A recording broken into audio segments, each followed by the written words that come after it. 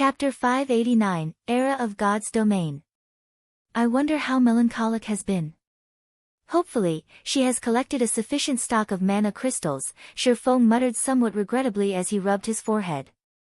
While the third evolution of the main god system meant that the world of God's domain was going to become even more fleshed out and realistic, it also indicated the opening of a new door. This third evolution would send God's domain to a whole new peak. Not only would demand of mana crystals suddenly rise, but the real world would also undergo some changes. Initially, Shifeng had not expected this change for at least another dozen days or so. The largest impact would be the focus shifting from an era of physical fitness to an era of God's domain. After the second evolution, everyone had a vague method of testing a player's skills through their skill completion rates. Players who could achieve a skill completion rate of 69% or below were basic players, whereas those above 70% were considered experts. As to what standard of an expert, nobody could accurately tell. However, after the third evolution of God's domain, this indicator would become very clear. After the third evolution of God's domain, the importance of skill completion rate would grow, especially in battles between players. Meanwhile, the style of combat available would also become more varied. There would be field battles, survival battles, and more.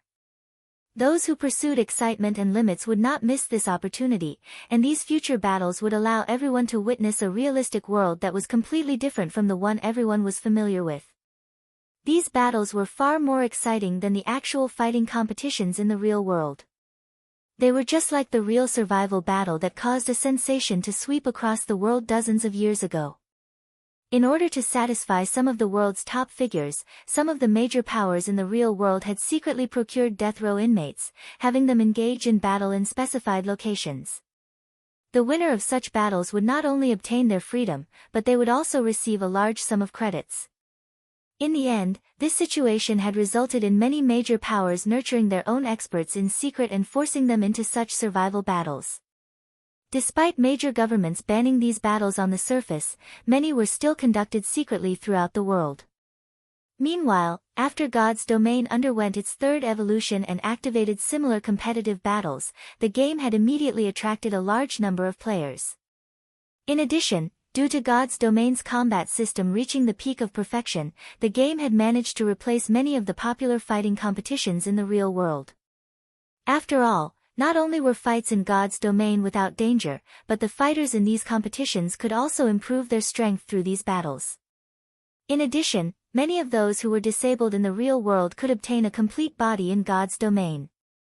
Whether they were blind, deaf, or missing limbs, as long as one did not suffer from any brain damage or mental disabilities, they could enjoy life as experts in God's domain. Due to these changes, the entire world entered the era of God's domain. As for how one could become an expert, the main God system had provided a concrete answer: skill completion rate. How could one go about increasing their skill completion rates? If one relied solely on hard work and constant training, they would not experience any significant improvements. The simplest method of increasing one's skill completion rate was to improve their control over their own body. Take a person's physical strength for example. In a test, an ordinary person might land a 50 kg hit on the first punch and 70 kg on the second punch. This was a very wide margin. Meanwhile, this margin would only grow wider in a fight against another person. However, if a person underwent training and often participated in matches against other people, the fluctuations in their strength would become practically negligible and stable. With a stable output of physical strength, one's body would not break form due to using too much or too little, thereby reducing the chances of creating weak points for one's opponent to exploit. Many experts were even capable of achieving a level of control with which they could exert as much strength and accuracy as they wanted. For example, if they wanted to send out a punch with 90 kilograms of force, they could do so. One could say that their physical control had already reached perfection. The usage of skills in God's domain had a very high requirement of the body's movements. Hence, such training was a must. As a result, many people began to study martial arts, learning how to control their bodies more efficiently. Due to this, places such as training centers and dojos became instantly popular again after the third evolution of God's domain in the past. Originally, Shi Feng had intended to optimize his training grounds further and secretly nurture plenty of God's domain experts. However, now that the third evolution of God's domain was being initiated, the other guilds and powers would definitely notice of the changes and immediately shift the core of their development towards martial arts dojos and training centers. Although these first-rate guilds and major powers had access to fully equipped training facilities of their own, these machines were all suited for daily exercises and maintaining physical fitness. The various powers had not particularly focused on training their members in martial arts. If they shifted their focus now, due to the inherent advantages these major powers possessed, one could just imagine how quickly they could nurture experts. Luckily, I secured the Big Dipper Training Center, obtaining a suitable training ground. I need Big Dipper to order some more of the latest equipment, Shi Feng muttered silently. Following which, Shi Feng searched for a safe location and prepared to log out of the game. At this moment, the players of District 1 hurriedly ran over to him. "Expert, please wait," Blue Frost hurriedly said as he dashed up to Shi Feng. Shi Feng glanced at Blue Frost and the others. This group had helped him significantly, forcing Noya to use Split and creating a golden opportunity for him to kill the Great Lord. Otherwise, he would have only been able to steal the Chapter of Darkness and would not have obtained a teleportation magic array. Design and a dark gold mount. "Do you need something?" Shi Feng asked calmly. "Brother Expert, please don't misunderstand. I am Blue Frost, the leader of District 1's first party. I have come here to congratulate you on your victory. Just now, I personally witnessed the moment you killed the Great Lord by yourself. You have truly earned my admiration," Blue Frost hurriedly explained, afraid that Shi Feng would misunderstand his intentions. In truth, he, too, knew that abruptly showing himself could cause a misunderstanding. However, if Shi Feng logged off, he would most likely lose the opportunity to befriend Shi Feng in the future. "You're called Blue Frost?" Shi Feng could not help but ask curiously as he looked at the elementalist before him. Blue Frost, Shi Feng had heard this name in the past. To be precise, Shi Feng had heard plenty about this person before. In the past, Fantasy Extinguisher had a powerful general named Blue Frost. Back then, Blue Frost was a well-known Tier 5 Grand Wizard, and his strength was not one bit inferior to Fantasy Extinguisher himself. Particularly, Blue Frost had learned plenty of Tier 4 curses and large-scale destruction spells. He was the nightmare for many guilds. However, the current Blue Frost was somewhat different from the one Shi Feng had encountered in the past. The Blue Frost he encountered back then always wore a cold expression as if he donned a mask constantly that hid his true self. On the other hand, the Blue Frost before him looked to be a bright and cheery person. His current personality was completely different from before. "Yes, I am indeed Blue Frost. Has Brother Expert heard my name before? I'm really honored." Seeing that Shi Feng seemed to have heard about him before, Blue Frost felt hope. "May I know how I should address Brother Expert?" Although their team had long since discovered Shi Feng's name through identification skills, as a form of courtesy, it was proper to ask. "Yi Feng," Shi Feng replied straightforwardly. "The fact that I was able to kill the Great Lord Noya is largely due to Brother Blue Frost's team forcing Noya to use Split.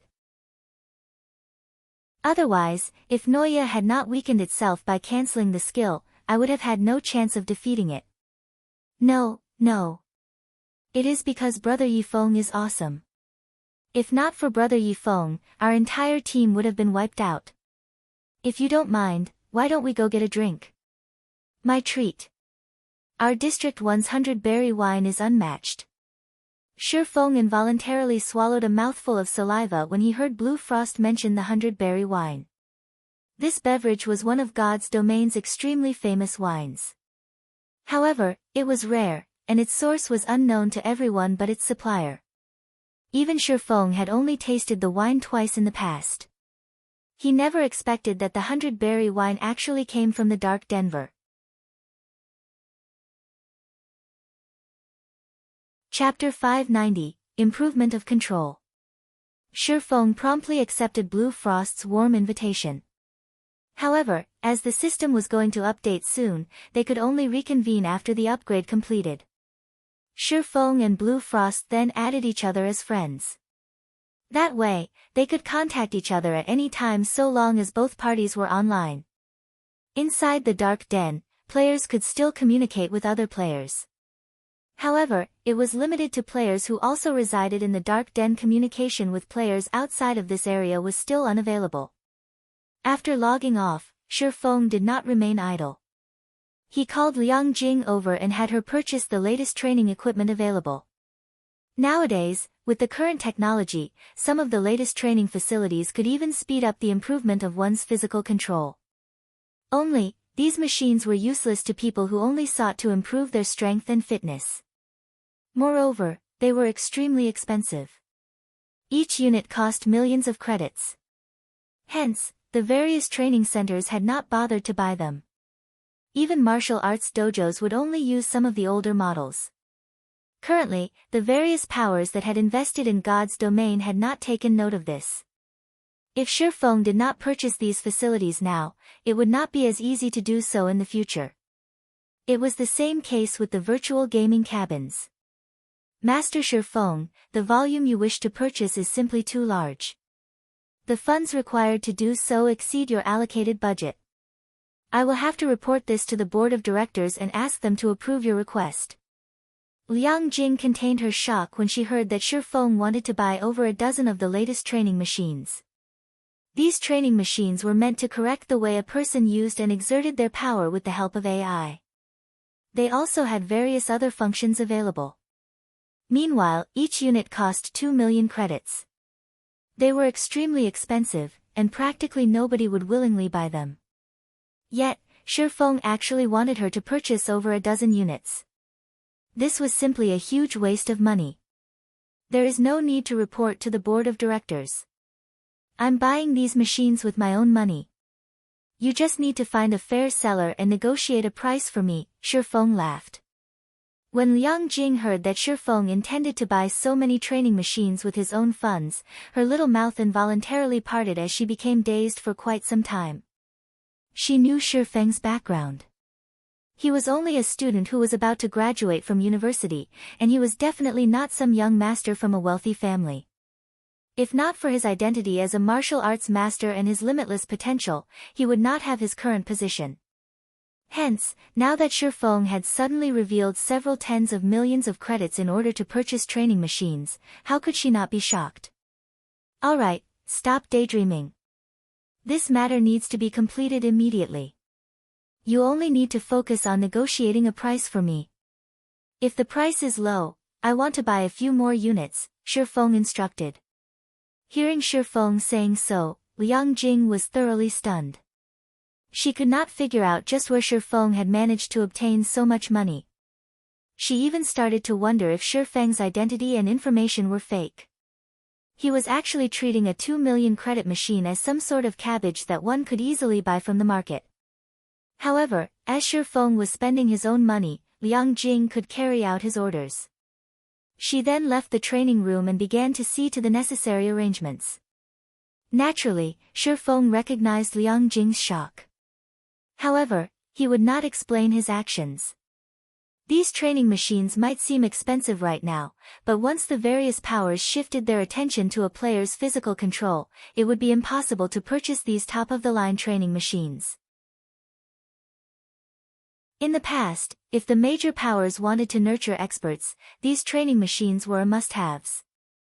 Although these machines were not as effective as the tutelage of a martial arts master, the latter could not possibly spend their every waking moment guiding others. With these training machines, players could receive guidance and corrections anytime. If they also factored in the tutelage of a martial arts master, they could very quickly nurture a group of experts. Hence, the training machines, which had not been particularly popular, instantly skyrocketed in price and demand. Moreover, these training machines were quite demanding of AI, resulting in a slow production speed. Only a limited number of units were produced each year. In the end, from its original price of 2 million, the price of each unit rose to 3 or 4 million credits. Even then, it was extremely difficult to obtain one. If Shifeng did not purchase his own now, he would not have the opportunity to do so in the future. During this period, due to Phoenix Rain secretly helping him, providing various contacts to sell the candlelight trading firm's equipment to, he had earned a lot of money. Moreover, the majority of his customers purchased the equipment with credits. After all, everybody was tight on coins at the moment. Hence, Shifeng now had plenty of credits on hand. After deducting the necessary expenditures, he still had a little over 50 million credits. In the past, this would have been a massive sum of money to Shifeng. To the current Shifeng, however, this was nothing. Even Melancholic Smile was treating such a large sum as if it were nothing. After all, as the candlelight trading firm continued to develop, it would be very easy for them to earn several, or even dozens, of times more. After his morning training, Shifeng went on to guide Fire Dance and the others. In reality, he was simply teaching them how to use void steps. Void steps was an advanced style of footwork in God's domain. Unlike other advanced styles, however, void steps placed a heavy burden on its user's mental power. Even in his current state, Shifeng did not dare use void steps in battle too often. On the bright side, although void steps mentally exhausted its user, this exhaustion gave one the opportunity to break past their mental limits and increase their brain's activity. This was also Shifeng's greatest discovery regarding void steps. Only, the precondition for this was to possess S-rank nutrient fluids. However, it was not easy to learn void steps. Even Shifeng had only managed to grasp the technique recently. Whether Fire Dance and the others could successfully learn the footwork would depend on their efforts and natural talent. In the past, countless people would watch videos of experts' battles to explore and learn various bodily movements, styles of footwork, and attack techniques. However, the number of people who actually achieved success from doing so was very low. As for those who managed to learn advanced techniques, they were as rare as a phoenix's feathers. Meanwhile, void steps was a special technique that combined breathing, footwork, bodily movements, and various other subtle techniques. It was more difficult than ordinary advanced techniques, so it was typical for players to struggle or fail to learn it. Through Shifeng's teachings, only Fire Dance and Violet Cloud had managed to obtain some clues. The others were still at a loss. Regarding his companion's situation, Shifeng was helpless as well. There would be no helping it if they were unable to learn void steps. Fortunately, it did not matter much if they could not learn it. Everyone had their own strengths and weaknesses. Also, void steps was a combination of a wide array of techniques. Even if Kola and the others failed to grasp void steps, the knowledge and experience they gained would still be very helpful when they went on to learn other techniques. Void steps was especially useful in helping a player improve on their physical control. For example, despite Fire Dance and Violet Cloud only gaining some clues to performing the advanced style of footwork, their control over their bodies had improved significantly.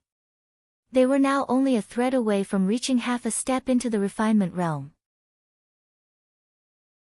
Their skill completion rates also rose from 80% to around 83%. If they took half a step into the refinement realm, their skill completion rates would reach 85%, allowing them to display 100% of their skill's effects.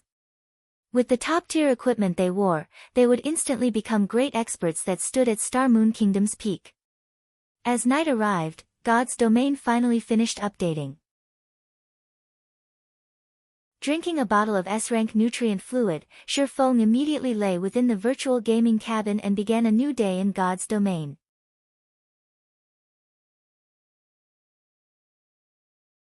Chapter 591, New Changes. Just after Shifeng came online, he suddenly felt his body grow heavier. It's been quite some time since I experienced the gravitational system. It really is somewhat difficult to adapt to. Shifeng stretched and absorbed the sights, sounds, and smells of his surroundings. Based on what his senses experienced, the gravity in this region should be around 1.5 times that of normal gravity. After God's Domain evolved the third time, combat and environmental effects in the game had been optimized. Not only could players detect changes in temperature more acutely, but depending on the region one was in, they would also experience a gravitational shift. This change would easily throw players off balance, particularly in battle. This gravitational shift would significantly impact a player's display of their combat power. A weapon that initially weighed 5 kilograms might become lighter or heavier depending on the area's gravity. It would cause players, who had already grown accustomed to the weight of their weapons, to feel uncomfortable. This would cause deviations when these players activated their skills, resulting in significant declines in skill completion rates. Shortly after Shifeng logged into the game, the members of District 1 also began to load into the game, one after another. What's going on? Why do I suddenly feel sluggish? A shield warrior very quickly discovered that something was amiss. It's true. It feels somewhat awkward when I try to swing my greatsword. A berserker on the same team clearly felt the problem with his body as well. Although the other classes were similarly affected, the impact to their performance was not as significant as it was for the plate armor classes. The gravity must have changed. As one of the top-tier experts in District 1, Blue Frost immediately pinpointed the cause of their current predicament. Since gravity has changed, let's not move unnecessarily for now. We'll leave this place after we adapt. Everyone else on the team suddenly understood upon hearing Blue Frost's words, and they began to familiarize themselves with their new weight. Currently, it was still nighttime in the dark Denver. There were a lot of monsters hunting for food in the fields. Although Shifeng and the others had logged into the game in a safe location, a pack of level 40 elite-ranked demonic light jackals quickly discovered them. These light jackals maneuvered their way through the forest swiftly, rapidly approaching Shifeng and the District 1 team. Not good. A pack of jackals is approaching, a ranger with sharp senses shouted. Demonic light jackals were this area's tyrants. At night, these monsters usually moved in packs of 7 to 10. Moreover, a chieftain and multiple special elites usually led these packs. Facing such a group of monsters was normally extremely difficult. Even death was a possibility. Unfortunately, they were not only missing members, but the gravitational change also affected their combat power significantly. Fighting these demonic light jackals as they were would be a big problem. Prepare for battle. Blue Frost frowned. Hurriedly, he said, MTs, just focus on pinning down the jackals. Don't make any rash movements. The team from District 1 had not yet fully adapted to the gravitational shift. This sudden change greatly affected the plate armor classes in particular, and it would be quite challenging for them to serve as reliable combatants. The team could only rely on the magical classes for now. Yes, sir. Under Blue Frost's command, everyone on the team fell into formation, prepared to welcome the approaching battle. Sure enough, after the team took up their positions, demonic light jackals began to emerge from the dark forest, one after another. These jackals split up into groups of 3 to 5, each group setting their eyes on a single target. Meanwhile, among these groups of demonic light jackals, there were also the larger special elite-ranked demonic claw jackals and chieftain-ranked black demonic jackals. Demonic claw jackal, demonic creature, special elite. Level 40. HP 360,000/360,000. Black demonic jackal, demonic creature, chieftain rank. Level 40. HP 1,000,000/1,000,000. Our luck is really bad. There are 8 demonic claw jackals and 2 black demonic jackals in this group. Evening Lotus's expression turned grim when she saw the pack of jackals. Are there 2 packs here? Normally, each pack only had 1 chieftain and 3 to 5 special elites. Now, the numbers had doubled. All elementalists, use Ice Wall. Try to split them up as much as possible and don't give them any chances to use group tactics. This was not the first time Blue Frost had fought these jackals, so he was very familiar with their attack methods. Upon receiving the command, the dozen or so elementalists in the team began chanting incantations, casting ice walls in an attempt to separate the jackals. Even if they could not separate them, they could still slow their movement speed should the jackals attempt to gang up on a player. Oh, the two black demonic jackals howled. Suddenly, the 80+ demonic light jackals began to take action. Under the command of the black demonic jackals, the demonic light jackals split into two groups. More than 30 mounted a frontal attack, while the remaining 50+ rounded to the side for a pincer attack. Damn! 4 of the demonic light jackals launched themselves towards one of the level 29 shield warriors simultaneously. Although he tried to defend himself with his shield, due to the change in gravity, his movements were somewhat slow. As a result, he suffered the bites of all 4 jackals, instantly losing more than half of his HP. The other melee players faced similar situations. Only the magical classes standing in the center of the team had an easier time. What's up with these jackals? Are they actually players in disguise? After fighting for some time, everyone quickly discovered that something was off. The demonic light jackals had actually torn a small hole in their formation, and the moment they did, the demonic claw jackals and black demonic jackals charged through that hole, dashing towards the team's healers. Using Fierce Gale, one of the black demonic jackals instantly arrived before a Tier 1 oracle. Before this oracle could use Mantra Resist, the chieftain's attack sent him flying, his body transforming into particles of light. Something's wrong. These monsters have become smarter. Melees, hold them off as much as possible. We're retreating immediately. Blue Frost's complexion paled. Even a fool could tell that these monsters had changed.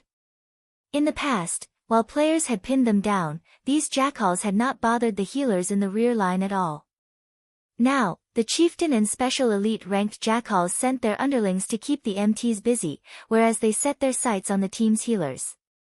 To player teams, this sudden transformation was fatal. At this moment, one demonic light jackal had managed to locate a gap and pounced on Shurfeng. Demonic light jackal, demonic creature, elite rank. Level 40. HP 140,000/140,000. Just as this elite jackal's glistening claws were about to sink into Shurfeng's back, he suddenly took half a step to his left and tilted his body. As the jackal's claws glided past Shurfeng, the elite monster exposed its body. The demonic light jackal was as tall as a player, and pitch black fur covered its entire body. There was also a horn on top of its head.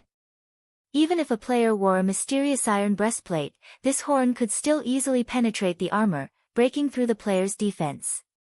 These jackals were natural-born killers of the night. Shurfeng then unsheathed the abyssal blade, sending a Tier 1 chop at the jackal before him. 3 silver moons bloomed from the demonic light jackal's body. Immediately, the elite monster released an agonizing scream. Its body then slammed into a massive tree, frightening damages of -3,076, -4,622, and -9,254 appearing above its head. System: Chop completion rate 92%, resulting in 125% of skill's effect. Skill proficiency +4. With just one skill, the demonic light jackal lost over 12% of its HP. Sure enough, the 1.5 times of gravity has caused my completion rate to drop significantly. Shurfeng frowned, disappointed with his attack. As for the increase in these monsters' intelligence, Shurfeng was not one bit surprised. As God's domain evolved, the monsters in the game would grow increasingly smarter. Currently, these jackals were only targeting the healers of a team. In the future, they would target the team's commander instead. However, Shurfeng had no intention of letting these jackals flaunt their arrogance in front of him. Adjusting his footwork, he transformed into a shadow as he dashed towards a level 40 black demonic jackal.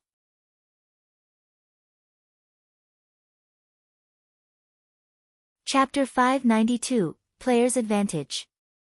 Destroy the leader, and the gang will collapse. This was a law of the war. The elite-ranked demonic light jackals were like soldiers on a battlefield. The chieftain-ranked black demonic jackals directed their actions completely. Hence, as long as Shifeng could defeat the black demonic jackals quickly, this pack's fierce assault would crumble. However, taking out the enemy commander in a field battle was a most difficult task. As a chieftain-ranked monster, beyond being the strongest among this pack of jackals, the black demonic jackal's sensitivity towards danger was also the highest. While Shifeng was still some distance behind one of the two level 40 black demonic jackals, the chieftain had already noticed Shifeng's presence. Immediately, it stopped attacking the District 1 healers and turned to face Shifeng. Baring its sharp fangs, the black demonic jackal released a low growl, seemingly issuing a command. After this black demonic jackal's growl, two of the nearby special elite-ranked demonic claw jackals moved to stand before the chieftain. The two jackals then pounced on Shifeng, brandishing their claws at the swordsman. The players a short distance away were stupefied when they witnessed the attack. In the past, these jackals had been bloodthirsty and reckless monsters. Back then, the chieftain-ranked black demonic jackal would usually be the first to dive into battle, tearing its enemies apart, yet, now, it called upon its underlings to serve as its guards while the chieftain itself continued massacring their team's healers. Even an elite party of the same level would struggle against two demonic claw jackals with 360,000 HP, not to mention current players that were of much lower level than these jackals. Players could only rely on equipment with the ignore level attribute to have a fighting chance. Brother Yifeng, let me help you. Noticing the importance of killing the black demonic jackals as well, Blue Frost led two parties over to assist Shifeng. No. You guys handle these two special elites. I'll deal with the two black demonic jackals, Shifeng immediately countered. Under normal circumstances, with the strength of the District 1 members, a single party would be more than enough to deal with one black demonic jackal. However, due to the gravitational shift affecting their combat power, they would most likely require a very long time to defeat just one black demonic jackal. Hence, it would be far more efficient for these parties to deal with the demonic claw jackals first. But there are two black demonic jackals, Blue Frost said, slightly worried. However, when he recalled how Shifeng had defeated a great lord by himself, even if the gravitational shift affected the Maverick's combat power, he should have no problem pinning down two black demonic jackals. Immediately, Blue Frost said gratefully, I'll have to trouble Brother Yifeng, then. Blue Frost then led his two parties to deal with the two demonic claw jackals. Using the footwork for void steps, Shifeng instantly disappeared. Even the special elite-ranked jackals lost sight of him, surprise coloring their expressions as they searched for the swordsman. However, no matter how hard they tried, they simply could not discover any trace of Shifeng. What kind of skill is this? Don't tell me the swordsman class can actually turn invisible, the female cleric, Evening Lotus, stated in surprise. No, that's not a skill. Invisibility skills have a slight activation delay. Even an assassin's vanish skill is no exception to this rule. He must have used some sort of technique. Blue Frost was very knowledgeable, so he quickly realized that void steps was not a skill available in the game, but a technique. However, this technique is truly amazing. The Mavericks I've seen before have only wielded techniques that increased their attack or dodging speeds. This is the first time I have seen a technique that allows its user to vanish from everyone's sight. Both shock and admiration filled Blue Frost when he saw Shifeng's void steps. Such a technique was practically a life-saving skill. Whether the technique was used to escape or assassinate, it could yield miraculous effects. With such strength and techniques, he is definitely not someone we should provoke or make an enemy of. At this moment, Blue Frost rejoiced over the fact that he had befriended Shifeng and had not become enemies with him. Otherwise, the consequences would be unimaginable. Shortly after Shifeng disappeared, the nearby black demonic jackal howled painfully. Oh, the black demonic jackal called out for the other black demonic jackal to help as it glowered at Shifeng, who had suddenly appeared beside it. At this moment, there was also a hint of fear within its eyes. Feng had suddenly appeared by its side, his sword easily cutting through its iron-like skin, leaving behind a very long gash. The wound still bled. Although its defense is not as high as the dark magic serpent, its reaction speed is truly frightening. It actually managed to react the instant I stopped using void steps. Feng was quite surprised as he observed the black demonic jackal's wound. Although there was a wide slice across the chieftain's body, the wound was not particularly deep. It would not affect the monster's mobility. After the third evolution of God's domain, not only had the gravitational system appear, but the monster combat system had also changed, making battles against monsters even more realistic. This also created a new weakness. In the past, monsters would only lose some HP after being wounded. Even when their vital points had been struck, the attack would only deal a little more damage than usual. Their movements had not been affected whatsoever. However, after the third system upgrade, monsters' injuries would affect their movements and attacks. Naturally, the same held true for players. However, unlike monsters, players had healers to help them recover from these injuries quickly, maintaining full HP. This was a huge advantage. When the two black demonic jackals grouped up, rather than pouncing on their enemy, they circled Feng, looking for his weak point to land a fatal hit. Even an MT of the same level would die instantly under the combination of a level 40 chieftain's attack power and a super high damage skill, not to mention Feng, who was only level 33 right now. The black demonic jackals were precisely chieftains with such skills.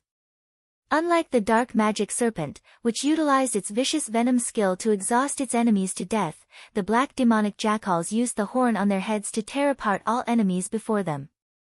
The horn attack of a chieftain-ranked monster would even pierce secret silver equipment. At this moment, the players of District 1 focused all of their attention on Feng and the two black demonic jackals' every action.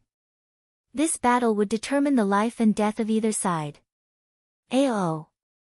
Following the howl, the two black demonic jackals launched their attacks simultaneously.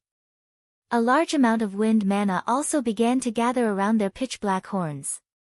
Immediately, the two chieftains transformed into miniature tornadoes as they flew towards Feng. Crap! Dodge it quickly! Blue Frost shouted anxiously. These miniature tornadoes were no trivial matter.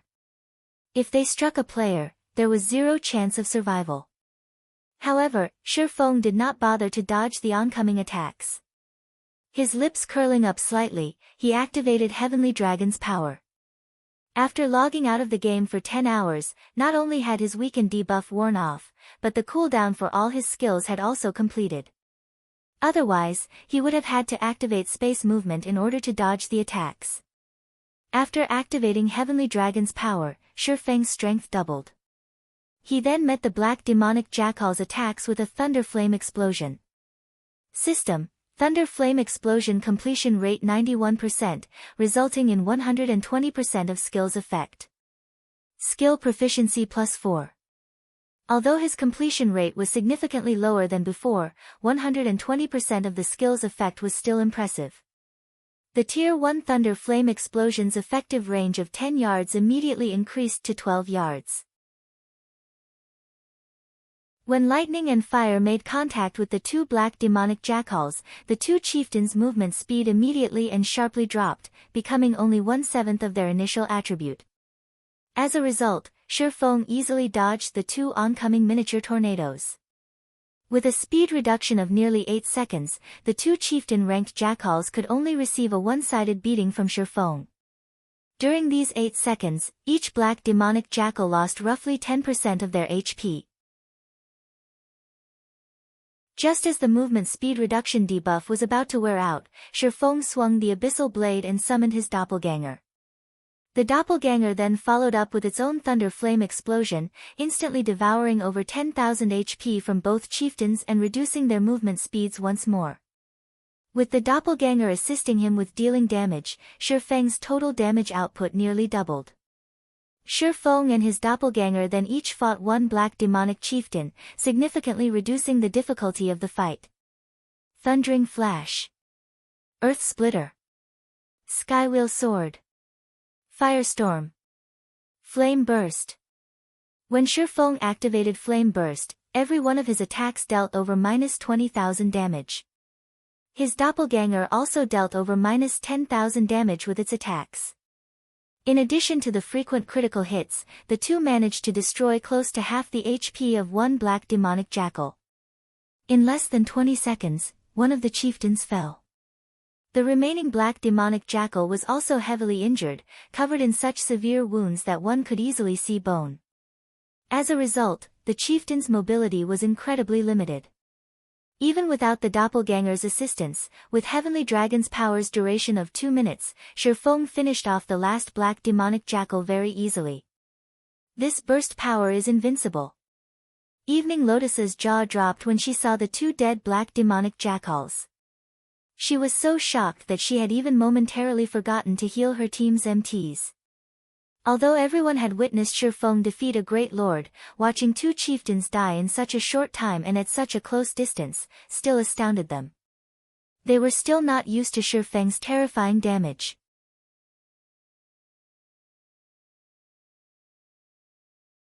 Chapter 593, Promising Newcomer.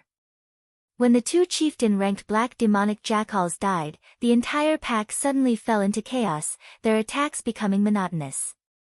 Moreover, after such a long battle, every jackal had received some form of injury. Those that were heavily injured had even lost a detrimental amount of mobility.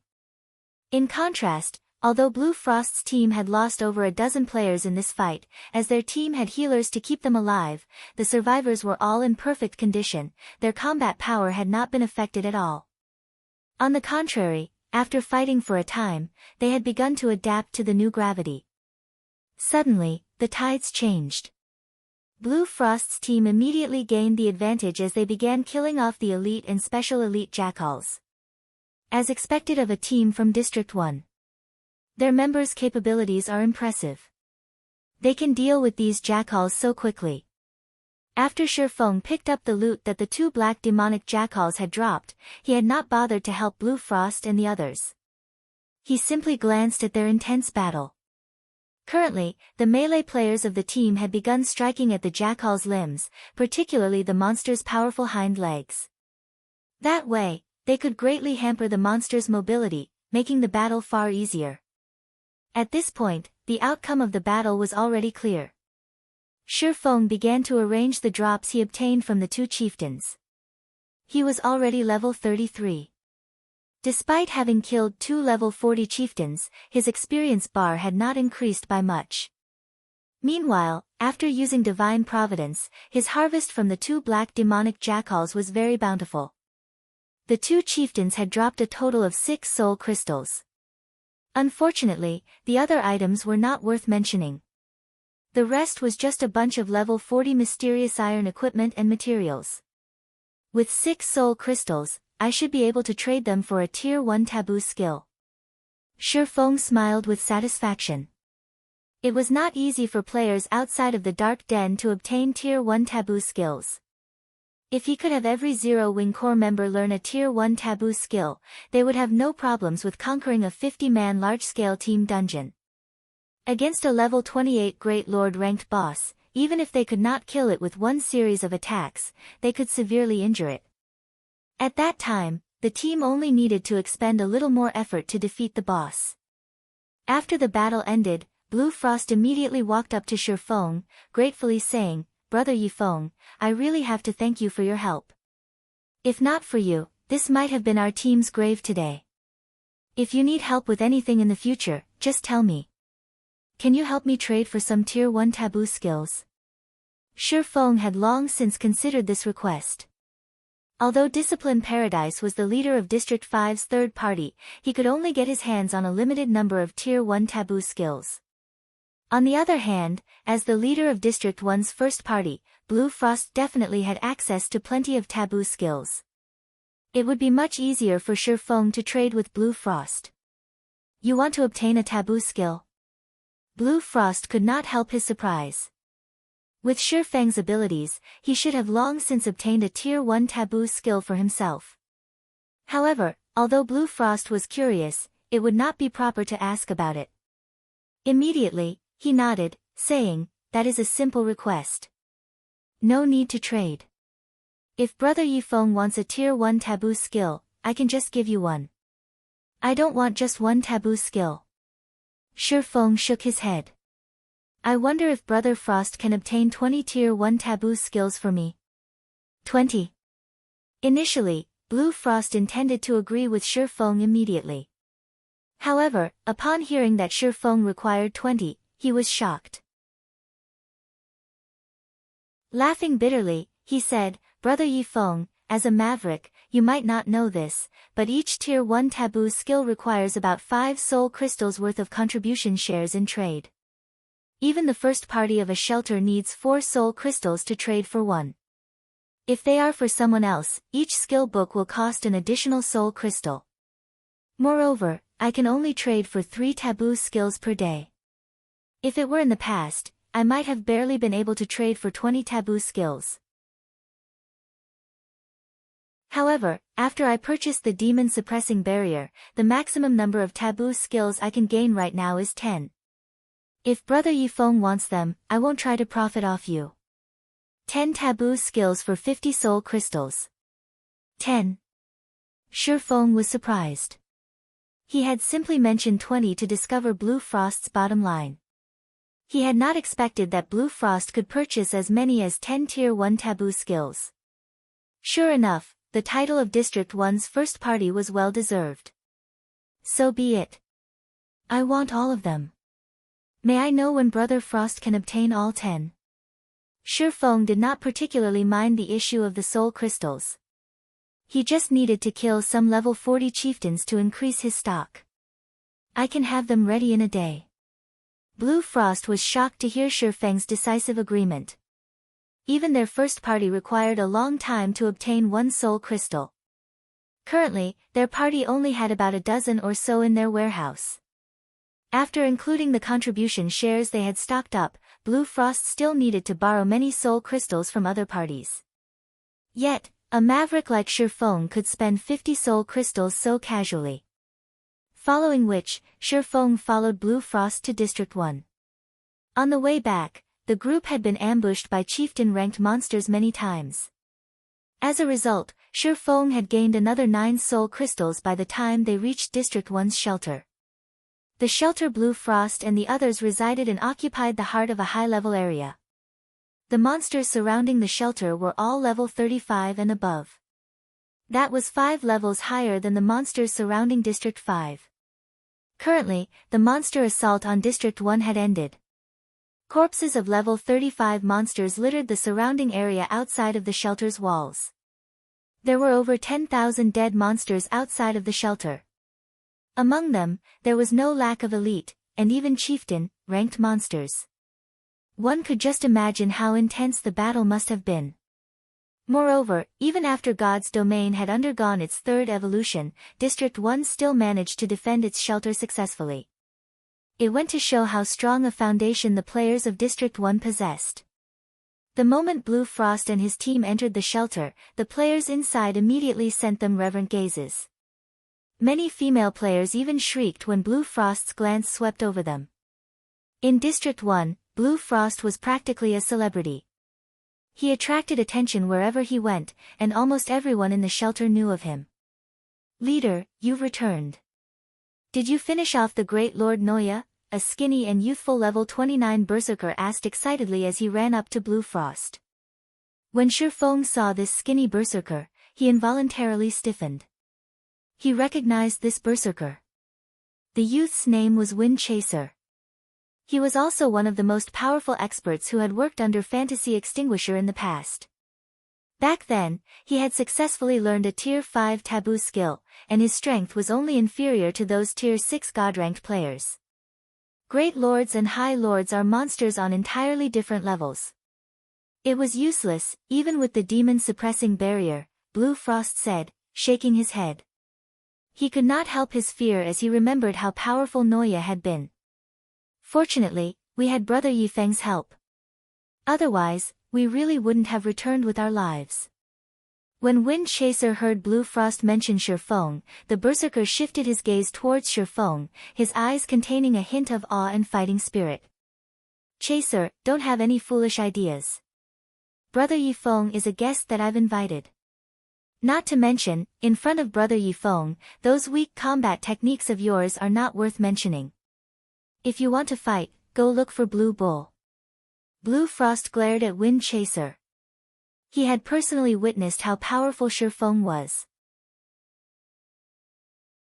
Setting aside the fact that Shifeng had defeated the great Lord Noya by himself, just the number of chieftains Shifeng had killed on their way back had left him speechless. Wind Chaser most likely would not survive a single move against Shifeng.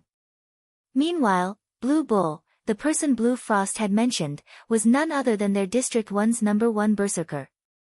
Blue Bull was extremely powerful, and within their first party, Blue Bull's position was only beneath his.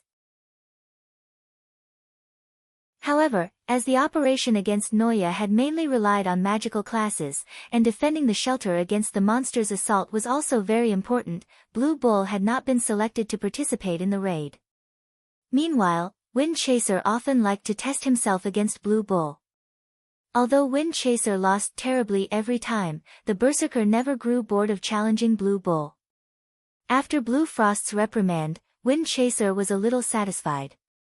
However, after hearing his leader's suggestion, he immediately turned around, planning to look for Blue Bull to test his skills against him once again. At this time, however, Shifeng suddenly said, "No worries. It's good to be impulsive sometimes. As a guest of District 1, I have not prepared any gifts. I don't mind sparring with Wind Chaser to liven things up a little."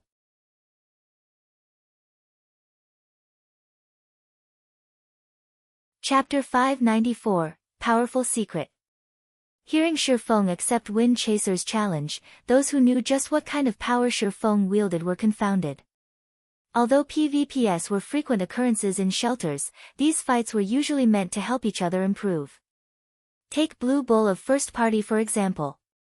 If not for his notice of Wind Chaser's potential, he would not have bothered sparring with the youth, offering pointers of how the other berserker could improve his techniques. Not to mention, Shifeng was a maverick that had zero relations with their District 1 at all. Since Brother Yifeng is willing to give Chaser a few pointers, this could not have worked out better. Blue Frost was naturally quite pleased with Shifeng's offer.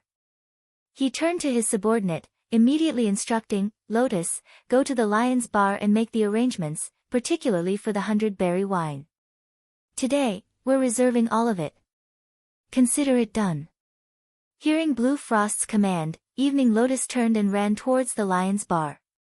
However, this scene had left many of those who had come forth to greet Blue Frost speechless. Who is this Yifeng? Leader Blue Frost is actually being so generous, renting out the entire Lion's Bar. I recall that renting out the Lion's Bar costs 3 gold. You think coins alone are sufficient? You also need plenty of contribution shares to rent out the Lion's Bar. Moreover, the cost only a trivial matter compared to the 100-berry wine.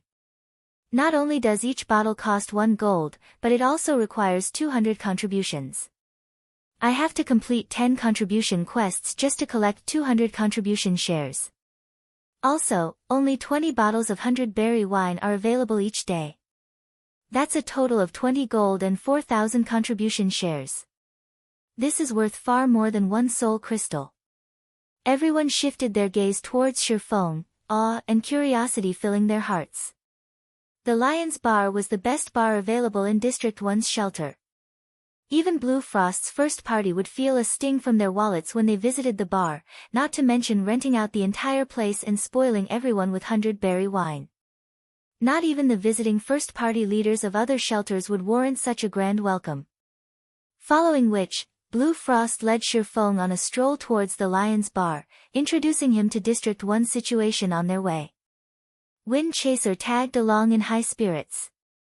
He really wanted to know just how powerful Shifeng was to earn such high respect from Blue Frost. Shifeng's 5 senses were far superior to ordinary players. Naturally, he could detect Wind Chaser's fiery fighting spirit. His personality is still the same as it was then, constantly challenging every powerhouse he met.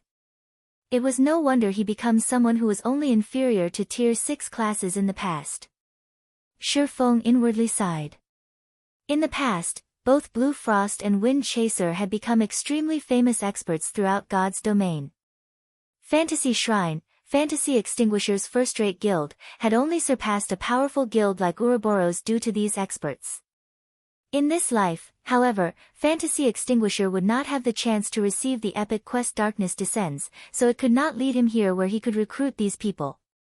Instead, that opportunity had fallen into Shifeng's hands in this life. If he could recruit Blue Frost and his team, Zero Wing would certainly grow more powerful for it. Soon, Shifeng and the others arrived before the Lion's Bar. The Lion's Bar was different than other bars in the shelter. This bar that could only be constructed once a shelter had developed up to a certain degree. The NPCs guarding the bar were extremely powerful, with the weakest at level 150, the bouncers being level 180 tier 2 NPCs, and the proprietress was a level 200 tier 3 NPC. These NPCs even qualified to guard a small city. Even if monsters invaded the shelter, the Lion's Bar would not fall. Aside from consuming alcohol at the Lion's Bar, players could also engage in PvP battles inside. The PvP battles here operated in a similar fashion to the battles held in the underground arenas found in the outside world, in that other players were allowed to place bets on the fights. Hence, many players of District 1 frequented the Lion's Bar. At this moment, however, Blue Frost had reserved the entire establishment, so not many players occupied the 3-story tall bar right now. Upon entering the Lion's Bar, Shifeng discovered that the place resembled the Colosseum of ancient Rome. There was an arena in the establishment's center.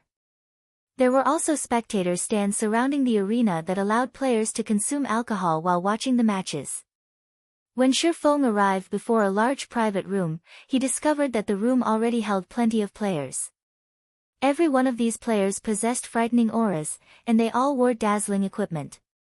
The lowest leveled player among them was level 28, and one could easily tell that they were not ordinary players. Brother Yifeng, let me introduce you. These people are the party leaders and vice leaders of our District 1's top 10 parties.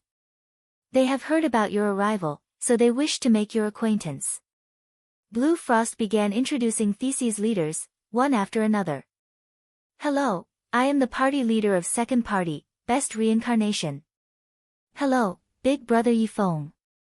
I am the leader of Third Party, Shallow Moon. These players did not even show a hint of arrogance as they introduced themselves to Shifeng.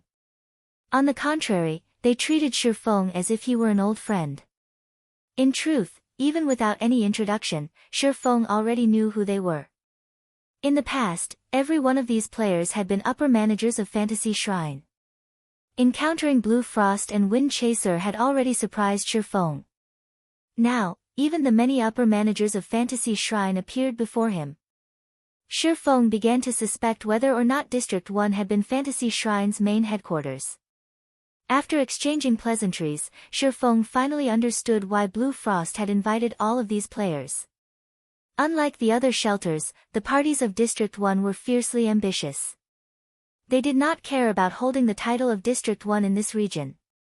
Rather, they hoped to step out of this region and become the #1 shelter in all regions. Hence, the parties in District 1 were all united, unlike the parties in other shelters, which treated each other as enemies rather than allies. It was also due to this that the shelter in District 1 had managed to construct the Lion's Bar so quickly. On the other hand, the other shelters in this region had yet to construct a single advanced establishment like the Lion's Bar. As the conversation continued, Blue Frost also revealed Shifeng's victory over the Great Lord Noya and his slaughter of the many chieftains they had encountered on their way back, shocking everyone present. The various parties present had all been helpless against Noya. Only the first party had a small chance of defeating the Great Lord. They had not expected to hear that Shifeng had actually defeated Noya by himself. Even though the Great Lord had been weakened, it was still an astonishing feat. Brother Frost, you are too insincere. You did not record a video for us to take a look. That's right. This will definitely become a legend throughout God's domain. Everyone voiced their complaints, greatly disappointed that they had not personally witnessed Shifeng's performance. At the same time, their reverence of Shifeng grew even more intense. Ha ha ha. I had been completely stupefied by Brother Yifeng's performance. By the time I thought of it, the battle was already over. Blue Frost scratched his head in embarrassment. However, you are not without a chance to watch him fight. In a moment, Brother Yifeng is going to give Chaser a few pointers, so you guys will get to see how powerful Brother Yifeng is. Leader, can I drink a bottle of the 100-berry wine before the match begins? Wind Chaser hurriedly asked Blue Frost in embarrassment. Initially, he had thought Shifeng was only an ordinary maverick. He never expected that Shifeng was actually capable of defeating a great lord by himself. Immediately, Wind Chaser had treated Shifeng as if the swordsman were the strongest expert he had ever encountered.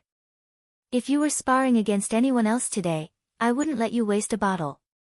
Here, take this. Blue Frost laughed as he shook his head. He then took a cyan bottle of wind and handed it to Wind Chaser. Thank you, leader. Wind Chaser hurriedly accepted the 100-berry wind. The youthful berserker was like a hungry wolf looking at fresh meat when he saw the bottle of berry wine in his hands.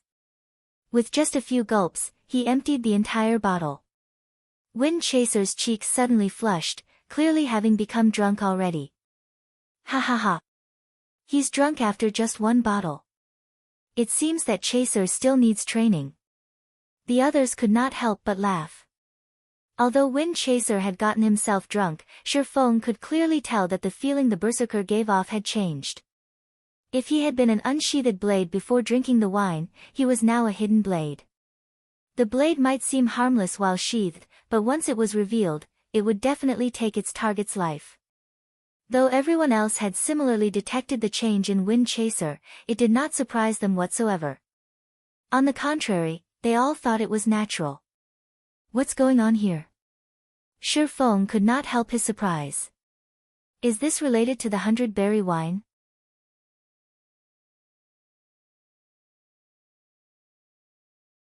Chapter 595, Frightening Wine. Shifeng glanced at the bottle of 100-berry wine on the table, confirming that it was identical to the one he had drunk in the past. However, when he had enjoyed the 100-berry wine, he had not experienced any particular changes to his body like Wind Chaser had. He only considered it incredibly delicious, so much so that it was hard to stop drinking. Yet, seeing Wind Chaser's sudden transformation, it was obvious that the 100-berry wine had some hidden effect. Does the 100-berry wine possess some sort of effect that I do not know of? The more Shifeng thought about it, the more he felt it was possible. Aside from satisfying thirst and hunger, some food and beverages in God's domain could increase a player's attributes or provide some other temporary benefits. Take the black steel beer for example.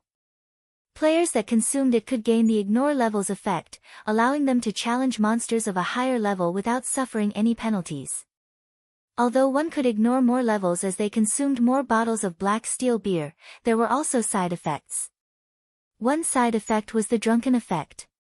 With this debuff, one's vision would turn blurry, and their senses would numb, resulting in a decrease in combat power. One might even lose the ability to fight at all if they consumed too many black steel beers. Meanwhile, the 100-berry wine clearly possessed a similar effect. In the past, I only drank a cup of 100-berry wine at a time. On the other hand, Wind Chaser drank the entire bottle at once. These changes must only happen after a player drinks an entire bottle. Shifeng's interest in the 100-berry wine grew. He then jumped onto the arena. Smiling at the drunken Wind Chaser, he said, "Let's get this started." Shifeng intended to test Wind Chaser properly. The 100-berry wine's effect should not be limited to increasing a player's attributes if it was able to cause a person's aura to change to such a degree. The PvP battles held in the Lion's Bars arena were slightly different. Most arenas would not usually limit a player's attributes. The Lion's Bars PvP arena, on the other hand, would adjust both parties' attributes to be on equal footing. Hence, items that increased attributes were useless in this arena, making the fight a competition of techniques only. As the countdown timer above the arena began to tick down, Blue Frost and the others, who watched from the spectator stands, revealed smiles, though the intentions hidden behind each smile were different. "Brother Frost, who do you think will win?" the oracle, Shallow Moon, asked. Smiling, she continued, "In this match, both sides possess equal attributes. However, while Big Brother Yifeng is a swordsman, Wind Chaser is a berserker. In terms of classes, berserkers possess an innate advantage over swordsmen. Moreover, Wind Chaser drank a bottle of 100-berry wine, increasing his combat power significantly. Even Big Brother Blue Bull would struggle against Wind Chaser with these conditions. Although I believe that Brother Yifeng is very strong, while both of them possess the same attributes, Wind Chaser should have a higher chance of victory, right? After all, he did drink the 100-berry wine," a Guardian Knight commented. Everyone nodded, agreeing with this Guardian Knight's estimation. Everyone present was quite familiar with Wind Chaser's techniques.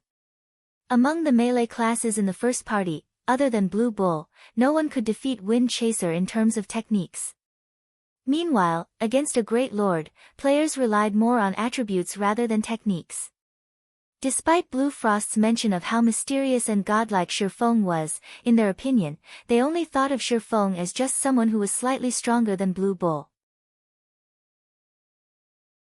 On the other hand, when Wind Chaser consumed a bottle of 100-berry wine, not even Blue Bull could win against the youthful berserker. Naturally, Shifeng would not fare any better. "Since none of you have a high opinion of Brother Yifeng, why don't we place a bet?" Blue Frost suggested.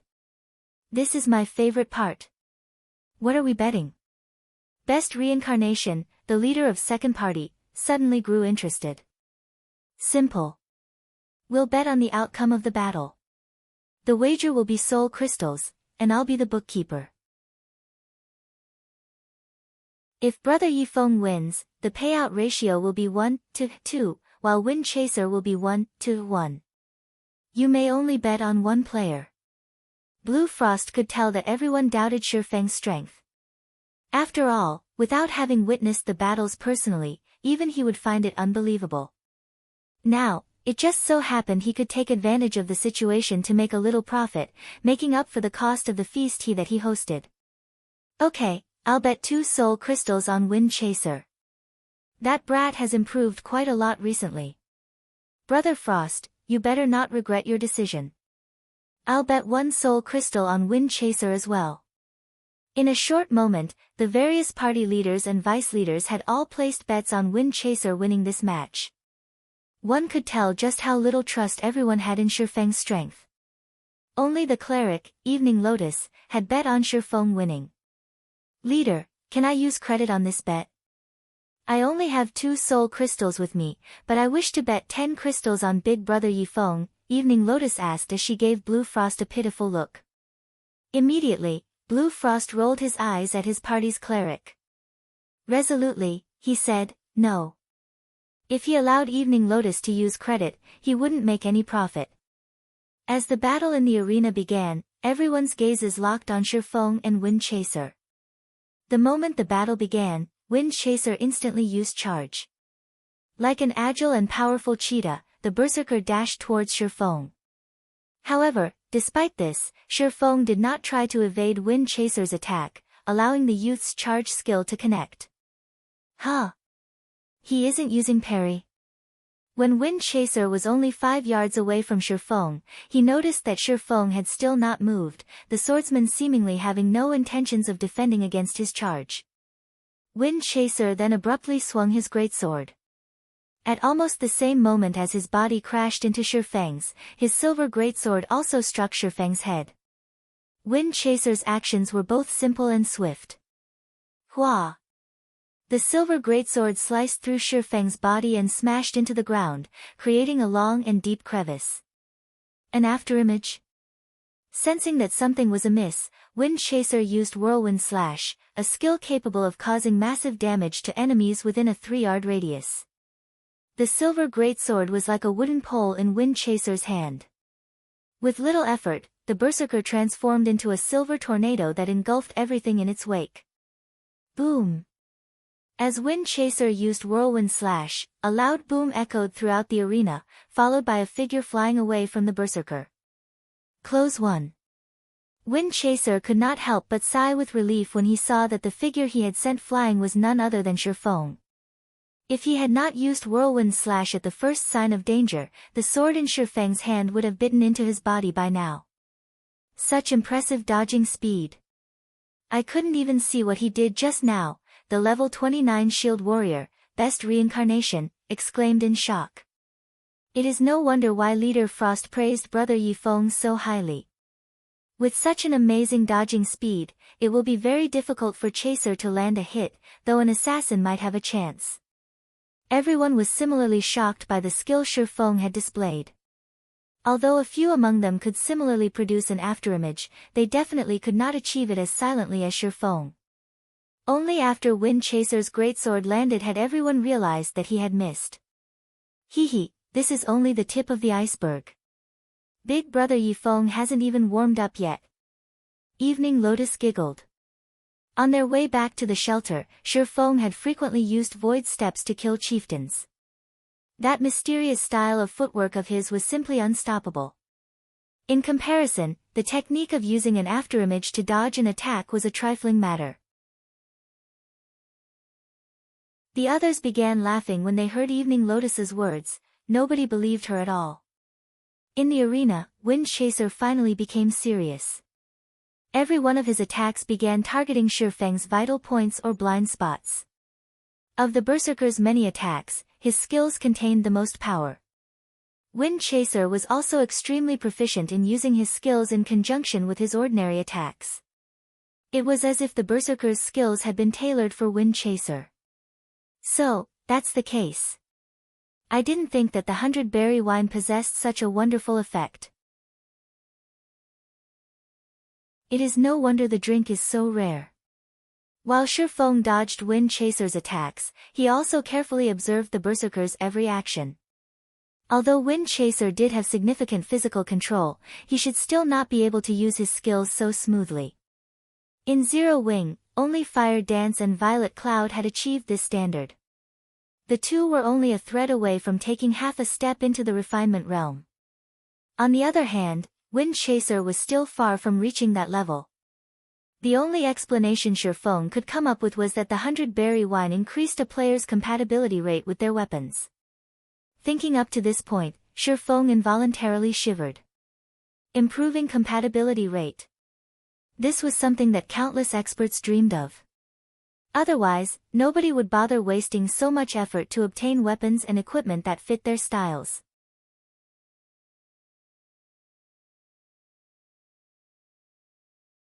Chapter 596, Unbalanced Fight. After seeing the 100-berry wine's true function, Shifeng finally understood why Blue Frost and the others could achieve such high skill completion rates. Unfortunately, the wine's supply was simply too low, lowering the number of potential experts who could be nurtured with it. At most, there was just enough for everyone present. Any more and there wouldn't be enough of the beverage to go around. For the next 3 minutes or so, Wind Chaser continued hacking and slashing his greatsword at Shifeng. The more Wind Chaser fought Shifeng, the more he grew frightened. Aside from his first whirlwind slash, none of his other attacks had touched Shifeng. Every time he thought that his greatsword was about to connect with Shifeng's body, his weapon was always off its mark just slightly. After a dozen or so times, he could chalk it up to a coincidence. However, if over 100 attacks had the same result, there was definitely no coincidence. Just what is going on? Why can't I hit him? This was the first time Wind Chaser had encountered such a situation. In his past PvP battles, both sides had always suffered some form of damage. It was only a matter of how much, or how little, damage each side suffered. The side with the better techniques would naturally deal more damage, and as the battle dragged on, they would become the victor. However, this battle, in which he could not even hit his opponent, was simply driving him to madness. Is the gap between us really that big? Wind Chaser had already used all of the skills he could, yet, no matter what he did, he could not even scratch the corner of Shifeng's armor.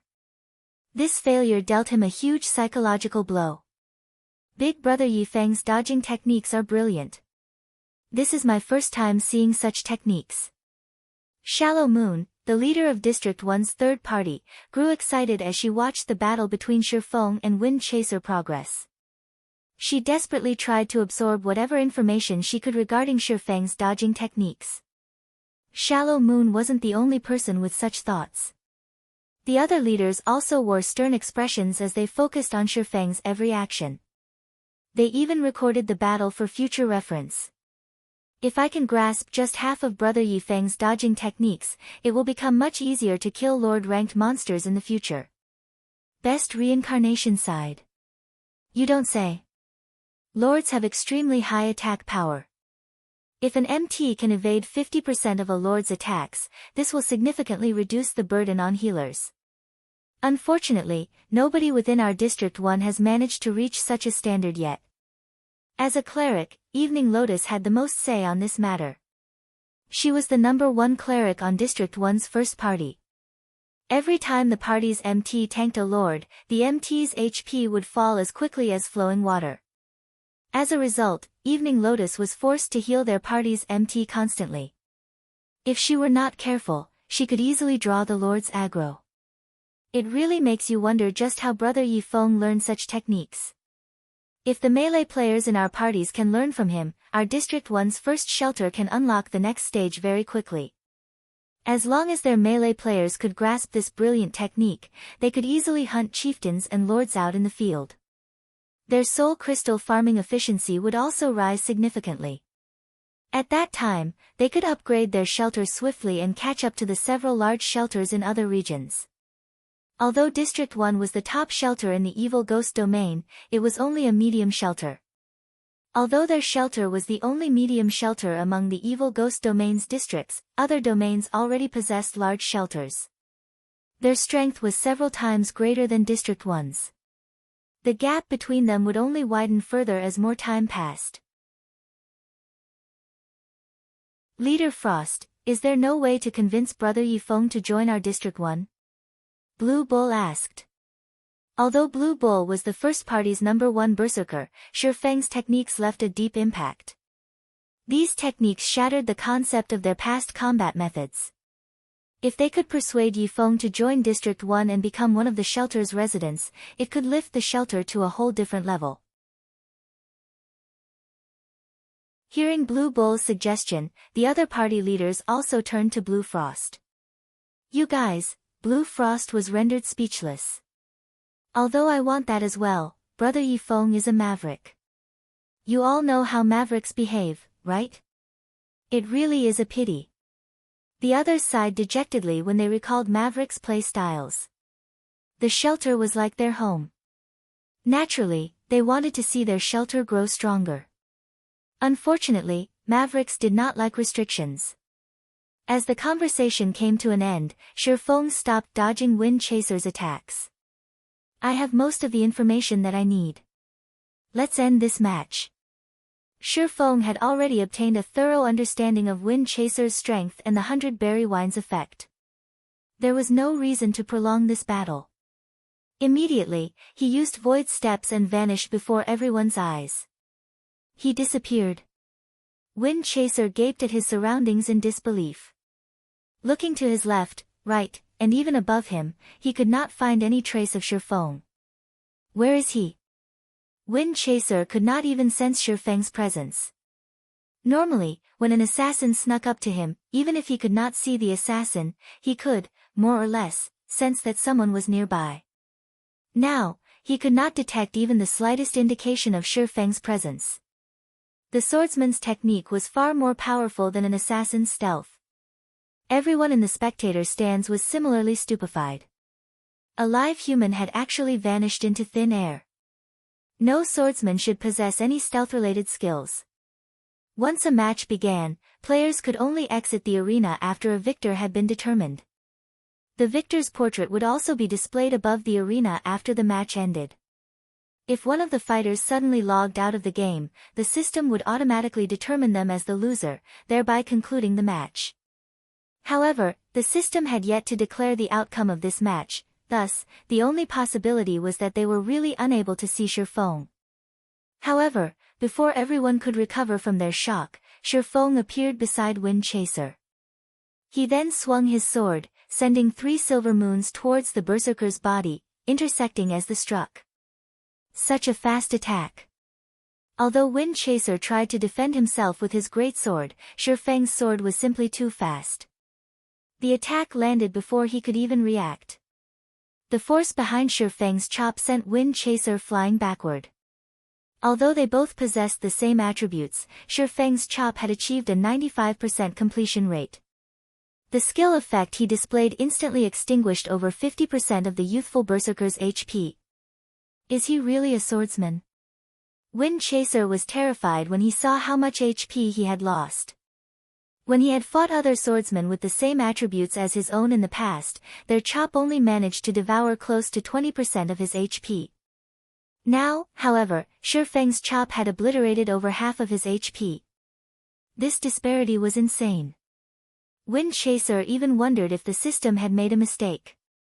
What Wind Chaser did not know, however, was that the abyssal blade Shifeng wielded had a 50% chance to deal 200% damage.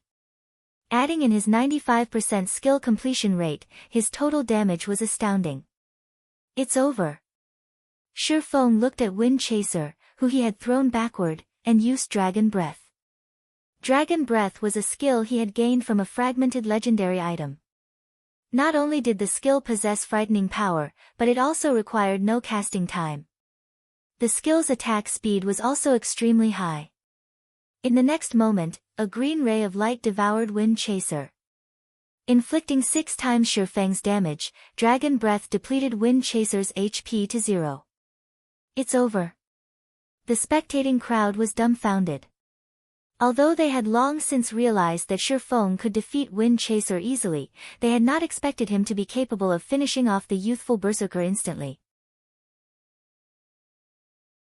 How was it possible for a swordsman to instantly kill a plate armor class?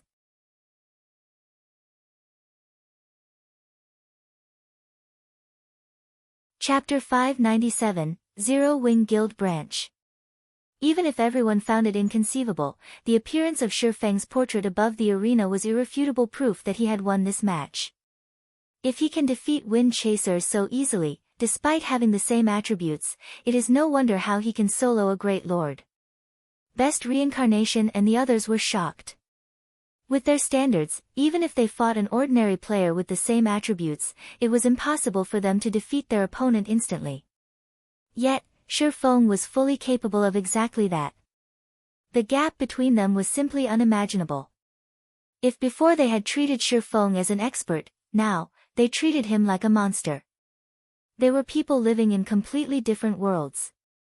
Meanwhile, Wind Chaser, who had revived below the arena, was still stuck in a daze. Chaser, didn't I tell you earlier? With your weak skills, you are simply flaunting your incompetence before an expert. Why haven't you thanked Brother Yifeng for his pointers yet? Blue Frost laughed when he saw Wind Chaser's stunned expression. He was the slightest bit surprised by Wind Chaser's crushing defeat. Compared to the battle with the great Lord Noya, this match was child's play to Shifeng. Hearing Blue Frost's words, Wind Chaser hurriedly thanked Shifeng. After this match, Wind Chaser finally understood the extent of his strength. Following which, the leaders also turned to ask Shifeng for advice on their combat techniques. Bombarded with questions, Shifeng's response to the situation was not miserly, graciously teaching them, one after another. Before anyone knew it, 3 hours had passed. Even so, none of them could get enough of Shifeng. His guidance was targeted towards improving everyone's individual weaknesses, allowing them to see immediate improvements to their combat power. This result furthered everyone's admiration of Shifeng. Not only did Shifeng possess monster-like strength, but his teaching skills were also on point. In reality, though, Shifeng had only made a few suggestions to remedy their bad combat habits and teach them how to control their foundations. They were unlike Fire Dance and the others, who Leibao had personally trained to control their bodies properly. May I know if Brother Frost would be willing to sell me 100-berry wine for the long term? The 100-berry wine sorely tempted Shifeng. Although the residents of District 1 had the 100-berry wine to improve their compatibility rates, they did not possess the foundations necessary to display its full effects. If he had some of the wine for Fire Dance and the others to consume, they would most likely see massive improvements immediately. Brother Yifeng, you should know that the 100-berry wine is a specialty of the Lion's Bar, and its supply is very limited. If it is only a few dozen bottles, I have no problems with giving them to you. However, you saw the 100-berry wine's effects for yourself. It can help us improve our skill completion rates, making it easier for us to understand our skills. If we sell it long-term, it will weaken our shelter's players significantly, Blue Frost explained. I understand this, of course. However, what if I have a different method to improve the shelter's strength? Shifeng smiled. Improve the shelter's strength? Everyone present was suddenly interested. The competition between shelters was very intense. Moreover, as players reached higher levels, the intensity would only grow as fewer high-level maps and resources would be available. Naturally, the areas where players could station shelters would also decrease. Naturally, those with sufficient strength would have priority over the high-resource locations, whereas weaker players would be chased away. Their District 1 had already competed with other shelters many times. In higher-leveled maps, however, the shelters they had to compete with would become more numerous and powerful, so upgrading their shelter's strength was of utmost importance. Join my guild, Zero Wing, Shifeng said. Join your guild? Everyone was stunned. They all knew what a guild was. There were countless guilds in the virtual gaming world. In fact, members of guilds had formed many of the shelters. Only, as there was no guild system available in their location, nobody could officially establish a guild here. Rather than joining a guild, it was more like joining a guild's forces. Many shelters that lacked strength would usually choose to subordinate themselves to a guild's influence, gaining protection and assistance from said guild forces. In return, however, these shelters were required to supply various resources and money to these guilds. Every guild force they knew of was extremely powerful with a plethora of experts. For example, all large shelters were a part of a guild force. Medium shelters, like District 1, stood no chance against them. These guild forces also had plenty of funds and consisted mostly of professional gamers. After considering it for a moment, Blue Frost said, if we join you, what can Brother Yifeng's guild provide? How are you going to help us increase the shelter's strength? In truth, Blue Frost had thought of joining a guild force before. Many guild forces had come to recruit their District 1. However, if they joined one, it would have to be a formidable guild force. That way, they could strive for much more resources for themselves. Otherwise, they would be better off running the shelter without a guild. If you join Zero Wing, we will provide you with teleportation magic arrays so that you can save on travel time. Zero Wing will also provide you with funding and equipment and will train you all to be true experts, Shifeng said. Teleportation magic arrays? You guys actually managed to obtain that kind of item? Shock swept through the small crowd as they stared at Shifeng, their jaws practically hitting the floor. As far as they knew, teleportation arrays weren't available in this area, even large shelters didn't have any. If their shelter had teleportation arrays, they could save so much time. With that advantage, it'd be difficult for their shelter not to grow stronger, even if they tried. Brother Yifeng, are you telling us the truth? Blue Frost asked excitedly. Don't believe me? Shifeng laughed. He then retrieved the teleportation magic array design from his bag, placing it on the table for all to see. Here, have a look at it yourselves. Wow! It's really a teleportation magic array design. Evening Lotus's eyes shone as she examined the forging design on the table. This item was more tempting than any weapon or piece of equipment.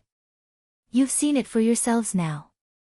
If you all are willing to join Zero Wing, we will provide your shelter with teleportation arrays. At that time, your shelter will develop at never-before-seen speeds. Becoming an advanced shelter will become possible, not to mention a large shelter, Shifeng said confidently. Just like the towns and cities in the outside world, the shelters in the dark den were categorized into ranks. There were small shelters, medium shelters, large shelters, advanced shelters, and more. As a shelter climbed the ranks, they would have access to more functions. However, it was not easy to upgrade a shelter's rank, as doing so required a large number of soul crystals. I understand. Since Brother Yifeng has such an optimistic view of District 1's shelter, my first party will join Zero Wing, Blue Frost said after considering the opportunity for a long moment. Since Blue Frost has agreed, my second party will join as well, Best Reincarnation said as he nodded. My third party will also join. Shallow Moon agreed. In just a short moment, the top 10 parties of District 1 all agreed to join Zero Wing. They were not fools. To put it simply, teleportation arrays were like strategic weapons to a shelter. If news of this got out, countless shelters would vie to join Zero Wing. Moreover, after seeing how powerful Shifeng was, they realized that the guild behind him would not be any ordinary existence.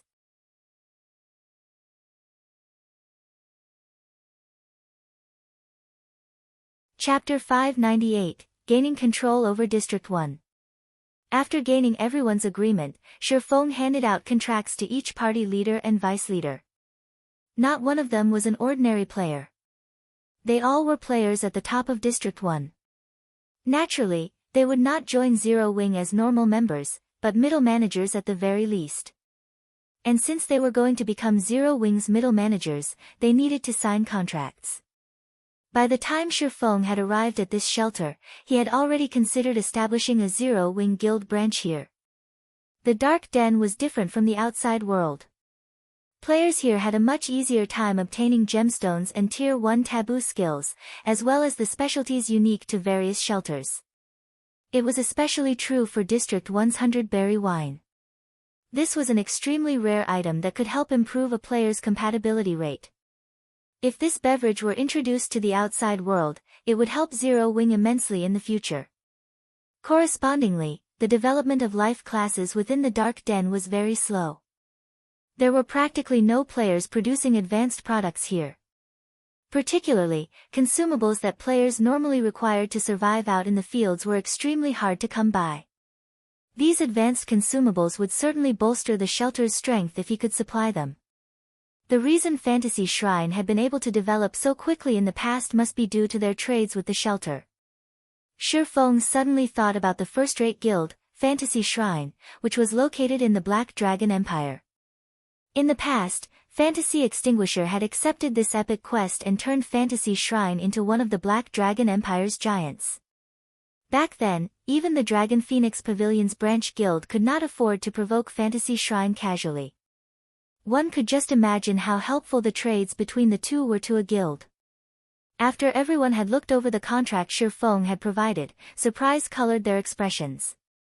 This Zero Wing sure is rich. It's offering a wage that's twice what other guilds offer. Just what kind of guild is this? Blue Frost had encountered many guild forces before. He had also heard of these guilds' reputations, and many of them were second-rate guilds. Unfortunately, although the wages these guilds offered District 1's top 10 parties were tempting, they required far too many soul crystals in return. Submitting to these guilds would only hinder their shelter's development. In the end, they rejected all the offers they had received.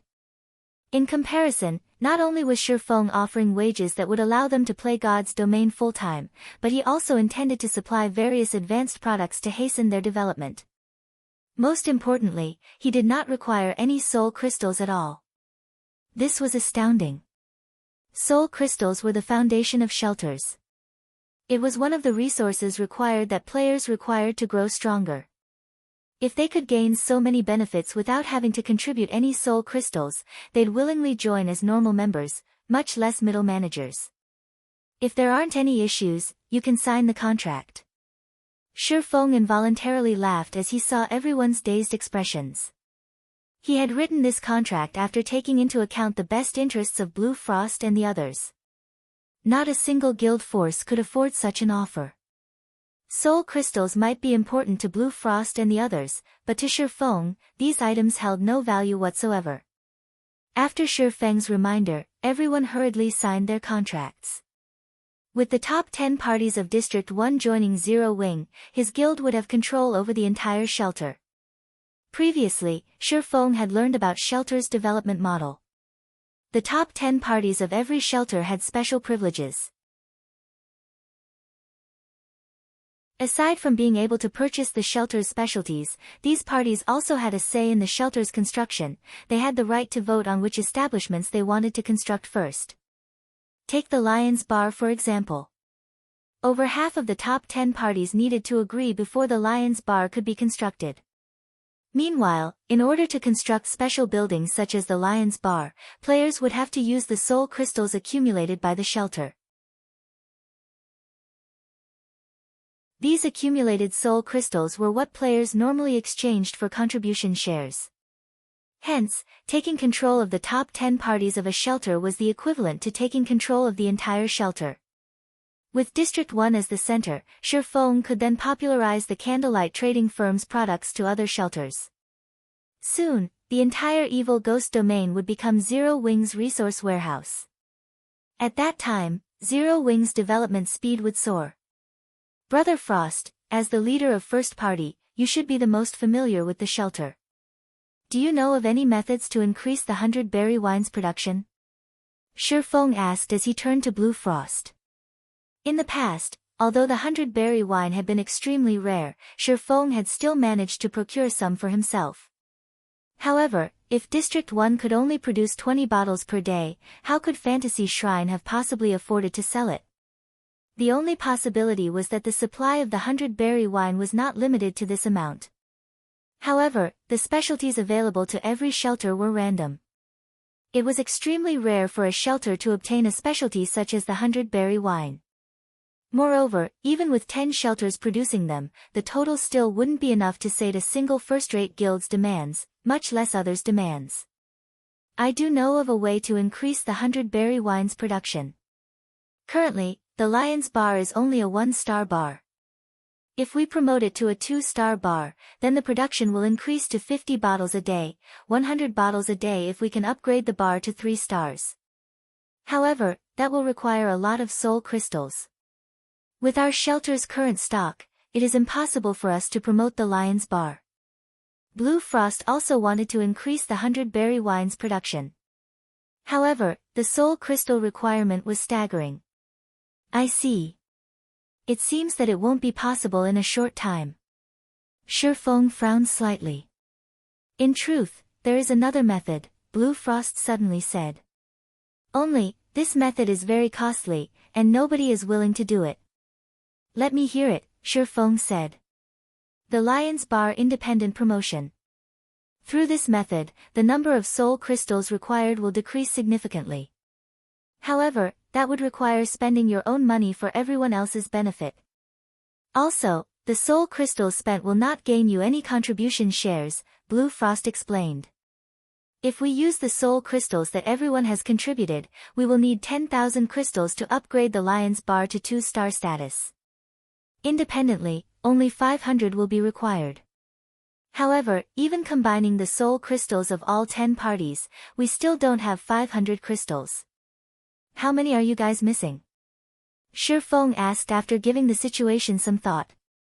Based on our previous calculations, our parties only have slightly more than 300 soul crystals right now. We are short by almost 200, Blue Frost said, smiling bitterly. That's quite a lot. However, it is not an impossible task. Shifeng nodded and continued, let's do it this way. Frost, you try to buy as many soul crystals as possible for now. I'll try to obtain some myself as well. It is of utmost importance that we upgrade the Lion's Bar to 2 stars. Okay, I'll try my best. In truth, Blue Frost had considered upgrading the Lion's Bar independently as well. Only, before today, the 10 parties had not been of one mind. There would still be a few among them who would hold back some of their crystals, afraid that they would suffer if they lost too many. However, now that the top 10 parties of District 1 had become members of Zero Wing, they had become a family. With this, it would be much easier to do things like this. From this point onward, District 1's shelter would truly be united. After Shifeng finished arranging the matters relating to District 1's shelter, he departed from District 1, heading towards District 5.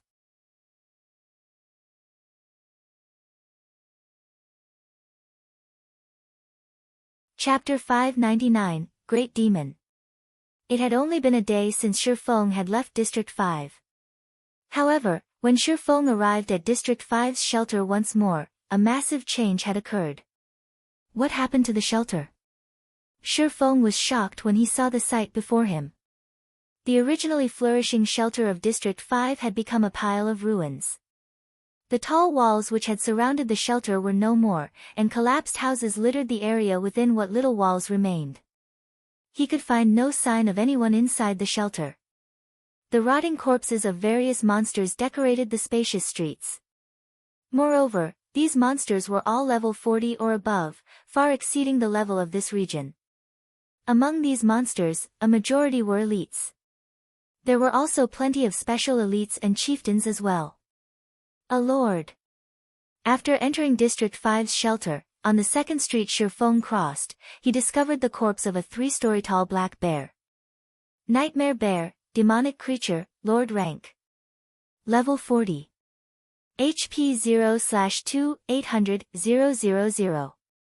Even in the evil ghost domain, Lord-ranked monsters were extremely rare.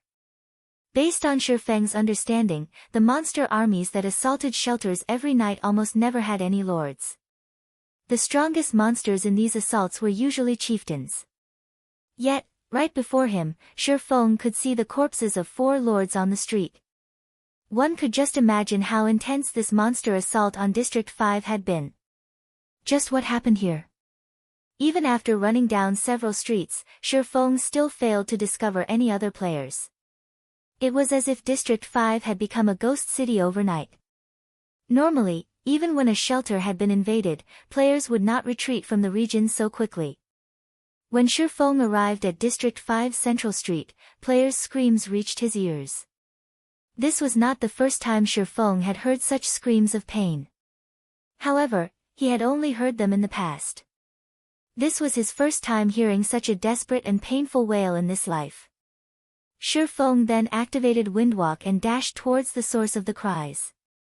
However, when Shifeng was 200 yards away from the source, his body suddenly felt extremely heavy.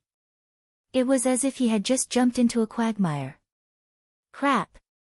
This is a domain. Shifeng immediately jumped backward, retreating from the domain's range. Domain. It was something only high-tiered creatures were capable of using. Take Weissman, who was the magistrate of White River City and a Tier 4 Great Wizard, for example. He was capable of summoning a magic domain that would empower himself and suppress his enemies. If someone without a domain faced someone with one, unless they were far stronger than the latter, escape and death were the only available options. Meanwhile, one had to be at least Tier 4 to use a domain. In other words, there was at least a Tier 4 monster at the heart of this screaming. Since it was a player screaming, one could easily conclude that the Tier 4 creature was an enemy. Why would a Tier 4 creature be here? Shifeng was greatly surprised. Based on players' current levels, encountering such a creature should be impossible, not to mention in such a low-level region. Shifeng hurriedly jumped onto a collapsed rooftop and looked towards the origin of the screams. At this moment, 3 players were still alive on the central street. Discipline Paradise, someone Shifeng was familiar with, stood in the lead. The other 2 were a level 28 assassin and a level 28 berserker. At this moment, however, all 3 of their HPs were very low. All sorts of level 40 monsters surrounded them, making escape impossible. Worst of all, a pitch-black demon with bat-like wings and blood-red eyes hovered high above them. Nettle, demonic creature, great demon. Level 60. HP 50 000 000 /50 000 000. What is a Tier 4 great demon doing here? Shifeng was astonished when he saw Nettle. Demons were enemies to the human race. As long as a demon appeared within God's domain, the armies of various countries throughout the continent would set out to exterminate them immediately. Hence, encountering a demon was rare, not to mention a great demon. Although Nettle was only a level 60 great demon, to current players, he was invincible. He was something players simply could not afford to provoke. Despicable human, I'll give you one last chance to live. Surrender the Moloch's ring that you stole and submit. Nettle glared down at Discipline Paradise and said coldly, otherwise, I will give you a taste of soul fire, destroying your soul just like your companions. Shifeng immediately sucked in a breath of cold air when he heard Nettle's words. To players, their souls were very important, and damage would bring about severe consequences. It was just like when Shifeng collected the immortal souls of players he killed, and as a result, said players were unable to log into God's domain for a short time. However, what he collected was only a small portion of a player's immortal soul. If soul fire burned a player's soul completely, the consequences would be unimaginable. This penalty would not be limited to being unable to play the game for a few days. If a player's soul were burned by soul fire, their account would be crippled. They would have no choice but to restart an account and obtain a new immortal soul.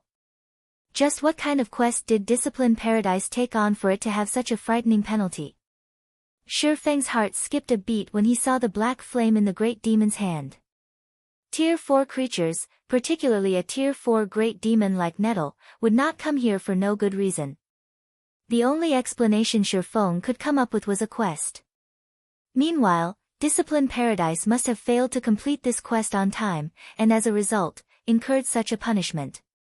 This penalty was similar to the penalty of Shifeng's epic quest, Darkness Descends. You want me to submit? Not in a million years. I'll fight you to the end. Discipline Paradise shouted as he threw his shield at the great demon Nettle. Before the golden shield hit Nettle, however, the great demon effortlessly caught the flying shield with a single hand. Nettle lightly clenched his fist. Pang! With just a squeeze, a level 25 fine gold shield was crushed. To a Tier 4 creature, it was an easy task to destroy fine gold equipment. Only dark gold equipment could withstand its power for some time. The two players standing by Discipline Paradise's sides were immediately terrified. Since you aren't willing to become my servant, you can die. Nettle sneered. With a light wave of his hand, black flames rained down on Discipline Paradise. Discipline Paradise's group of 3 had no hope of defending against the rain of soul fire. Not only did their HPs rapidly deplete, but they also released agonizing wails due to the burning pain. The black flames devoured the trio for over a dozen seconds.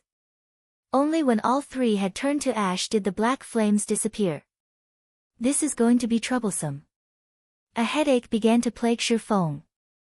He had only managed to obtain the chapter of darkness after much difficulty. Yet, now, Discipline Paradise had accepted a horrible quest that was impossible to complete and was even forced to recreate his account. How was he supposed to go to the dark den right now? Huh? What's that? With his extraordinary vision, Shifeng discovered a flashing black light amidst Discipline Paradise's ashes. A ring? Suddenly, Shifeng recalled the Morlock's ring that the great demon Nettle had previously mentioned. That ring should be an item that would trigger a quest. Since it was a quest item, it naturally would not disappear with Discipline Paradise. Instead, it would remain and wait for the next player to come along. Is that ring somehow related to the Dark Den? Shifeng could not help but wonder. Before this, he had asked Blue Frost about the Dark Denver. However, Blue Frost did not know anything. He had not known that the chapter of darkness could open the gate leading to the Dark Den either. No matter how one looked at it, it was impossible for the leading figure of District 1 to possess less information than Discipline Paradise. The only explanation was that Discipline Paradise had obtained this information through some special means. Moreover, Discipline Paradise had been very eager to get his hands on the chapter of darkness. Now, a great demon had appeared to retrieve a ring.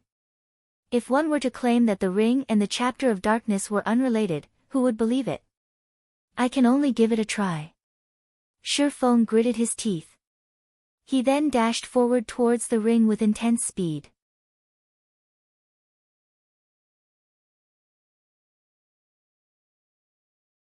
Chapter 600, Ring of Legends. After Shifeng crossed about a dozen yards or so, the great demon Nettle sensed his presence. Why is there still an ant? Go, finish him off, Nettle, who hovered in the air, commanded 5 level 40 chieftains to deal with Shifeng. In the great demon's eyes, a tier 1 player like Shifeng meant too little for him to take action personally. He had only killed Discipline Paradise personally due to the Moloch's ring. Otherwise, he would have let his subordinates finish off the Guardian Knight and the others. When 100 yards stood between Shifeng and the Moloch's ring, 5 massive black demonic bears surrounded him. Just in time. Shifeng smiled faintly. He then used silent steps on one of the demonic bears. Shifeng crossed a distance of 20 yards instantly. He then activated the Aura of Wind's activatable skill, Wind Rider, his speed abruptly increasing by 220%. Transforming into a fierce gale, he easily shook off the 5 black demonic bears and continued his way towards the Moloch's ring.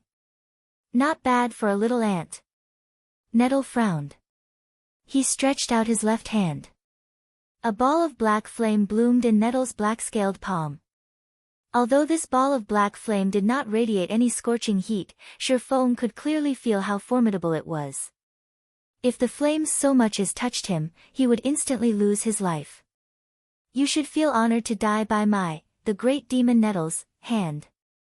Nettle then lightly waved his hand at Shifeng. Suddenly, a tidal wave of black flame washed down from the sky. Agonizing screams tore from the throats of any monster that encountered these black flames. The raging fire turned them into nothingness in the blink of an eye. Not daring to be careless, Shifeng soared into the sky, avoiding the black flames by the skin of his teeth. Despicable ant, you actually to dare dodge my attack. Nettle bellowed. In the next moment, countless black arcs of lightning appeared in his hand, each arc was as thick as a person's thigh. The great demon then pointed at Shifeng, shouting, "Turn to ash." Immediately, the arcs of lightning formed a giant web that flew towards Shifeng faster than when he had Wind Rider activated. This was the Tier 4 skill the great demon Nettle was most proficient with, Dark Vortex. Not even a Tier 4 NPC could dodge this skill, they could only attempt to block it. As for players, they would die instantly. Is there a need to be this serious? Shifeng was rendered speechless as he saw the black electric net that had already surrounded him. I have to use my trump card. Shifeng no longer tried to dodge the black lightning, opting to charge towards it instead. Trying to kill yourself now that you know escape is impossible? Nettle smiled with satisfaction as he watched Shifeng's suicidal action. Boom! A thundering explosion occurred as Shifeng collided with the black electric net. It was as if the end of the world had arrived. Not even a level 40 chieftain could survive such a frightening attack. Just as the great demon was about to turn away, he suddenly discovered that something was amiss. A golden figure flew towards him. How is he still alive? Nettle stared at the unscathed Shifeng. While the great demon was surprised, Shifeng arrived at Discipline Paradise's ashes. His hand snatched Moloch's ring swiftly and placed the item in his bag. Despicable thief.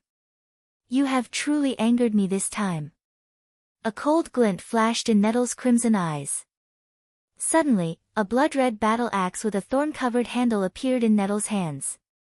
With a flap of his wings, the great demon instantly appeared in front of Shifeng, swinging his battle axe down at the swordsman.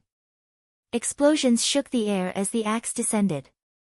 It was as if Nettle's powerful attack shattered space itself, and not even Shifeng could dodge or defend against the attack in time. Boom! When the blood-red axe struck Shifeng's body, he suddenly felt disembodied. After a fraction of a pause, the attack sent him crashing into a 4-story building over 30 yards away. What strength and speed! Shifeng exclaimed as he climbed out of the rubble. The great demon Nettle's strength was definitely at upper rank Tier 4. If he had not switched the aura of wind to the aura of earth and activated absolute defense in time, even if he were a level 60 tier 2 sword master, that single hit would have obliterated him.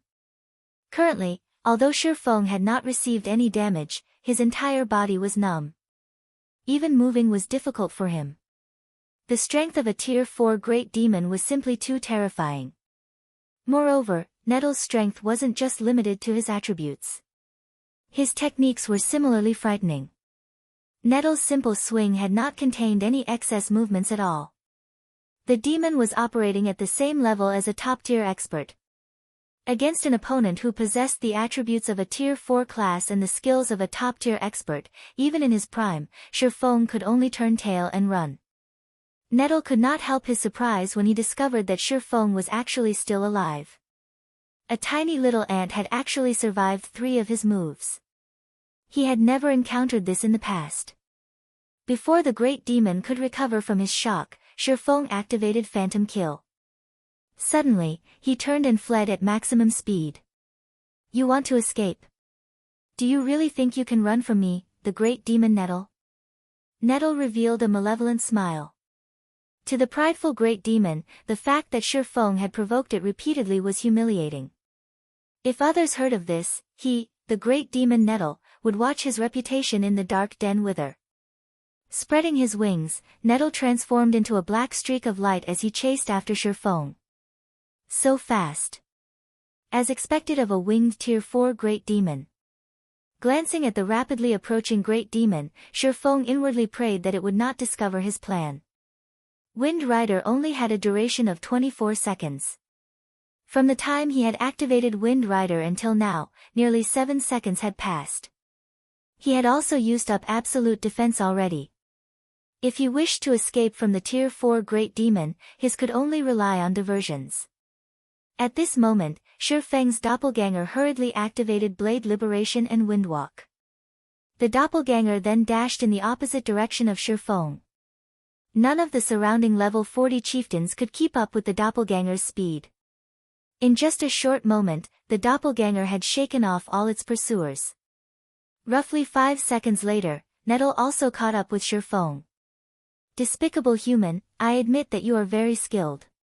A little tier 1 swordsman like you has actually forced me, the great demon Nettle, to expend so much effort to deal with you. As a reward, I will grant you endless torture. You will become my puppet for the rest of eternity. Nettle shouted, a ferocious grin appearing on his face as he watched the currently motionless Shifeng.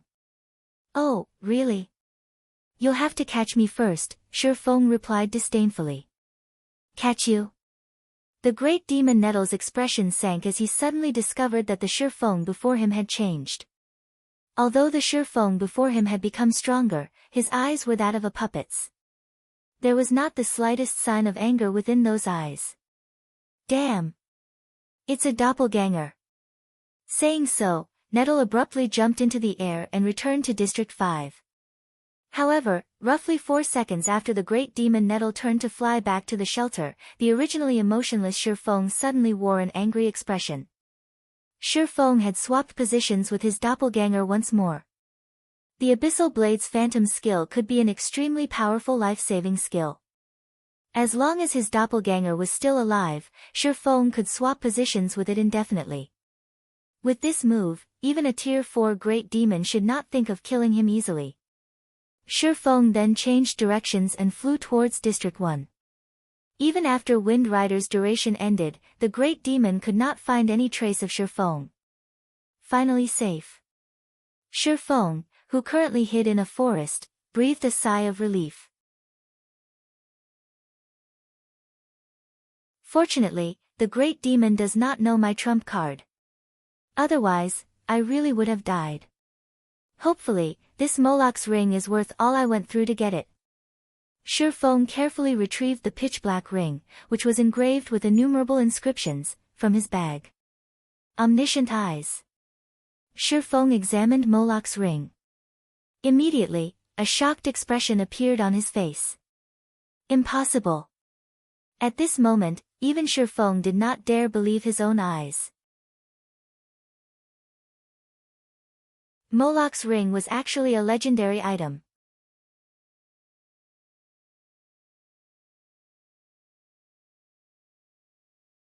Chapter 601, Legendary Quest. Even after a long look, Shifeng still did not dare believe that what he was seeing was real. Legendary items were as rare as a phoenix's feather in God's domain, and not even Tier 5 players would necessarily possess one. Any player who owned a legendary item had the power to challenge opponents of a higher tier. Take Shifeng's fragmented legendary ranked Heavenly Dragon's Breath for example. When he activated Heavenly Dragon's power, he could contend with a Lord, which was the equivalent of a Tier 2 class, for a short time. If he possessed a legendary item, he could definitely contend with a High Lord. A Lord-ranked monster was merely the boss of a 20-man hard-mode team dungeon. Meanwhile, a High Lord was the boss of a 50-man hard-mode team dungeon. The difference in power was immense. If he could equip a legendary item now, not to mention a 50-man hard mode team dungeon, he could even lead a team in a 50-man hell mode team dungeon. He could even give a 100-man hard mode team dungeon a try. A team dungeon tested the overall strength of a team, while a legendary item was capable of increasing the overall strength of a team significantly. This was why legendary items were so frightening. They could break the limits of conventional strength. Unfortunately, although the information Shifeng had obtained regarding the Moloch's ring stated that it was a legendary item, it turned out that the ring was sealed. Moloch's ring, legendary rank. Sealed by the Lord of Balrog's, legend has it that this ring contains all of the Lord of Balrog's secrets and power. By wearing this ring, one can obtain this power. After Moloch's ring had been sealed away, the great demon nettle stood guard over the item. The ring holds the great demon nettle's mark, allowing the great demon to sense its location periodically. System, Legendary Quest, Lord of Balrog's Fall, activated. Quest details, lift the seal on Moloch's ring. Quest rewards, unknown. A legendary quest. Shifeng smiled bitterly. No wonder the penalty Discipline Paradise received was so severe. Just the penalty for failing an epic quest could half cripple a player's character, not to mention a legendary quest. However, I've never heard of this legendary quest before. The clues the quest provides are so limited, too. It says that I need to lift the seal on the ring, but it doesn't tell me how to do that. The ring doesn't provide any clues, either. It is no wonder Discipline Paradise failed the quest. Shifeng knew very well just how frightening a legendary quest was. A single epic quest had already given Shifeng such a huge headache, not to mention a legendary quest. However, God's domain was fair in all regards. If he could complete this legendary quest, the reward he could obtain would definitely be incredible. In God's domain, if a player wished to obtain a legendary item, they would have to do so by completing a legendary quest. However, a majority of the players that took this path normally ended up plunging themselves into a dark abyss. This was also why legendary items were so rare. If possible, Shifeng would rather not accept a legendary quest right now.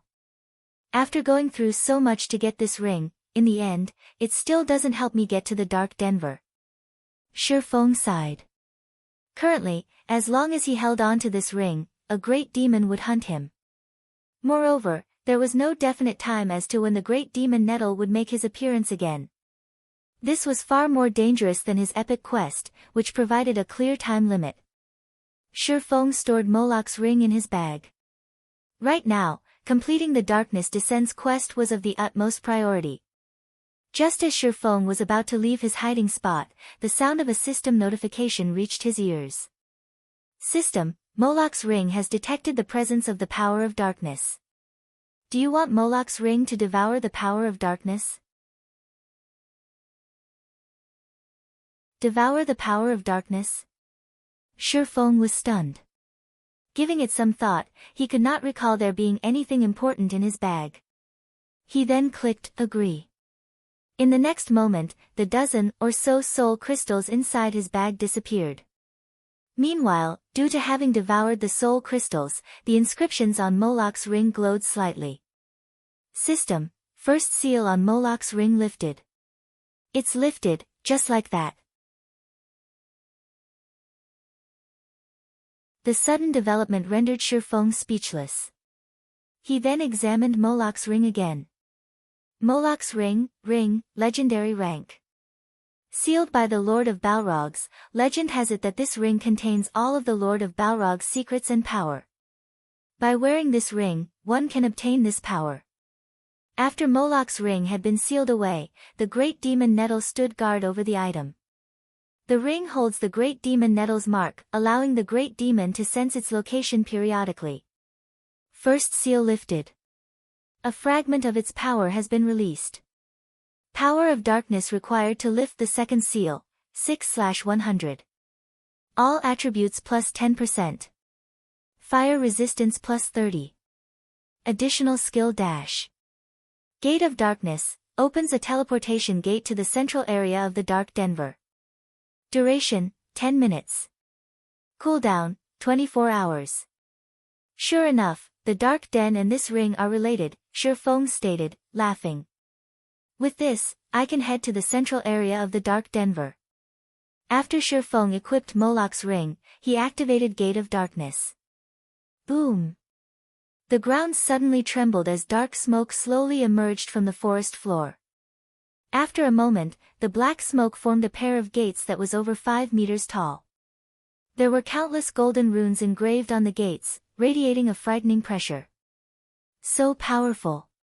This pressure can rival even that of a Tier 5 NPC. At this moment, Shifeng even found it difficult to breathe.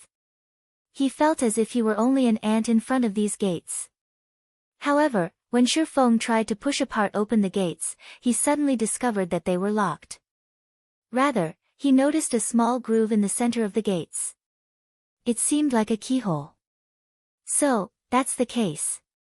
Originally, Shifeng had thought Discipline Paradise had been trying to trick him.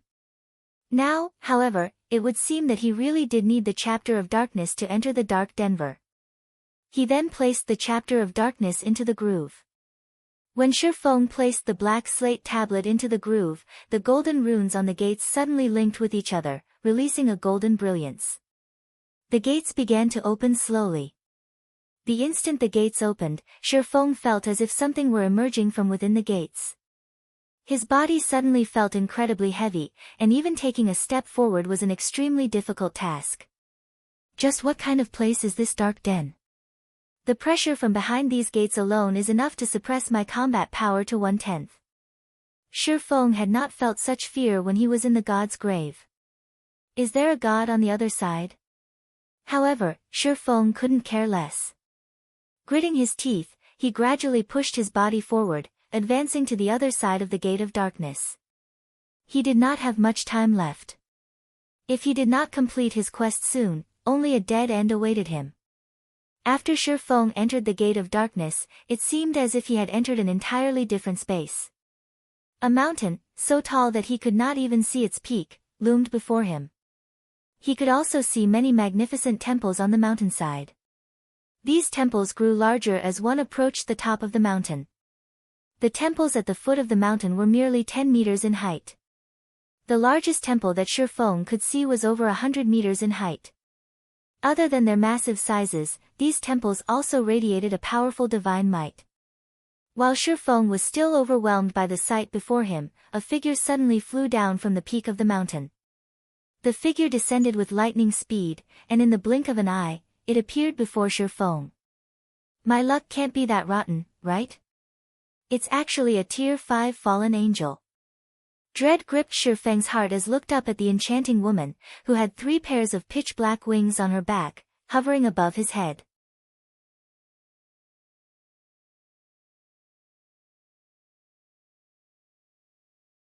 Chapter 602, Time Limit. Fallen angels were considered higher beings in God's domain, and they were born far stronger than ordinary beings. They were also known to be invincible against ordinary beings of the same tier. Even a Tier 5 expert with a Tier 5 Taboo skill could only run when facing a Tier 5 fallen angel. I'm dead for sure this time. Shifeng could only reveal a bitter smile as he looked at the fallen angel hovering in the sky. He might have been able to escape a Tier 4 great demon, but against a Tier 5 fallen angel, he had no hope of resistance. Within a domain established by a Tier 5 being, even the 7 luminaries ring space movement would be useless, not to mention his other skills. As for competing in terms of speed, if he was not even a match for a Tier 4 Great Demon, how was he supposed to outmatch a Tier 5 Fallen Angel? In front of a Tier 5 Fallen Angel, even the Tier 4 Great Demon Nettle was an insignificant speck of dust. Human, it seems that you are quite courageous. Despite being only a Tier 1 swordsman, you have actually dared to steal Moloch's ring from Nettle, the Fallen Angel said, wearing a mischievous expression. She looked like a child who had just gained a new toy to play with. Before Shifeng could react, the fallen angel disappeared from the sky. By the time Shifeng realized what had happened, the charming fallen angel stood before him, her flawless white hand piercing Shifeng's heart. Instantly, Shifeng's HP, which was over 10,000, fell to 0. Is this the power of a Tier 5 fallen angel? Shifeng stared at his rapidly decreasing HP, shock filling his heart. Regarding both speed and power, the fallen angel was far more powerful than any Tier 5 players Shifeng had ever encountered. However, the fallen angel's combat standards were by far the most frightening. They were impeccable. There was not the slightest excess movement her actions. It was no wonder many experts in the past had paled whenever they spoke about fallen angels. Although Shifeng had already reached the flowing water realm, the second stage of the refinement realm, he was still far from reaching a state of perfection with his physical control. Only when he achieved a domain could he strive for such perfection. However, just how many players could achieve a domain in God's domain? At this moment, Shifeng felt quite fortunate as the fallen angel had not used any special moves to kill him. Rather, she had only needed an ordinary attack to finish him off. With this, he would only lose 1 level and some skill proficiency at most. Moreover, other than some items that would drop upon death, players would not drop any of their equipment when killed by monsters. What's going on here? When Shifeng opened his eyes, he discovered that he was still in the dark den after coming back to life. However, he had revived much further away from the towering mountain. If he wanted to head towards the mountain, he would have to run for more than half an hour. Normally, when a player died in a special map, they would revive back in a city. Since the Tier 5 fallen angel had killed him, logically, that should have been where he revived, in a city, yet he had revived out in the fields. Shifeng then hurriedly called up his attribute panel, checking his attributes and the contents of his bag. Good. I only lost a level and some skill proficiency. Shifeng released a sigh of relief. Regardless if he were level 33 or level 32, it did not matter too much to Shifeng. Just what is going on? Looking around, Shifeng suddenly discovered a golden avenue paved through the endless plains. There were also countless monsters moving along this avenue towards the towering mountain. The monsters' levels varied greatly, with the lowest being level 10 and the highest being over level 100. A single glance told Shifeng that there were tens of thousands of monsters moving along the Golden Avenue. Moreover, these monsters consisted of a wide variety of races, the majority were not linked to the forces of darkness. Shifeng even spotted human NPCs. These NPCs also did not belong to the dark forces, and they looked more like adventurers. Like the monsters, the NPCs' levels ranged from level 10 to over level 100. Why are there so many human NPCs here? Shifeng was shocked. However, his shock did not stop him from quietly approaching the Golden Avenue. As a precaution, Shifeng activated Phantom Kill, sending his doppelganger ahead of him. Surprisingly, however, even after these monsters and NPCs noticed Shifeng's doppelganger, they showed no signs of aggression. When the doppelganger stepped onto the Golden Avenue, Shifeng received a system notification stating that he could not attack anyone while inside this region. There was no danger. With this, Shifeng relaxed. He then advanced towards the towering mountain along the Golden Avenue as well. He had only arrived at the Dark Den's central region after much difficulty. There was more than an 80% possibility of the Bible of Darkness being somewhere on the mountain. Shifeng had completed quite a few epic quests before. The Tier 5 fallen angel had only killed him with a normal attack. This proved that he had yet to fail the quest. It was possible that he had only incurred a punishment because he had used an incorrect method to enter the Dark Denver. Otherwise, he would have truly been finished. If a Tier 5 fallen angel were guarding the Bible of Darkness, unless he were a Tier 6 God-ranked player, completing this epic quest would be impossible. Moreover, the fact that Fantasy Extinguisher had managed to complete this quest in the past proved that there was definitely some other way to scale the mountain and steal the Bible of Darkness. Arriving at the foot of the mountain, Shifeng discovered that the Golden Avenue led towards a massive altar. Above the altar, countless monsters fought viciously, tearing each other apart. Occasionally, victors would emerge from the ceaseless battles, holding a golden key. These victors would then scale the mountain, reaching Shifeng's original arrival point. Sure enough, my entry was flawed. After watching the situation for a while, Shifeng did not discover any high-tiered monsters guarding the mountain. There were also no Tier 5 fallen angels patrolling the sky. Very quickly, Shifeng arrived before the altar. The instant he set foot onto the altar, a system notification sounded out by his ears. System, defeat all enemies before you, and you will be given entry into the World Summit. System, you will gain 1 minute for every common monster killed, 10 minutes for every elite monster killed, 30 minutes for special elites, 100 minutes for chieftains, and 500 minutes for lords. System, you may choose 10 monsters to serve as your opponent. If you fail to defeat all of your opponents, you will die. System, you have 19 minutes to decide. Failure to do so will result in automatic forfeiture. You will die if you forfeit. I see. There is a restriction for entering the World Summit. It seems that I'll have to choose who my opponents carefully.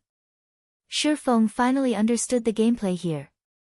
However, if I only kill 10 common monsters, 10 minutes won't be long enough to explore all of the World Summit. I will most likely run out of time after traveling a short distance. No matter how he looked at it, an item like the Bible of Darkness would not be easy to find. It might even be at the very top of the mountain. He would not reach the top of the mountain even if he spent 10 hours traveling. However, if he chose monsters that were too powerful, he'd be at a disadvantage. On the off chance that he could not kill the opponents he selected, he would have truly dug his own grave. A lord was equivalent to 50 special elites or 5 chieftains. However, although a lord provided the most time, it was also the most difficult monster to take down. Moreover, if he had to face more than one lord simultaneously, the difficulty of the challenge would increase manifold. Yet, if he did not challenge high-ranking monsters, he would not have enough time to explore the World Summit. While standing on the massive altar, Shifeng pondered for a very long time. System, you have 1 minute to consider. Please make your decision as soon as possible.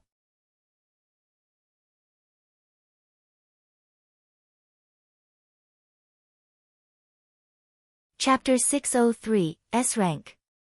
Time passed quickly, and Shifeng's head was spinning. This was a test meant to determine a player's understanding of themselves and their abilities. If a player overestimated their strength and skills, they might bring about their own deaths due to choosing monsters that were too strong. On the other hand, if they chose monsters that were overly weak, they might fail their quest due to having insufficient time. In other words, the more a player understood of their own strength, the more benefits they could obtain through this test. With berserk skills such as Heavenly Dragon's Power and Blade Liberation, although it was possible for Shifeng to kill a lord of the same level, the same did not true for a group of lords. Hence, Shifeng could not make this decision lightly. System, you have 30 seconds to consider. Please make your decision as soon as possible. I choose 1 lord and 9 chieftains, Shifeng said, finally deciding. System, opponents confirmed. Based on the analysis of your combat power, this test's difficulty is A rank. Once victorious, you will obtain a key that can be used to open shrine gates that are dark gold rank or lower. Do you wish to confirm your choice? Dark gold rank? Shifeng immediately felt that something was amiss. Hurriedly, he said, I wish to change my selection to 2 lords and 8 chieftains. His quest was epic rank. It was clear that he would not be able to obtain the Bible of Darkness if he could only visit dark gold shrines. He needed to be able to enter epic shrines. Otherwise, even if he won this battle, he would still fail his quest. System, opponents confirmed. Based on the analysis of your combat power, this test's difficulty is A rank. Once victorious, you will obtain a key that can be used to open shrine gates that are dark gold rank or lower. Do you wish to confirm your choice? Crap. Even with 2 lords, it still hasn't reached S rank. Shi Feng inwardly cursed. Change my selection to 3 lords and 7 chieftains. Shi Feng should be at his limit with 2 lords. There was only a 50% chance that he would emerge victorious from such a battle.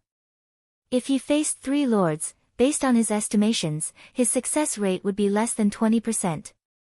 System, opponents confirmed. Based on the analysis of your combat power, this test's difficulty is S rank. Once victorious, you will obtain a key that can be used to open shrine gates that are epic rank or lower. Do you wish to confirm your choice? Confirm. Shi Feng shouted, gritting his teeth. Hopefully, the lineup of these lords won't be too powerful. A moment later, 10 monsters appeared before Shi Feng on the altar. 3 of them were lords, and 7 were chieftains. All 10 monsters were combat puppets of the same shape and size as an average player. In terms of attributes, however, they were leaps and bounds above Shi Feng. Golden Puppet, Lord rank. Level 32. HP 1 600 000/1 600 000. Silver Puppet, Chieftain rank. Level 32. HP 550 000/550 000. Good, my luck isn't that rotten after all. These puppets are all melees, and their HPs are quite low as well. I shouldn't have too many issues if I fight them from a distance. Shi Feng released a sigh of relief. When the battle started, the 10 puppets began moving. Step by step, they slowly approached Shi Feng, lacking the dexterity of a living creature. However, Shi Feng did not dare to be careless. Immediately, he activated Heavenly Dragon's power, increasing his strength by 100% and defense and HP by 300%. Instantly, Shi Feng's HP broke through the 30,000 threshold. Sure enough, lords were not that easy to deal with. The instant Shi Feng activated Heavenly Dragon's power, the combat puppets dashed towards him, much faster than an ordinary chieftain and lord. The 10 combat puppets crossed the distance of 50 yards in the blink of an eye. The first to attack were the silver puppets, who thrust their spears at Shi Feng. Following closely, the golden puppets unsheathed the twin swords slung over their backs. Without hesitation, Shi Feng activated the ice blue devil flame and black emperor, holding nothing back. Deep blue flames covered Shi Feng's entire body, raising his fire and ice damage by 40%. Shi Feng then used Skywill Sword, sealing the movements of all 10 combat puppets within a fixed perimeter. He followed up with a firestorm. Ice blue flames devoured the 10 combat puppets, dealing over -20,000 damage, or -40,000 damage with a critical hit, to all 10 puppets every second for 5 seconds. When the spell's duration ended, the 10 combat puppets had received over -100,000 damage each. Shi Feng fully displayed the devastating might of the large-scale destruction spell. Meanwhile, Shi Feng collected 30 stacks of death aura from this single attack. I'll get rid of one of you first. Shi Feng then took out a bottle of 100-berry wine from his bag, drinking it. Instantly, his compatibility rate with his sword soared. Moving towards a silver puppet with less than 300,000 HP remaining, he used Phantom Kill, followed by Flame Burst. 24 consecutive strikes. 24 swords of light illuminated the altar. The silver puppet faded out of existence. Although Shi Feng killed 1 silver puppet, the remaining 6 silver puppets and 3 golden puppets caught him in a pincer attack. With his most powerful burst skill exhausted, Feng used Thunder Flame Explosion to slow the remaining combat puppets, as well as deal over -10,000 damage to each. Due to his compatibility rate rising, he managed to achieve a 95% completion rate on Thunder Flame Explosion, reducing the movement speed of these combat puppets for over 10 seconds. Following which, he switched to the Aura of Wind, turning around and fleeing with his doppelganger. Facing 2 lords at the same time was already enough to overwhelm Feng, not to mention 3 lords and 6 chieftains simultaneously. With the Aura of Wind's movement speed increase and Thunder Flame Explosion's movement speed reduction, the silver puppets were unable to catch up with Feng. As for the golden puppets, although their speed allowed them to keep up with Feng, their occasional attacks caused their speed to drop sharply as well. As a result, it became impossible for them to surround Feng. Meanwhile, Feng activated 9 dragons / the 12 abyssal blade phantoms constantly assaulting the distant silver puppets. From time to time, Feng would also attack with the blazing meteor. Although damage from his ranged attacks caused was not as high as the abyssal blade, each attack still dealt around -2,000 to -3,000 damage. Occasionally, Feng would also use Thundering Flash to inflict the damage amplification effect on the remaining 9 combat puppets. Feng also constantly expended the death auras he accumulated to reduce the cooldown of Thunder Flame Explosion, Thundering Flash, and other skills. Among them, he reduced the cooldown of Flame Burst the most. In such a way, Feng reduced the movement speed of all combat puppets while exterminating the silver puppets. From time to time, he would use Flame Burst to instant kill a silver puppet. In less than 2 minutes, Feng had annihilated all of the silver puppets. Only 3 golden puppets remained. However, these 3 golden puppets were inseparable. Feng could not find a chance to take them on one-on-one. Moreover, even though so much time had passed since the battle began, the 3 golden puppets were still at full HP thanks to their battle recovery. Even when Feng activated Wind Rider and managed to single out one of the golden puppets with his overwhelming speed, the remaining 2 would quickly catch up. As a result, Feng could only land a few hits before he was forced to retreat. This is troublesome. Although the golden puppets do not have any skills, the 3 of them are like a single entity, attacking and defending as one. Feng, who hovered in the air, frowned at the 3 golden puppets. The golden puppets were too powerful when working together. Moreover, the heavenly dragon's power's duration would end soon. At that time, even a battle of attrition would be difficult against the 3 golden puppets. Do I have no other choice? Feng muttered as he reluctantly retrieved an aqua blue magic scroll from his bag. This was his greatest trump card, one that he never thought of using. Watching the remaining seconds of the heavenly dragon's power's duration tick by, Feng had no choice but to unfurl the aqua blue magic scroll.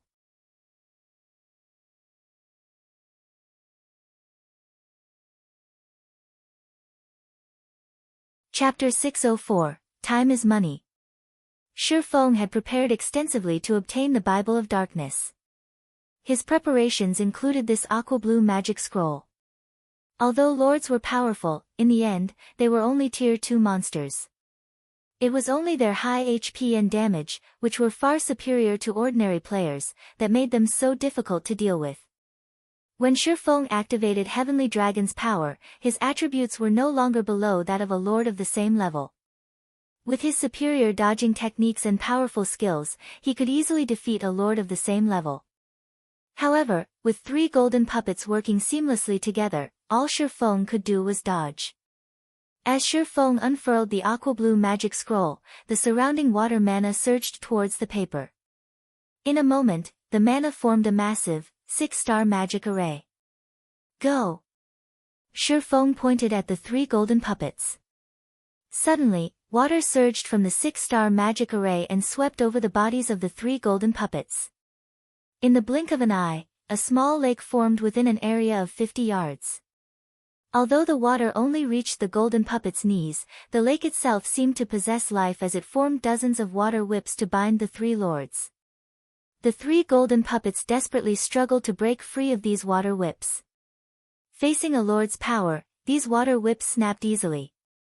However, the whips were seemingly endless. The moment one broke, another would immediately rise from the lake to take its place. As a result, it became extremely difficult for these golden puppets to move. Give it up. You guys are only lords.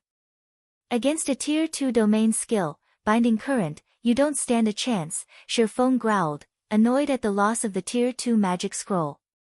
Zero Wing possessed quite a few Tier 2 magic scrolls. Yet, even among them, Binding Current was somewhat special. Binding Current was a domain skill, far rarer than even large-scale destruction spells. Although the skill did not have any attack power, it was capable of restricting enemies. Shifeng only possessed one such magic scroll. Once it was used, it would be very difficult to obtain another. Binding Current had a duration of 10 minutes. During these 10 minutes, all enemies within the domain would be bound by water currents, their movements greatly affected.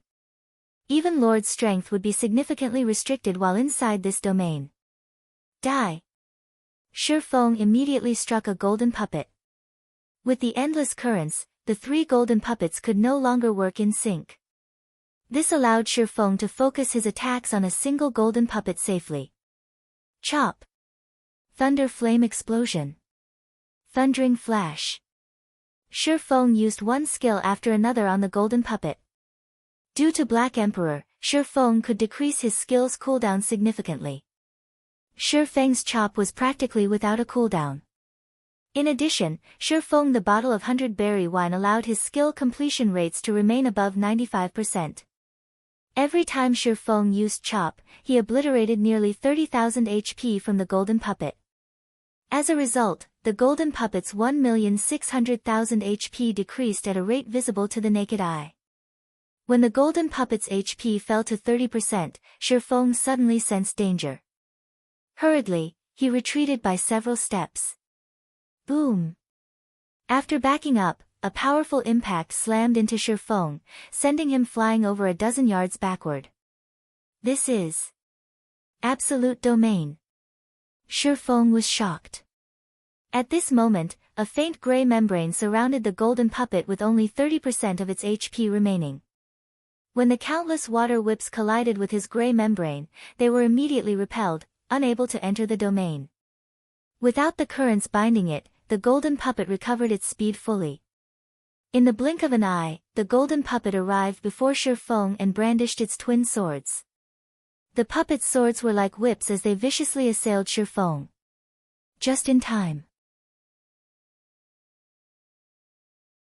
Shifeng involuntarily smiled. As if he had long since seen through the golden puppet's intentions, he nimbly bent his body, allowing the whip-like swords to move over his body unhindered. The puppet's swords slid against Shifeng's body as they passed. However, they did not truly connect with Shifeng. Flowing Water Realm. Shifeng was like flowing water as he received the golden puppet's barrage, evading the countless sword lights smoothly. He would also occasionally strike back at the golden puppet, his attacks targeting the monster's joints. If the puppet were capable of using any other skills, Shifeng might really be in a predicament. However, since it could only use Absolute Domain, a skill that dispelled all control skills targeting its user, the golden puppet was no threat at all. In terms of power, he was not one bit inferior to a lord. As for speed, although he was slower than the golden puppet, he could make up for the gap with his dodging techniques. Moreover, even in the event that dodging was not possible, he could confront the puppet directly.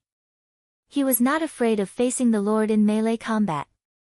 After roughly a dozen seconds, Shifeng finally defeated one of the golden puppets. With the death of one golden puppet, Shifeng's concerns had gone out the window. His chances of victory instantly increased to more than 50%. He then proceeded to deal with the second golden puppet.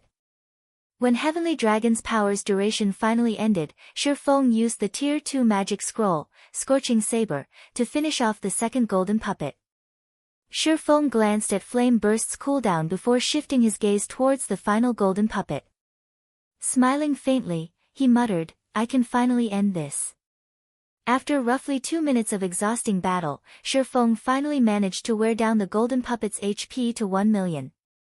Not wanting to waste any more time, Shifeng activated Blade Liberation, increasing both his strength and agility attributes by 90%. He then proceeded to torture the last golden puppet to death. Compared to when he had activated Heavenly Dragon's power, his attacks dealt slightly less damage. However, due to his increased attack speed, his total damage was higher than before. When the golden puppet was about to activate its absolute domain, Shifeng activated his ultimate skills, Flame Burst and Dragon Breath, killing the golden puppet, which only had 30% HP remaining, instantly. When the battle ended, the sound of a system notification rang out by Shifeng's ears. System, you have completed the S-rank difficulty test. Rewarding Epic Shrine Key. You have received 2,200 minutes. After the test ended, Shifeng did not rush towards the mountain. Instead, he chose to rest for a moment. When Blade Liberation ended, he would enter a weakened state for 3 minutes. Moreover, he had no idea of what to expect on the mountain. Since he had already qualified to enter the World Summit and was not in a hurry, he could take the chance to recover his mental state.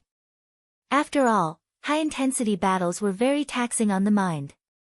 He could also take this opportunity to wait for the Heavenly Dragon's power's cooldown to end. This test alone has forced me to use so many of my hidden cards. Just what awaits me on the mountain? Shifeng could not help but shudder whenever he recalled the Tier 5 fallen angel that had appeared before him. 3 hours passed quickly. Holding the purple gold key, Shifeng arrived before the gates to the World Summit. The moment Shifeng set foot on the World Summit, the time he had obtained through the test began to count down. No monsters. Shifeng muttered, confused. He was not in a hurry. Examining his surroundings, other than the 10-meter-tall shrines, nothing hindered his path. Shifeng then activated Windwalk and ran towards the nearest 10-meter-tall shrine. The stone doors in front of the dazzling golden shrine were shut tightly. When Shifeng touched the stone doors, the sound of a system notification reached his ears. System, Epic Shrine Key detected. You are qualified to open the doors of this bronze shrine. Do you wish to spend 50 minutes to open them? Crap. Opening the shrines requires time. Originally, Shifeng thought he would have sufficient time to search for the Bible of Darkness. With this new development, however, that notion had changed. However, Shifeng had no idea as to what was inside these shrines. He needed a better understanding so that he could face any future developments. Open the doors. Shifeng said, gritting his teeth.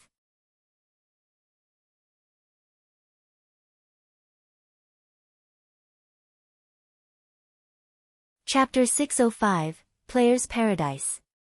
After Shifeng confirmed his decision, the heavy stone doors slowly parted. Meanwhile, Shifeng's remaining time in the World Summit instantly decreased by 50 minutes. When he entered the shrine, he was greeted by a staircase that led to the top of the shrine. Engraved runes and pictures decorated the staircase's walls.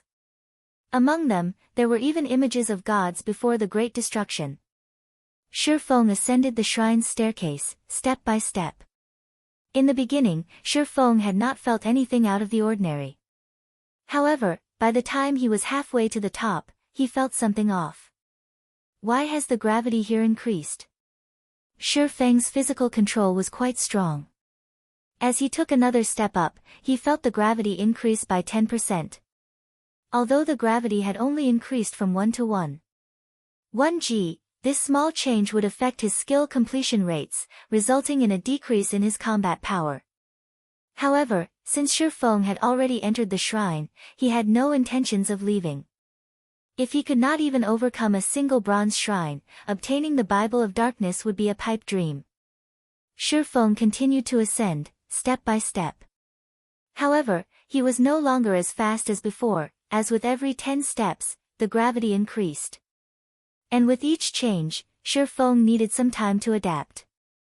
By the time Shifeng reached the top of the shrine, the gravity had shifted to 2.4 g. Exposed to such an intense shift, even Shifeng was significantly affected. The room at the top of the shrine was not large. It was roughly the size of a basketball court. Aside from a black stone coffin in the room's center, the area was empty. Shifeng approached the center of the room. When he was 10 yards away from the stone coffin, golden runes suddenly emerged on its black surface. A moment later, a golden magic array began to expand from the stone coffin, enveloping Shifeng with it. A barrier? Shifeng glanced at his surroundings. Golden, translucent walls enclosed the area around him, trapping him with the stone coffin. Just as Shifeng considered his escape options, a semi-transparent figure materialized inside the barrier. This figure was actually Shifeng himself. Both the figure's appearance and apparel were exactly like his own. Shrine Guard. Level 32. HP 20,000/20,000. Am I supposed to defeat him? Shifeng frowned at the Shrine Guard, his expression becoming somewhat solemn. Shifeng only required one critical hit to finish off the Shrine Guard's 20,000 HP. However, he did not dare to casually approach the Shrine Guard because, currently, his intuition warned him that, should he approach the guard, only death awaited him. Shifeng was a player that was capable of defeating a lord by himself, yet, against this Shrine Guard, who only had 20,000 HP, he was utterly helpless. Are you too scared to approach me? The Shrine Guard asked, laughing. Shifeng could not help his shock when he heard the Shrine Guard's human-like speech and behavior. In his memories, only high-tiered NPCs were capable of such performances. He had never heard of a common monster behaving like this. It was obvious that the Shrine Guard was an extraordinary existence. I don't have a death wish. Shifeng shook his head, growing more certain of his intuition's warning. Not bad. You have actually discerned the gap in strength between us. However, rest assured, since you have already made it here, there is no danger. On the contrary, I have a reward for you, the Shrine Guard said, laughing. Reward? What kind of reward? Shifeng did not think that an NPC would trick him, and there was no need to do so. This NPC was certainly far stronger than himself. The Shrine Guard could simply kill him if he wanted to. I will help you become stronger. The Shrine Guard then explained, I can offer you guidance on one swordsman skill. How much you learn depends on you, of course. However, you don't have much time left. You only have 49 minutes remaining. Guidance on a swordsman skill. Shifeng was surprised. When he thought back to the price required to enter the bronze shrine, he immediately understood. Hurriedly, he said, I would like you to give me pointers on chop. Shifeng had plenty of swordsman skills. However, there were some he used frequently and some he only used occasionally. Among them, he used chop most often. Although his magic weapon had allowed his skill completion rate to rise significantly, he was still far from achieving a 100% skill completion rate. You've made a wise decision. Watch me carefully, then. The Shrine Guard nodded. He then began to flow through the motions of chop. The Shrine Guard's body leaned forward and swung the abyssal blade in his hand. The abyssal blade then began to blur. In the next moment, it was as if the space in front of the Shrine Guard broke as a faint spatial crack appeared. The Shrine Guard's chop was completely different than Shifeng's. How is this possible? Shifeng was at a loss for words. His skill completion rate with chop was over 95%, and he was extremely close to reaching perfection. However, whenever he used chop, it always appeared in the form of 3 sword lights resembling full moons that gathered at a single point. However, these 3 sword lights did not appear when the Shrine Guard used chop. From the beginning, there had only been a single sword light. Moreover, the Shrine Guard's swing had not been particularly fast, so Shifeng could see the skill being executed very clearly. However, the most frightening aspect was the power the Shrine Guard's chop had displayed. Feng could sense that the shrine guard's strength and constitution and his own were exactly the same. The only difference was that the shrine guard had slightly more HP. Yet, the shrine guard's chop could tear apart space itself. Although the spatial crack that had formed seemed very small, the might it contained was sufficient to kill him instantly. Despite the shrine guard's speed and power being ordinary, he was actually able to display such frightening power. Confused, the shrine guard asked, smiling. "Micham." Feng nodded and admitted shamelessly. No matter what was said or done, he was a top-tier expert in God's domain who had reached the flowing water realm. Although he still could not compete with those apex experts in the past, he was not that far away from reaching their level. Yet, the chop the shrine guard had executed shattered his conception of the skill known as chop. If you don't understand, I will display the skill a few more times. You can also experience it for yourself. Rest assured, while inside this barrier, you will not receive any damage. The shrine guard spoke like a teacher who guided his student carefully. Hearing this, Feng quickly sought the shrine guard's guidance. If one wished to improve on their techniques, the fastest way to do so was through actual combat. Previously, he had kept a distance between himself and the shrine guard, worried that the NPC would kill him. Now that he knew the NPC intended to help him improve his ability with the skill, he would not hold back. Immediately, he displayed his best chop and began battling the shrine guard. Since Feng attacked him, the shrine guard replied with a chop of his own. When the two swords collided, sparks flew into the air around them. Pang! In one moment, Feng sent a chop at the shrine guard, and in the next moment, his body left an imprint on the barrier's wall. There was even a faint spatial crack lingering in Feng's original position. Is this a super-perfect skill? Feng stared at the shrine guard with a stupefied expression. His mind replayed the shrine guard's sword swing. Regarding speed, Feng was definitely the victor. Moreover, he had prepared to dodge the NPC's attack beforehand. However, before he had any chance to dodge, the shrine guard's sword had collided with his own. He instantly felt a tremendous power flow into his hand. In the next moment, he had been thrown backward. Feng was still badly shaken by the shrine guard's attack. Fortunately, this was only a lecture.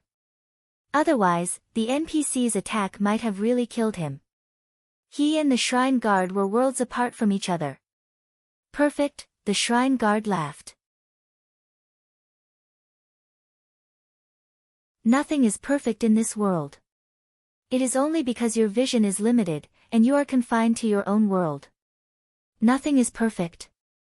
Feng thought about the skill completion rate's limit of 100%. Yet, the shrine guard had said that nothing was perfect. Could the skill completion rate possibly exceed 100%? The more Feng thought about it, the more he felt it was possible. Otherwise, why would his chop, which neared a 100% completion rate, be so inferior to the shrine guard's? Following which, Feng faced off against the shrine guard again and again. Although every exchange ended in Feng's utter defeat, the more Feng fought, the more his excitement grew. He felt as if he had caught onto something that he had never noticed before. He had placed too much importance on his body, trying too hard to replicate a skill's template motions that had been provided by the system. He had forgotten to think outside of the box. As Feng traded blows with the shrine guard, his skill completion rate continued to rise. 96%. 97%. 98%. It should feel like. Feng leaned forward. He no longer pursued ultimate speed as he swung his sword along the air's resistance. Suddenly, a spatial crack appeared before him. Chop's skill completion rate reached 101%.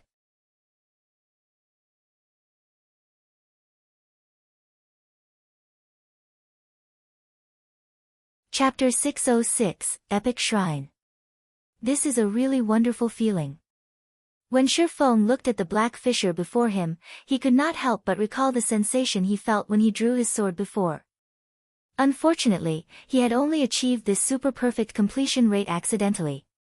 Trying to grasp this feeling was akin to trying to catch a dream. Just as Shifeng was about to commence another bout with the shrine guard, the sound of a system notification suddenly entered his ears. System, active duration of the shrine has ended. Player will be sent out of the shrine in 3 seconds. Time's up already. Shifeng could not help his surprise. He felt as if he had fought against the shrine guard for only a short while. He still had many questions he wished to gain answers to. Yet, before he realized it, 50 minutes had already elapsed. By the time Shifeng snapped out of his daze, he was already back outside the gates of the bronze shrine. Shifeng still wanted to enter the shrine again. However, the system notified him that he had already opened this shrine once before and that he would have to wait another 7 days before he could open it again. Truly a pity. If I were to practice there for a few more hours, I might be able to grab a hold of that feeling, Shifeng silently lamented. In God's domain, whether it be a player's combat techniques or skill usage, both were learned through self-experimentation. There was no teacher to guide players on these topics. The system only provided a holographic video of the template motions of a skill. The rest was up to the players themselves to experiment and practice. Having someone specially teaching them how to use their skills was definitely a heaven-sent opportunity. After all, having a guide was far more efficient than groping for answers in the dark. The learning speed would definitely be more than 10 times faster. Otherwise, there wouldn't be so many players who couldn't achieve a 100% skill completion rate. I wonder what kind of rewards the other shrines have. Expectations welled up inside Shifeng. Just a single bronze shrine had provided him with such a guidance reward. What would the mysterious iron, secret silver, fine gold, dark gold, and epic ranked shrines have in store for him? Thinking up to this point, Shifeng no longer wasted any more time. He immediately activated Windwalk and dashed towards the peak of the world's summit. Shifeng could determine the rank of a shrine based on its location on the world's summit. The higher the rank of a shrine, the closer to the pinnacle it lay. However, the world's summit was simply too massive. It was many times larger than White River City. Despite continually alternating between Windwalk, Wind Rider, and Speed Scrolls, Shifeng had reached only the middle section of the world's summit after running for 3 full hours. He still couldn't see the peak of the mountain from where he stood. On the other hand, the shrines at the foot of the mountain were no more than little dots in his eyes now. I have managed to reach the area of the fine gold shrines only after 3 hours, that's 6 special elite kills gone. Even if an expert player were to come here, they would not be able to obtain the reward of the fine gold shrines. Shifeng had tried checking one of the fine gold shrines earlier, and it required him to spend 200 minutes just to open it. It should be known that the current elite players of God's domain were only capable of contending against an elite monster of the same level, while ordinary experts were capable of opposing up to a special elite of the same level. Only first-rate experts could fight a chieftain of the same level. As for top-tier experts, they were capable of contending against a lord of the same level. In order to arrive at this place and open the doors of a fine gold shrine, a player would need to defeat 2 chieftains and 8 special elites, obtaining 440 minutes, at the very least. In other words, an extremely powerful first-rate expert would barely be able to open the doors of a fine gold shrine and obtain the rewards stored within it. I have only reached the middle section of the mountain. Just how long do I have to continue running to reach the epic rank section? Shifeng grew somewhat worried. Shifeng discovered that the distance between shrines also grew wider the further up he went. He had only reached the edge of the fine gold shrine area right now. He still had to traverse the dark gold area to arrive at the epic area. He also had to spend time searching for the right epic shrine. Moreover, he had obtained the epic shrine key by the skin of his teeth. He had no idea how much time was required to open the doors of an epic shrine. In the off chance that he did not have enough. This place really is damnable. I can't use the aura of space's spatial movement here. Only the aura of wind speed increase and wind rider are of some help. The rules of the World Summit were thoroughly exasperating. If Shifeng could use spatial movement here, he could travel a distance of 400,000 yards in just 1 second, saving him hours in travel time. Time passed by quickly. After running for another 5 hours, Shifeng finally arrived before a shrine that was over 300 meters in height. The shrines around this area were completely different from the ones he had seen before. This is an epic shrine, Shifeng muttered as he looked at the mountain-like shrine. The shrines he encountered before were all inanimate objects. On the other hand, the epic shrines here had frightening auras. Shifeng even began to wonder whether terrifying monsters lived in these shrines. Done admiring the shrine before him, Shifeng walked up and touched its doors. System, Epic Shrine Key detected. You are qualified to open the doors of the epic shrine. Do you wish to spend 1,000 minutes to open them? 1,000 minutes? Shifeng breathed out a sigh of relief. I still have slightly more than 1,600 minutes right now. I will have plenty of time remaining even after I open an epic shrine. I should be able to locate the shrine storing the Bible of Darkness within 600 minutes. The World Summit had a large number of shrines, and the same held true even for epic shrines. Shifeng counted 9 epic shrines just within his range of vision. There were also plenty more up above. He guessed that the total number of epic shrines on the World Summit exceeded 100. These shrines were different from each other. There was a huge difference just in terms of the elemental mana surrounding these shrines. Some shrines released bright and dazzling elemental mana, and others released flaming elemental mana. Even shrines that released the same type of mana would have different images engraved on their doors, images of angels, demons, and many other races. Some shrine doors even depicted gods. Hence, Shifeng would not have difficulty looking for the shrine that contained the Bible of Darkness, so long as he had sufficient time. The Bible of Darkness is a treasure of the demon race. It should be stored in one of the demonic shrines of the darkness element. Although Shifeng had little understanding of the World Summit, he knew quite a lot regarding mana. A curse was categorized as a darkness skill. Since it was a great demon who had cursed him, the great demon knew how to cast darkness spells. This meant that the Bible of Darkness had to be related to a shrine of the darkness element. With a target in mind, Shifeng quickly began his search. Very easily, he had managed to locate 5 darkness shrines. Among them, only 2 belonged to the demon race. Meanwhile, of these 2 shrines, one belonged to the Lord of Destruction, while the other belonged to the Lord of Nightmares. The Bible of Darkness was a descriptive record of all demons written by the Lord of Destruction.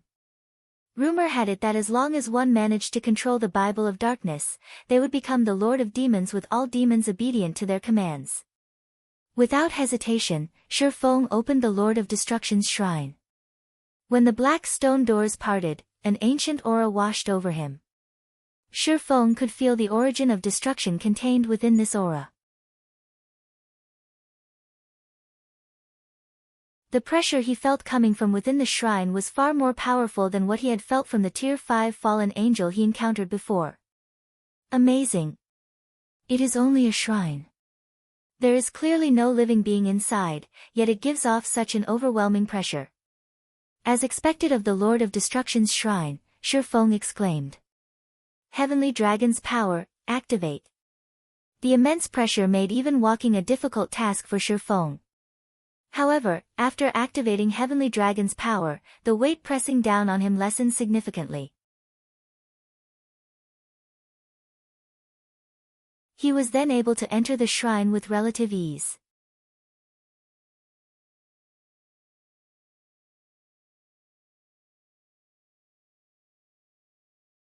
Chapter 607, Magic Device.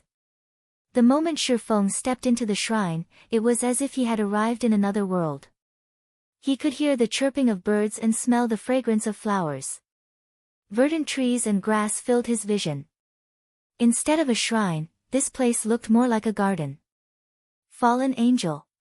Inside the garden, Shifeng immediately discovered the fallen angel that had killed him previously.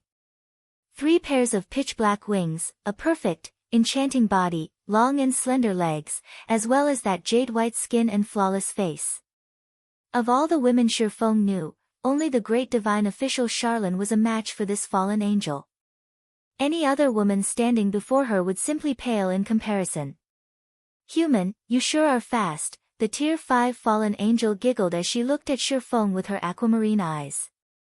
"You adventurers are truly blessed by the heavens, being born with an immortal soul. Even we would find it difficult to thoroughly kill you adventurers." Even until now, Shifeng still got chills whenever he thought back to how the fallen angel had killed him instantly. Most likely, only a few players throughout the entire God's domain could rival that near-perfect combat technique.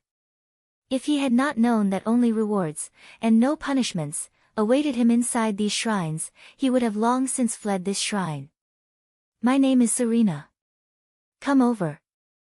You entered the World Summit normally this time, so I won't kill you," Serena laughed as she beckoned Shifeng with her hand.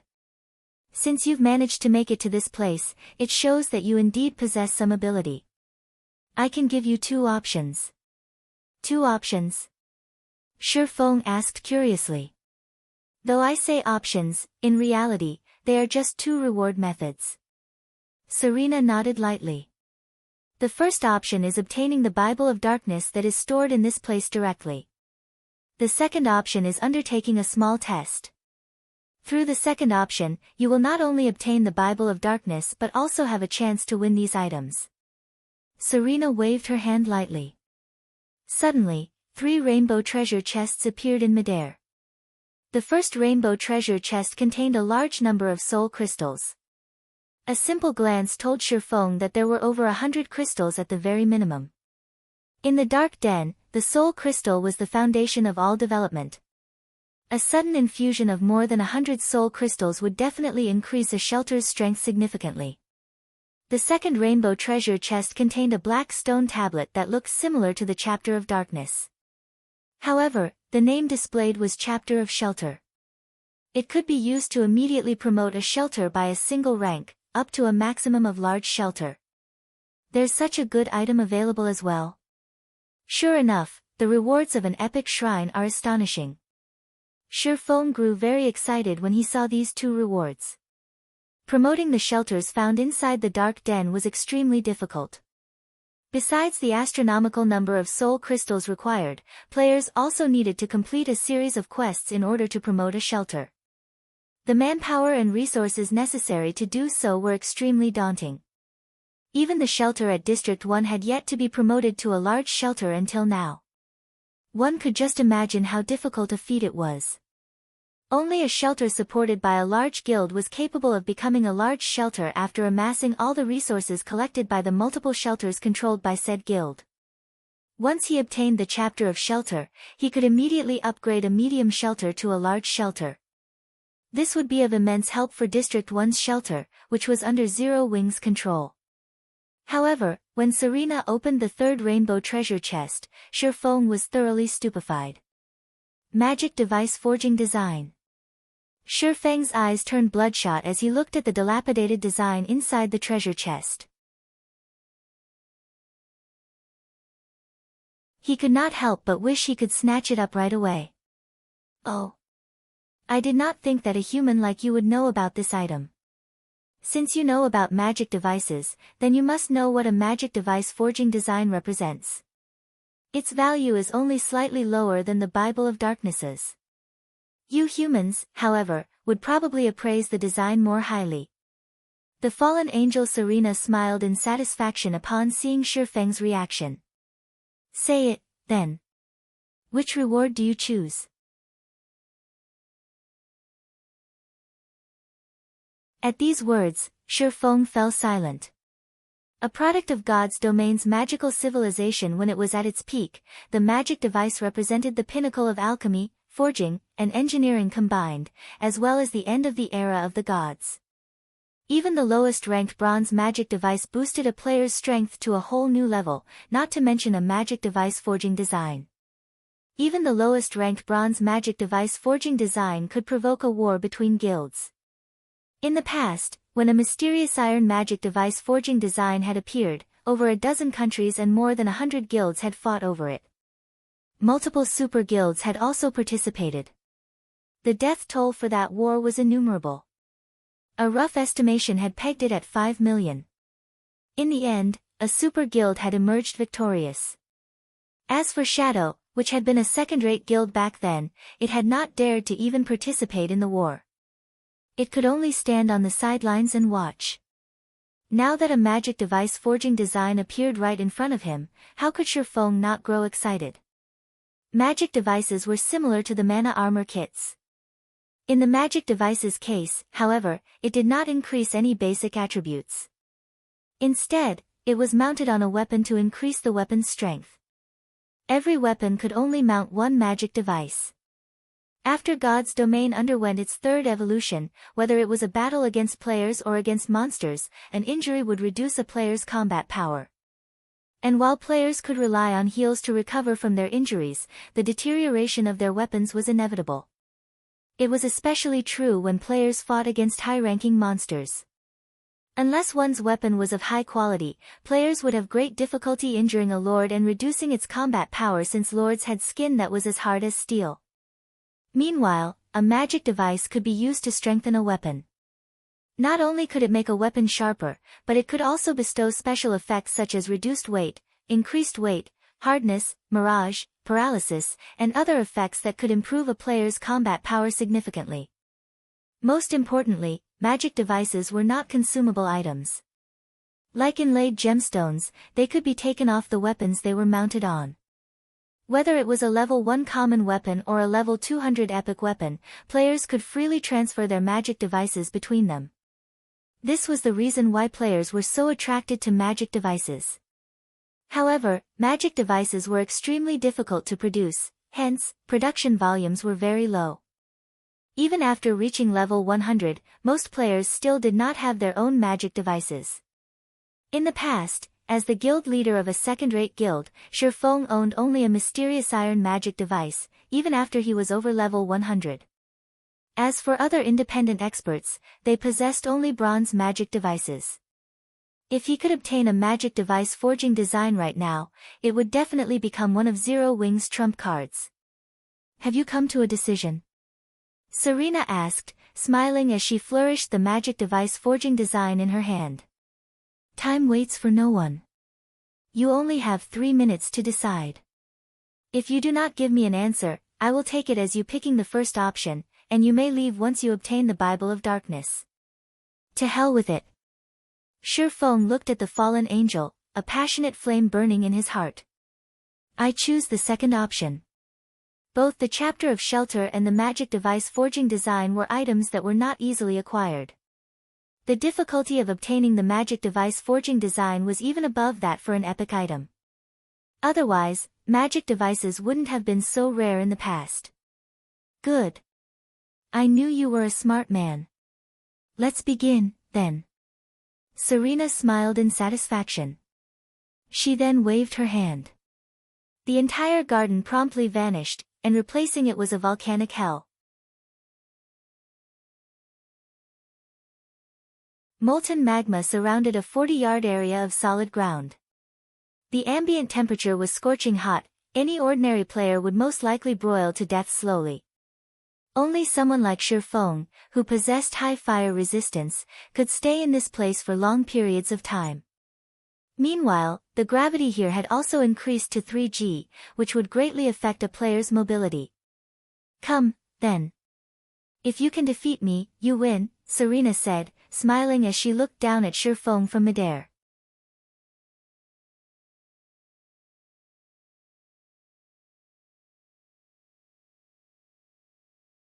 Chapter 608, Tier 2 Taboo Skill. Originally, Serena had anticipated seeing a look of horror on Shifeng's face. However, even after she had revealed the contents of the test, Shifeng did not evince any shock. On the contrary, it seemed as if he felt that the test was totally reasonable. Don't you feel surprised that the final test actually requires you to defeat me? Serena asked, a perplexed expression on her face as she looked at Shifeng. A Tier 1 human against a Tier 5 fallen angel. With such a massive gap, even a person with a stable mentality would feel despair. And if not despair, then at the very least, anger, as this was obviously not a fair contest. Yet, Shifeng remained unfazed by this revelation, so how could she not be surprised? Since the rewards are so bountiful, I naturally prepared for the worst. Not to mention, I really don't have a choice, do I? Shifeng laughed, a helpless smile on his face. There were no free lunches in God's domain. Not to mention, the rewards of the test were of such a frightening caliber. It seems that you understand the rules of the world quite well, so it wasn't just luck that prompted you to pick the second option. Serena squinted her aquamarine eyes slightly as she looked at Shifeng. At this moment, she no longer looked down at the human before her. Curling her blood-red lips into a seductive smile, she continued, if you had chosen the first option, then the Bible of Darkness you would have received would have been a replica. As for the second option, while you may fail the test, you will still obtain the real Bible of Darkness regardless. Although Shifeng had guessed that this was the case, he inwardly felt relieved to hear these words directly from the fallen angel herself. When all was said and done, the Bible of Darkness was a treasure left behind by the Lord of Destruction. How could it possibly be that easy for players to acquire it? Since you are already clear on the situation, I will explain the rules of the test. Serena raised her brows slightly and continued in a low tone, the rules are very simple. You will not die while inside this area. Both our strengths will also be suppressed to Tier 1. It will be your win as long as you are able to defeat me in the remaining time you possess. Both suppressed to the standard of a Tier 1. Shifeng frowned. Although both their strengths would be suppressed to the standard of a Tier 1 class in the upcoming test, fallen angels were higher beings. Not only were they born much stronger than other beings, but they also wielded many more skills. Even at Tier 1, Serena's combat power would most likely be at the peak of an ordinary Tier 2 class or above. She was stronger than even a High Lord of the same level. There was actually a possibility that her combat power approached that of a Great Lord. If there are no problems, you may begin attacking as much as you want. Serena smiled faintly as she sent Shifeng a teasing look. Rest assured, I'll make sure to hold back plenty. I also won't use any Tier 3 or Tier 4 skills. Despite Serena's reassurance, Shifeng had no intention of attacking her just yet. Even without using Tier 3 or Tier 4 skills, a Tier 1 fallen angel can still kill me easily using Tier 2 skills. He smiled bitterly as he took in Serena's leisurely attitude. Shifeng had a very clear understanding of his own strength. Although he had grasped plenty of powerful skills, they were all Tier 1 skills. As for Tier 2 magic scrolls, while he had quite a few on him right now, his opponent had Tier 2 skills, which she could use indefinitely. The only trump card he had was twofold Berserk. If he activated Heavenly Dragon's power and Blade Liberation simultaneously, he would gain the ability to contend against a High Lord for a short period of time. However, engaging a Tier 1 fallen angel in melee combat was simply suicidal. I have close to 10 hours left. It would be pointless to charge into battle right now. My only option is to wait for the cooldown of Dragon's power to end. Shifeng was in no hurry. He then sat on the ground, resting as he quietly observed the fallen angel before him. Earlier, when he was entering the shrine, he was forced to use Heavenly Dragon's power to resist the intense pressure. If he fought Serena, a fallen angel who had the attributes of a High Lord, without twofold Berserk, he would just be seeking his own death. Fortunately, the condition to clear the test was only to defeat Serena, not to kill her. There was a massive difference between these two conditions. Defeat meant that he was only required to cause a certain amount of damage to Serena. After all, even if Serena simply stood still and allowed him to attack her freely, he would not be able to kill her within 20 seconds. Currently, although Serena was only level 32, she had a total of 5 million HP. Tier 1 skills are definitely useless against Serena. In terms of combat techniques, she is also far superior to me. If I wish to defeat her, my only option is to rely on Tier 2 magic scrolls. Although Shifeng had his ultimate skill, Flame Burst, this skill was meaningless if his weapon could not connect with his opponent. Not to mention, in a direct clash of power, Serena would trounce him. Having thought up to this point, Shifeng suddenly stood up. He then replaced the aura of wind with the aura of fire and cast Firestorm at Serena. The platform he currently stood on only had an area of 40 yards. Firestorm certainly covered most of it.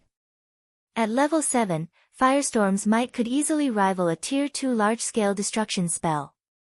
A tsunami of flames descended from the sky. However, just as the flames were about to engulf Serena, her fingers suddenly moved. In the blink of an eye, she had finished writing the runes required to cast Frost Storm, a Tier 2 large-scale destruction spell. In the next moment, fire and ice clashed, filling the space around the platform with steam. Meanwhile, Shifeng's Firestorm did not even manage to touch the fallen angel. Fallen angels with high intelligence are really difficult to handle. Shifeng was not surprised. In the virtual reality games of the past, there would only be two possible outcomes when a player used a skill, either the skill hit, or missed. There was no third possibility. In God's domain, however, one would encounter various scenarios when attacking using a skill. Aside from hitting or missing, it was also possible for the skill to be blocked, offset, or unraveled. Blocking a skill would result in one taking a small amount of damage, and normally, this was an action that most lords were capable of. However, offsetting or unraveling a skill was a feat that was doable only for high-tiered monsters and NPCs. Meanwhile, the method Serena had used to deal with Shifeng's Firestorm was to offset it using a skill of her own. When one successfully offset a skill, they would not receive any damage whatsoever. If even Firestorm is useless against her, my Tier 2 magic scrolls would most likely yield similar results. Shifeng felt a huge headache when he looked at Serena, who was currently hovering in midair. It would be great if Kite were here right now. Kite was a dark gold ranked personal guard. With his strength as a Tier 2 sword master, he could not overcome a Great Lord, which was equivalent to a Tier 3 class, but he could still pin it down for some time. His strength should not be below that of the Tier 1 fallen angel Serena. Invincible within the same tier.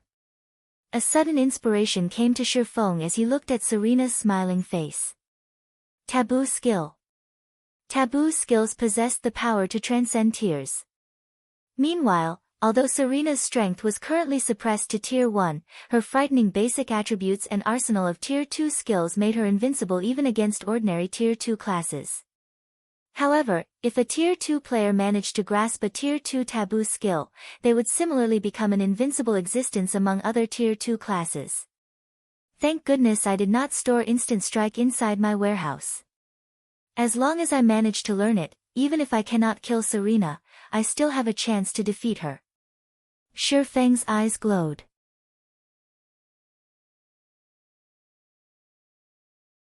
Immediately, he retrieved the skill book of the Tier 2 taboo skill from his bag and began poring over it carefully. After half an hour passed, Shifeng felt that he was ready. If he wanted to learn the Tier 2 taboo skill Instant Strike, the first way to do so was to collect 100 thunder crystals, which was obviously impossible. The second option was to achieve a 100% skill completion rate. Previously, it had indeed been impossible for him to achieve a 100% completion rate for Instant Strike. However, after the Abyssal Blade was upgraded, his compatibility with the magic weapon had increased significantly.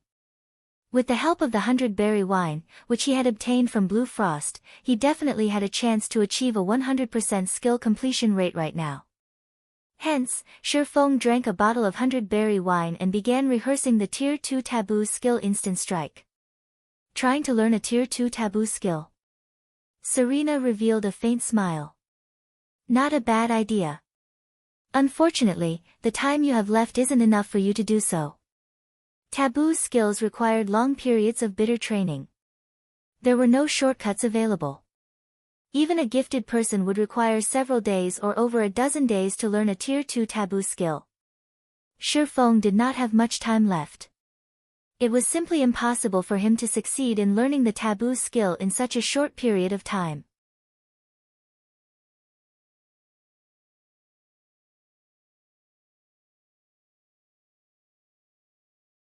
Chapter 609, Instant Strike.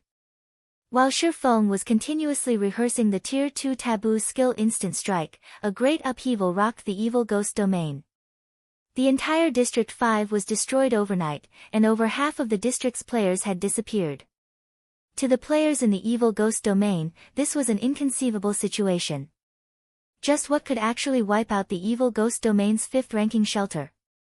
Not a single shelter in the evil ghost domain would be capable of going up against such a frightening power.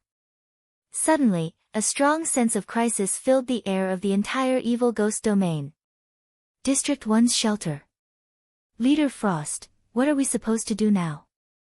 Best Reincarnation, the leader of the second party, asked worriedly. Based on the information we discovered, it seems that the assault on District 5 comprised of a large number of powerful monsters, all level 40 and above. There were actually numerous lords participating in the monster assault as well. However, this is still not the scariest part. When our players went to investigate the situation at District 5, they encountered some survivors from the shelter. According to the survivors, the ones responsible for annihilating their District 5 were not actually those lords. Instead, it was the doing of a much more powerful monster. However, as they had been too far from the monster at the time, they did not get a clear look at what that monster was. They only know that that monster had annihilated hundreds of players with just a wave of its hand using black flames.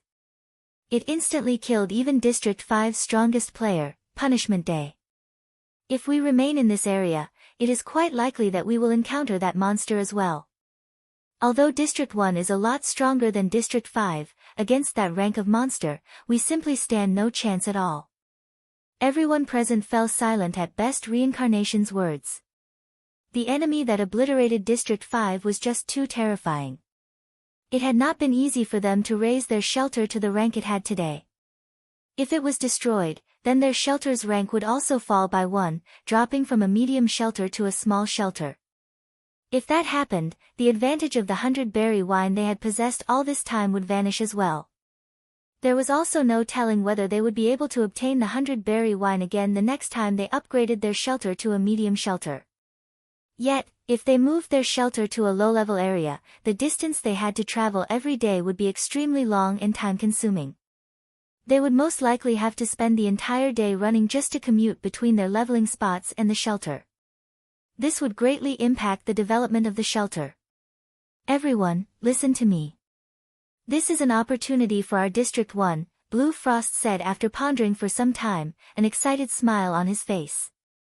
Opportunity? What opportunity? Everyone could not understand what was going through Blue Frost's mind. I believe that you guys have heard of this as well. After the incident with District 5, many shelters that previously refused to join a guild force began changing their minds one after another. They are all trying to gain the protection of shelters run by guild forces. In the worst-case scenario, they can also migrate directly to the large shelters of the guild forces and develop themselves there, Blue Frost said. Meanwhile, our District 1 has also joined Zero Wing. However, unlike the other shelters, the guild we joined is very strong. You guys must have seen the teleportation magic array design for yourselves. Brother Yifeng has also stated that, so long as we manage to gather the necessary materials, he will construct a teleportation magic array for our shelter. If we manage to annex the other shelters right now, our position in Zero Wing will also rise.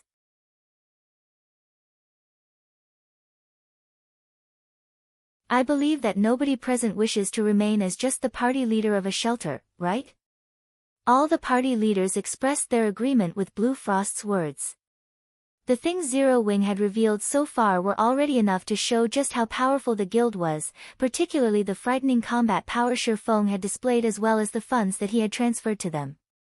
Zero Wing had even provided them with a training facility.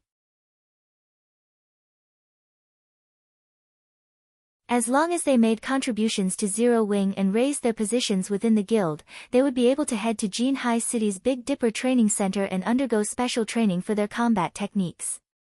Every city had their own martial arts dojos and training centers. If one wanted to improve their combat techniques, it was definitely better to have someone guiding them. They had previously conducted some investigations in the real world regarding the Big Dipper Training Center. The moment they checked, however, they were shocked. The Big Dipper Training Center actually had a martial arts master overseeing it. Currently, the Big Dipper was already a famous training center, and many professional fighters from the surrounding cities had gone there to train. It was no longer a place that ordinary people could enter. Moreover, the amount one had to pay in order to become a member there was also not something ordinary people could afford. Although their knowledge regarding first-rate guilds was lacking, they knew full well just how precious a martial arts master was. A martial arts master was the ultimate force of humans. If they could receive pointers from a martial arts master, their combat techniques in God's domain would definitely improve by leaps and bounds. Meanwhile, Zero Wing would allow them to undergo special training directly at the Big Dipper. The guild's financial prowess and influence had thoroughly shattered their perception of ordinary gaming guilds. Although they had earned quite a lot of money from playing God's domain, they were still far from being able to afford establishments like the Big Dipper Training Center. If they could climb their way up to Zero Wing's upper management, they would not have to worry about earning enough to support themselves in the future. I'm sure everyone clearly understands what a teleportation magic array represents. What we need to do now is annex the other shelters and obtain the materials required for the teleportation magic array as soon as possible. Even if we retreat from this area, we can simply rely on the teleportation array to return here in the future. After listening to Blue Frost's explanation, everyone nodded in agreement one after another. Previously, they had found it simply too difficult to gain control over the other shelters in the evil ghost domain. However, that changed after the incident with District 5. If they had a teleportation array, the amount of money and resources they could earn would be endless. Hence, the various party leaders began arranging workforces to collect the materials required for the teleportation magic array. At the same time, they also tried persuading the other shelters to subordinate themselves to District 1's shelter. That way, the members of these shelters would get to use the teleportation array of District 1. Inside the Darkness Shrine, Shifeng had already been rehearsing Instant Strike for 5 hours continuously now. After just 5 hours of practice, it was as if Shifeng was a veteran who had been practicing Instant Strike for many years. His movements when executing the Taboo skill were practically the same as the holographic video provided by the skill book. I'm still off by a little. Sure enough, a Tier 2 Taboo skill is not that easy to master. Although Shifeng had already given his all to trying to raise his completion rate, his best record was 95%.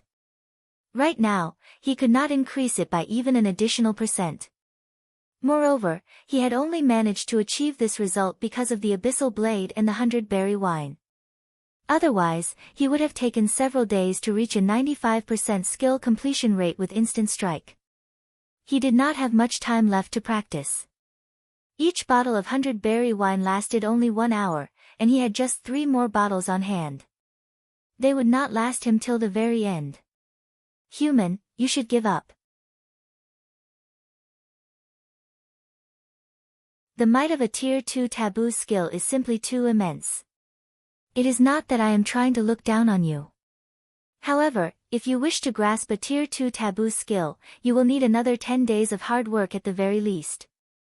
Serena could discern Shifeng's current progress in a single glance. Presently, you have already grasped the motions of the Taboo skill completely. Unfortunately, your comprehension of the skill is lacking.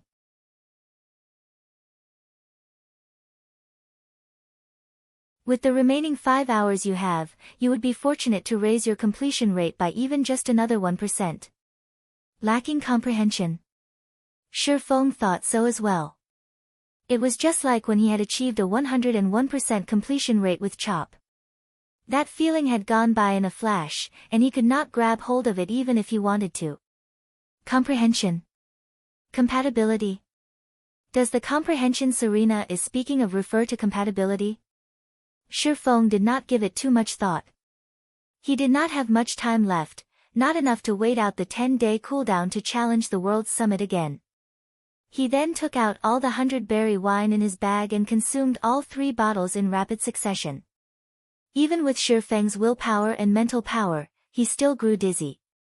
The 100-berry wine was just like the black steel beer. The more one drank, the better the effect. Correspondingly, however, the side effects also grew stronger.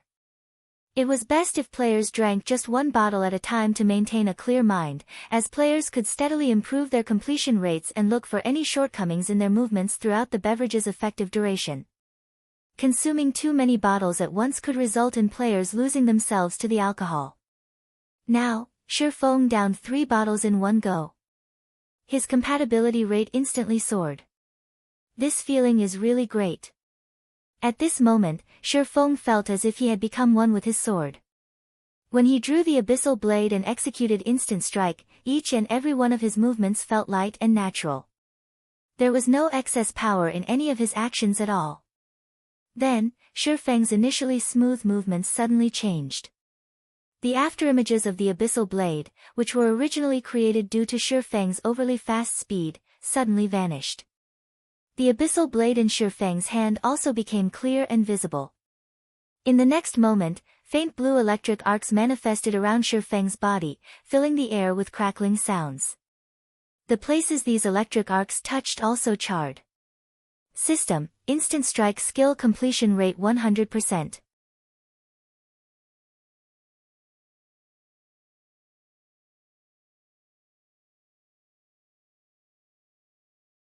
Chapter 610, Higher Realm. Arcs of electricity continuously sparked around Shifeng. Although the electric arcs were tiny, the destructive power they contained was practically equivalent to a Tier 2 lightning spell. He actually succeeded. A shocked expression appeared on Serena's beautiful face. Learning a taboo skill was an enormous challenge. It was the same for both players and NPCs with high intelligence.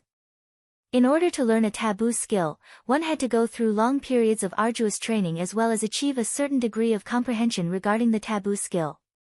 Serena wasn't the only one who was shocked by this result. Even Shifeng himself was quite shocked. It was extremely difficult for a Tier 1 class to learn a Tier 1 taboo skill, not to mention a Tier 2 taboo skill. Moreover, instant strike's requirements were exceedingly high even for a Tier 2 taboo skill. Achieving 100% completion rate on a taboo skill was a feat Shifeng had never managed, despite having been a Tier 3 Sword King in the past. In this life, however, he had actually done so while he was still a Tier 1 class. This was simply a dream. 99 more times to go. I need to hurry up. Although Shifeng was currently somewhat drunk, he was still able to maintain a relatively clear consciousness. To make sure he did not forget the feeling from before, he hurriedly continued with his rehearsal. Unfortunately, none of his next 3 tries managed to achieve a 100% completion rate at all. The highest he reached was 97%.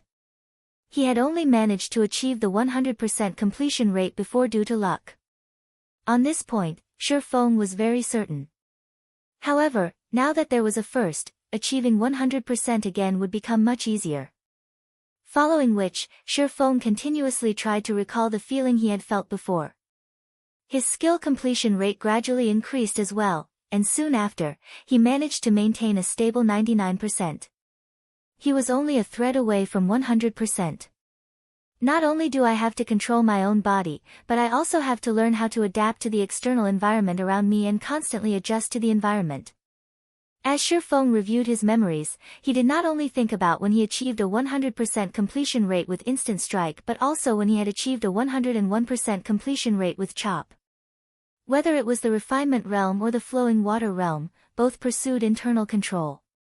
Before, the Tier 5 fallen angel Serena had stated that he had already done very well in terms of movement and that he was only missing a little comprehension. If it was said that comprehension was compatibility, and that compatibility was adaptation, then what he needed to do was adapt to the environment. If he used the same methods to execute a skill in different environments, the results would naturally be different. This was just like how going from an ordinary environment to a high-gravity one would greatly affect a player's skill completion rate. However, what if this change to the environment was extremely subtle? It was highly possible that ignoring this minor change was the reason why players would never able to achieve a 100% skill completion rate, regardless of how perfect their movements were. Just as Shifeng continued drawing his sword and adapting to the surrounding air flow, the friction between his sword and the air suddenly generated a small spark. This small spark immediately attracted countless arcs of electricity to circle around Shifeng's body. System: Instant Strike Skill Completion Rate 100%. Sure enough, the progression in control goes from internal to external. Is this what the higher realm feels like? Shifeng finally discovered the direction he needed to take to advance. With a clear direction in mind, Shifeng no longer focused his concentration on his own body but instead shifted it towards his environment. As Shifeng grew increasingly familiar with his surroundings, the 100% skill completion rate of instant strike grew more frequent as well. Currently, Shifeng was achieving a 100% skill completion rate about once every 4 times he executed instant strike. Moreover, during the process of swinging his sword, Shifeng was also constantly making minor adjustments to better adapt his movements to the external environment. After training for another half an hour, Shifeng's improvement was undeniable.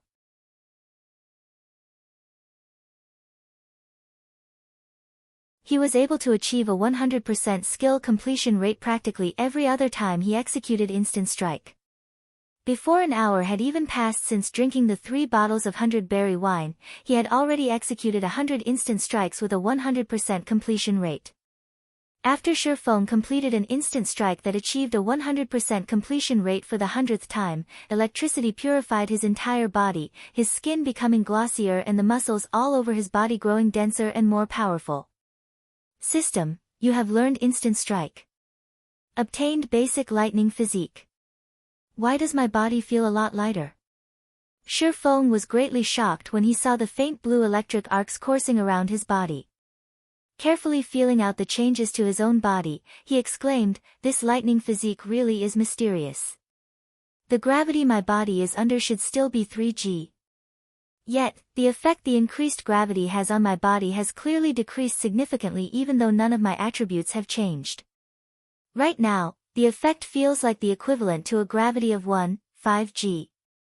After the 3rd evolution of God's domain, the gravitational system had impacted the combat power of players significantly.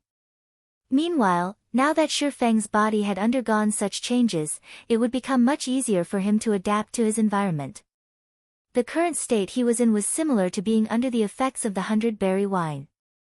Although the lightning physique's effects were very much inferior to the 100-berry wines, the fact that it was always active was a huge advantage. This instant strike is simply fantastic. It is actually able to improve a player's physique as well. No wonder it was so difficult to learn. In the past, Shifeng had heard of some taboo skills in God's domain that when successfully learned, would provide players with additional rewards. However, these taboo skills were usually high-tiered ones. He never expected that the Tier 2 instant strike was one such taboo skill. Physique was a kind of hidden attribute in God's domain. If a player's attributes reached a certain level, they would be able to trigger an extraordinary physique, allowing them to carry out feats that were definitely impossible in the real world. This kind of hidden attribute could not be viewed by players, so it was extremely difficult to alter or improve it. However, this kind of hidden attribute would have a significant impact on a player's combat power. After resting for a while and recovering his mental state, Shifeng walked up to Serena, smiling as he said, "Miss Serena, sorry for the long wait. Let us begin now." Currently, not only had he mastered the Tier 2 taboo skill instant strike, but he had also obtained the basic lightning physique. Not only did his body feel lighter right now, but its flexibility had also increased significantly. Shifeng even felt that his reflexes had sped up. However, his reaction speed was still a far cry from that of a gifted talent like Soaring Snake. Not bad. Despite being a mere mortal, you have actually managed to grasp a Tier 2 taboo skill while still being at Tier 1. Come, give me your best shot. Hopefully, you are able to entertain me for a little while, Serena said, licking her lips as she looked at Shifeng. The moment Serena was done speaking, the surrounding magma started roiling. The ground also began trembling as the fallen angel released a frightening aura. Is this the power of a Tier 1 fallen angel? Shifeng gulped down a mouthful of saliva. He knew that Serena had finally gotten serious. Just her aura alone was enough to render him breathless. Heavenly Dragon's power, activate. Blade Liberation, activate. Shifeng was unwilling to lag behind. After activating Heavenly Dragon's power and Blade Liberation, his strength attribute was now equivalent to a High Lord of the same level.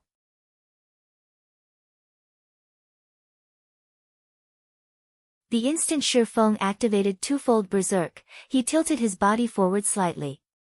He then activated Phantom Kill and had his doppelganger get ready as well. Shifeng's sudden increase in strength surprised Serena somewhat.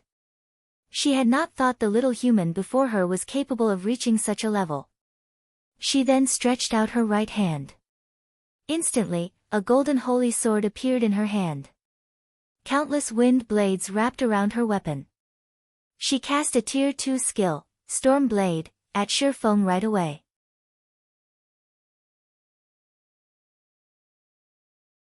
Countless swords of light instantly surged towards Shifeng and his doppelganger. Meanwhile, Shifeng and his doppelganger also simultaneously activated the Tier 2 Taboo skill Instant Strike. Schwa!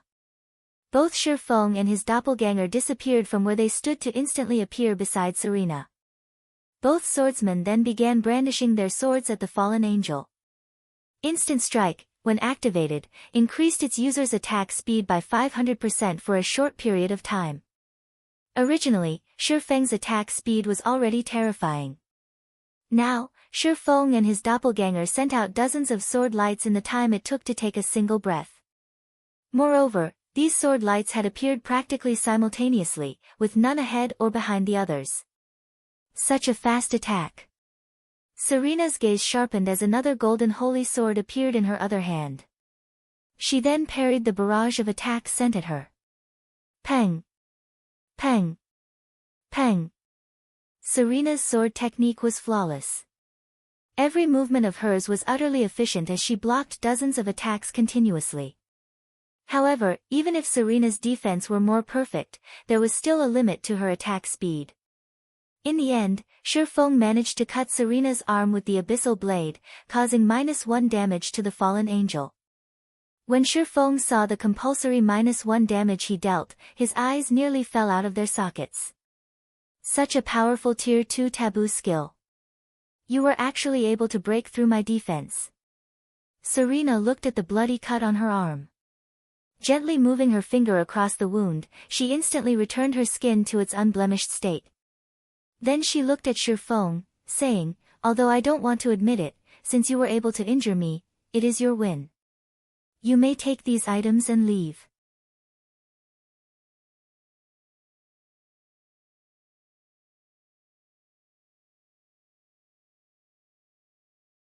Chapter 611, Shrine Rewards.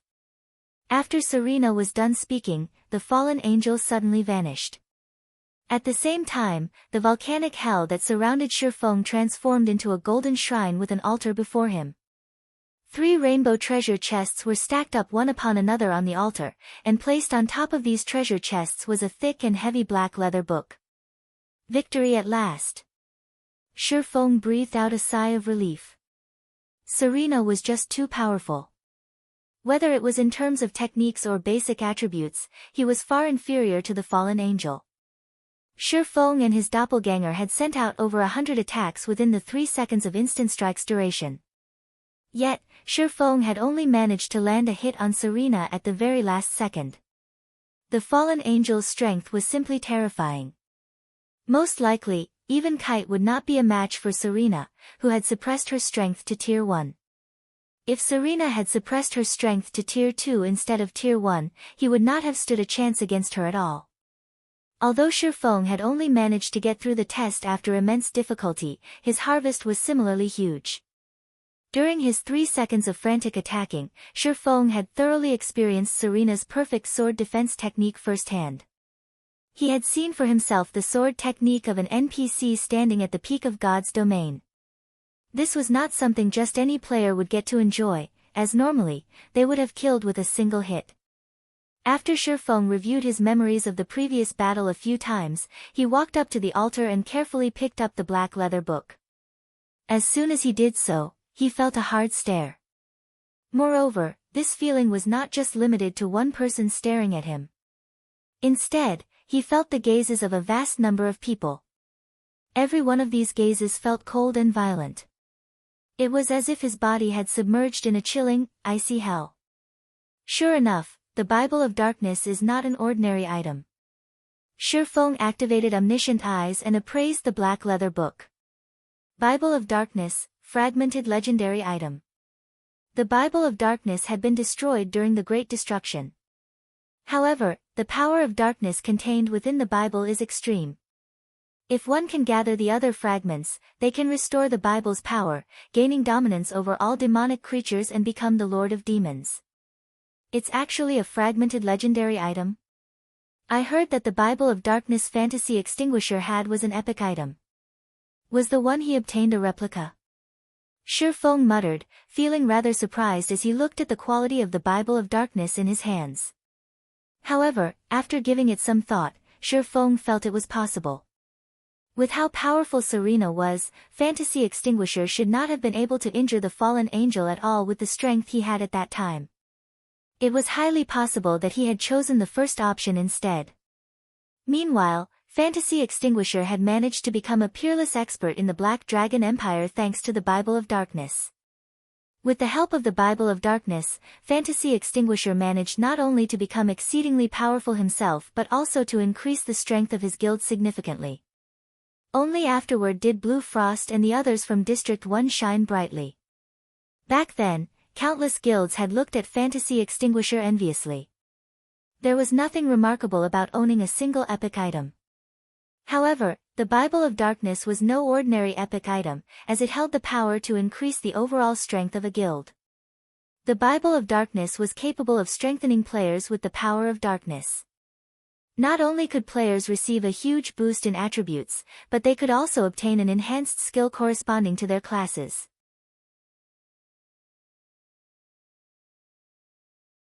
This was the reason why the Fantasy Shrine had managed to form the invincible Black Demon Legion in the past, allowing the guild to become one of the tyrants of the Black Dragon Empire.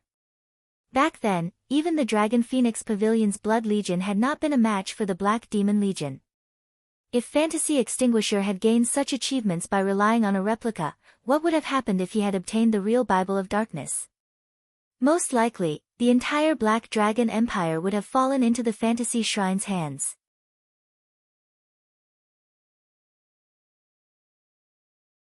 Shifeng inwardly grew excited as he looked at the Bible of Darkness in his hands. He had finally completed one of the steps required to become an overlord in God's domain. Whether it was the magic weapon Abyssal Blade or the fragmented legendary ranked Heavenly Dragon's Breath, both were items that focused on increasing his personal strength. They were of little use in raising the overall strength of his guild. However, the Bible of Darkness was different. It was an item focused on increasing the overall strength of many players. With the Bible of Darkness in hand, he would be able to form a group of Black Demon Guards. With his special training plan, he would be able to quickly establish a Black Demon Legion that surpassed even the Dragon Phoenix Pavilion's Blood Legion. At that time, who, in Star Moon Kingdom, would be able to compete with him? After some fantasizing, Shifeng then stored the Bible of Darkness and shifted his gaze towards the 3 rainbow treasure chests. I have really made a killing from the epic quest this time. Not only did I get a fragmented legendary item, but I also obtained a chapter of shelter and a magic device forging design, Shifeng laughed. He quickly tucked the contents of all 3 rainbow treasure chests into his bag. The first rainbow treasure chest contained 188 soul crystals. Though Shifeng himself had no use for these things, he would be able to upgrade the Lion's Bar to a 2-star bar with this many soul crystals. At that time, the production volume of the 100-berry wine would increase to a level barely enough to supply the upper echelons of both District 1 and 0 Wing. The second rainbow treasure chest contained the chapter of shelter. Before coming to the World Summit, Shifeng had asked Blue Frost about large shelters in detail. If a small shelter was akin to a small village, then a medium shelter was a small town, while a large shelter was a large town. Why were so many guild forces madly accumulating resources and were adamant in upgrading a shelter to a large shelter? It was because larger shelters possessed a certain degree of self-defense. The number of players a shelter could hold was not unlimited. If players wished to become a resident of a shelter, they had to register themselves with said shelter. Meanwhile, the number of players a shelter could register was limited. If there was no cap to registration, players within the Dark Den would have long since migrated to the best shelters available to develop themselves. It was also precisely this limitation that severely restricted the development speed of a shelter. A small shelter could register a maximum of 10,000 players, which was roughly equivalent to the member count of a small guild. Medium shelters could register up to 30,000 players, which was roughly equivalent to the player population of a small town. Aside from having a larger population, players could also construct some specialty buildings such as the Lion's Bar in a medium shelter. The overall strength of a medium shelter was significantly higher than a small shelter's. Meanwhile, when a medium shelter was upgraded to a large shelter, the number of players the shelter could register would undergo a qualitative change, directly increasing to 100,000. That number could practically rival the member count of a second-rate guild. Moreover, the functions of the shelter would also increase notably. The increase was not limited to just the skill books and specialties supplied, players of the shelter would also be able to tame mounts. Mounts could be said to be the lifeblood of players residing within the Dark Denver. With no teleportation magic arrays in the Dark Den, players could only rely on their own 2 feet to travel to their desired destinations. With a mount, the mobility of players would improve significantly, and as a result, their strength would also rise much faster than before.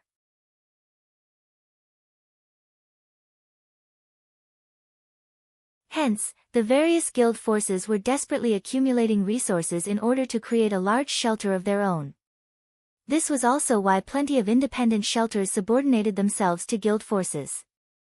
As long as they joined a guild force, they could head to the large shelter controlled by said guild force and purchase mounts. Otherwise, they would have to wait until their own shelters were promoted into large shelters or try their luck in large-scale team dungeons.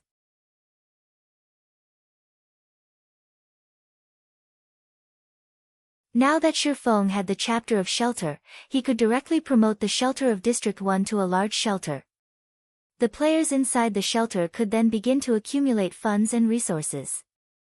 As soon as they reached a sufficient level, they would be able to purchase a mount of their own.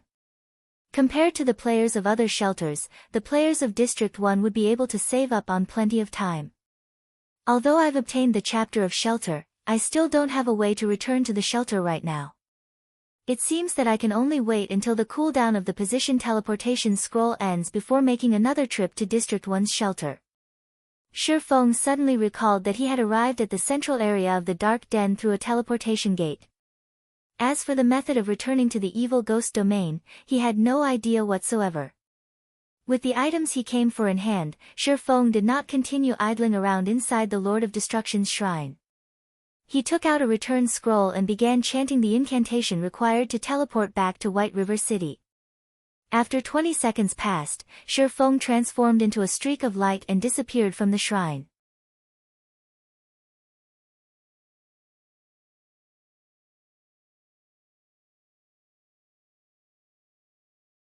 Chapter 6:12, Winds Have Changed. White River City Teleportation Hall. Due to Zero Wing's ever-growing fame and the candlelight trading firm's wide array of high-end products, many players were attracted to White River City. Currently, one could see plenty of players forming dungeon raiding parties in the wide and spacious teleportation hall. The prosperity and liveliness here were far more intense than in Starmoon City. The moment Shifeng stepped out of the teleportation hall, he could feel the hustle and bustle that filled the city. Other than a large number of independent players who filled the city streets, there were also plenty of guild players. These guild players' average levels were very high. Although they could not compare to the players in the Dark Den, most of these guild players were still level 27 or 28. That was still quite high in the current God's domain. These guild players also wore fine gold and secret silver equipment. They were the envy of ordinary players. That guild is amazing. Its members' equipment looks so amazing. They should be catching up to the powerful guilds in White River City. I've heard of that guild before. It's called Heaven's Burial, and it's one of the newly established White River City guilds. Although it is a new guild, it is very powerful. So far, Heaven's Burial has already raided many 20-man Hell Mode team dungeons and is in the midst of planning to raid 50-man team dungeons. I also heard that the guild has a very powerful backer. A strong backer isn't the only thing Heaven's Burial has. A few hours ago, one of Heaven's Burial's experts managed to break into the 4th floor of the Divine Colosseum. It is the 10th guild in White River City to set foot on the Divine Colosseum's 4th floor. I've been to the newly launched Divine Colosseum as well and paid 1 magic crystal to challenge it. The challenges are insanely difficult. I only managed to reach the 2nd floor after exhausting myself. And I died the moment I set foot on the 2nd floor. In the end, I only got 1 silver as a reward. It was a serious loss. Heaven's Burial is amazing. Even Zero Wing, the most powerful guild in White River City, has only advanced to the Colosseum's 5th floor. The Divine Colosseum, which had recently appeared in God's Domain, drew the interest and attention of many players, and every conversation was related to it in one way or another. After God's Domain had undergone its 3rd evolution, combat in the game had become more difficult for players. The Divine Colosseum was a very good place to train their combat techniques. Only, training there was too expensive. Moreover, the Colosseum only accepted magic crystals as currency. This had caused the price of magic crystals to skyrocket overnight. Since the 3rd system upgrade, the price of magic crystals had doubled. Sure enough, that which should arrive, will arrive. Shi Feng was frustrated as he swept a glance over the members of Heaven's Burial. Before the 3rd evolution of God's Domain, international corporations had only prepared to invest in God's Domain. As for other smaller corporations, they had not paid much attention to this particular investment route. However, with the launch of the Divine Colosseum, God's Domain's popularity began to show signs of overtaking the fighting competitions in the real world. This situation drove corporations, both big and small, around the world towards the game. With a potential gold mine in sight, these corporations began to increase their investments in the game. For a time, countless new guilds emerged throughout God's Domain, all wishing to take a bite of the pie known as God's Domain. Among these corporations, several major investors looked to Star Moon Kingdom. Some bought shares of long-standing guilds, while others chose to establish their own guilds. Among these newly established guilds, 3 stood out: Cloud9, Yin Yang Court, and Heaven's Burial.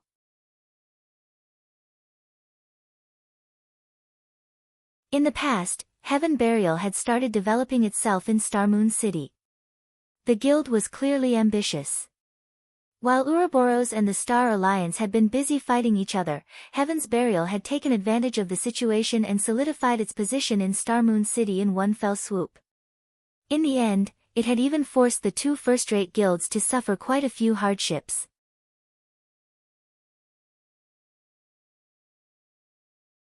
Shi Feng had never expected that, after White River City began to show signs of becoming the #1 city in Star Moon Kingdom, Heaven's Burial would run to White River City to develop itself.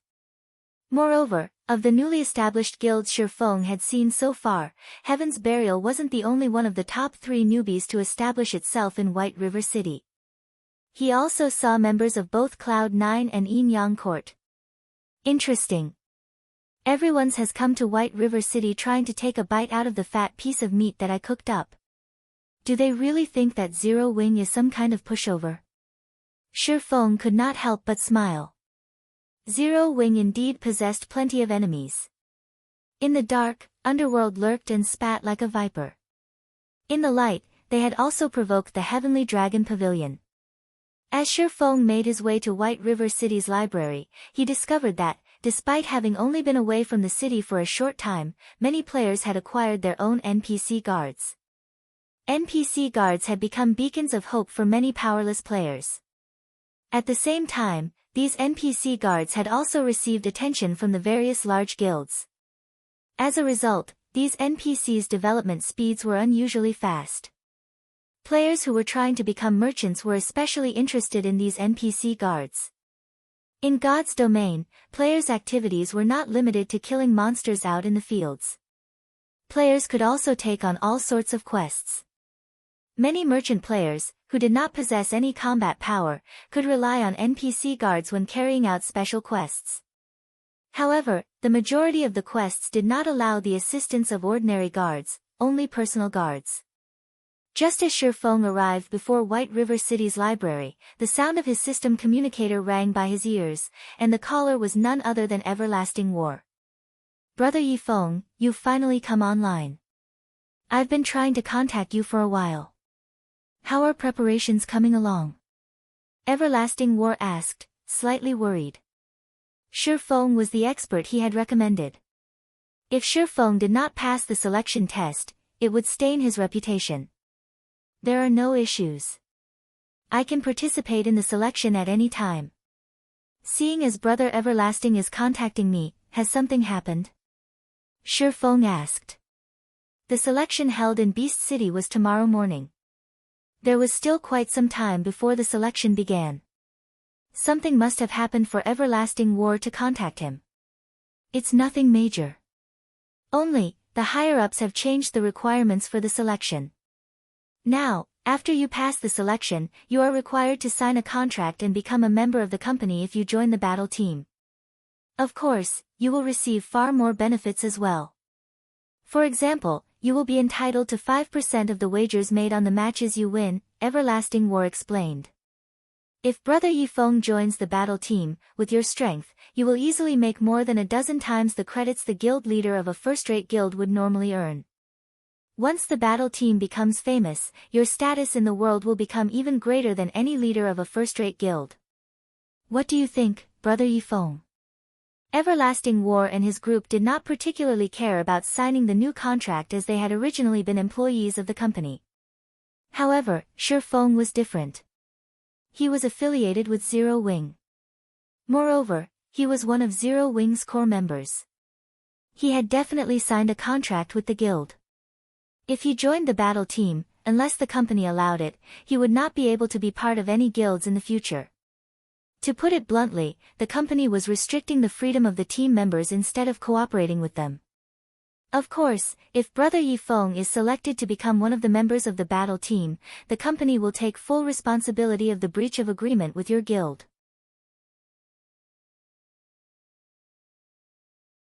Brother Yifeng can rest assured on this. Everlasting War was very confident in Shifeng's strength, and he desperately hoped that Shifeng would join their battle team. In his opinion, what did a guild in a virtual reality game amount to? How could it possibly hope to match up against an international corporation?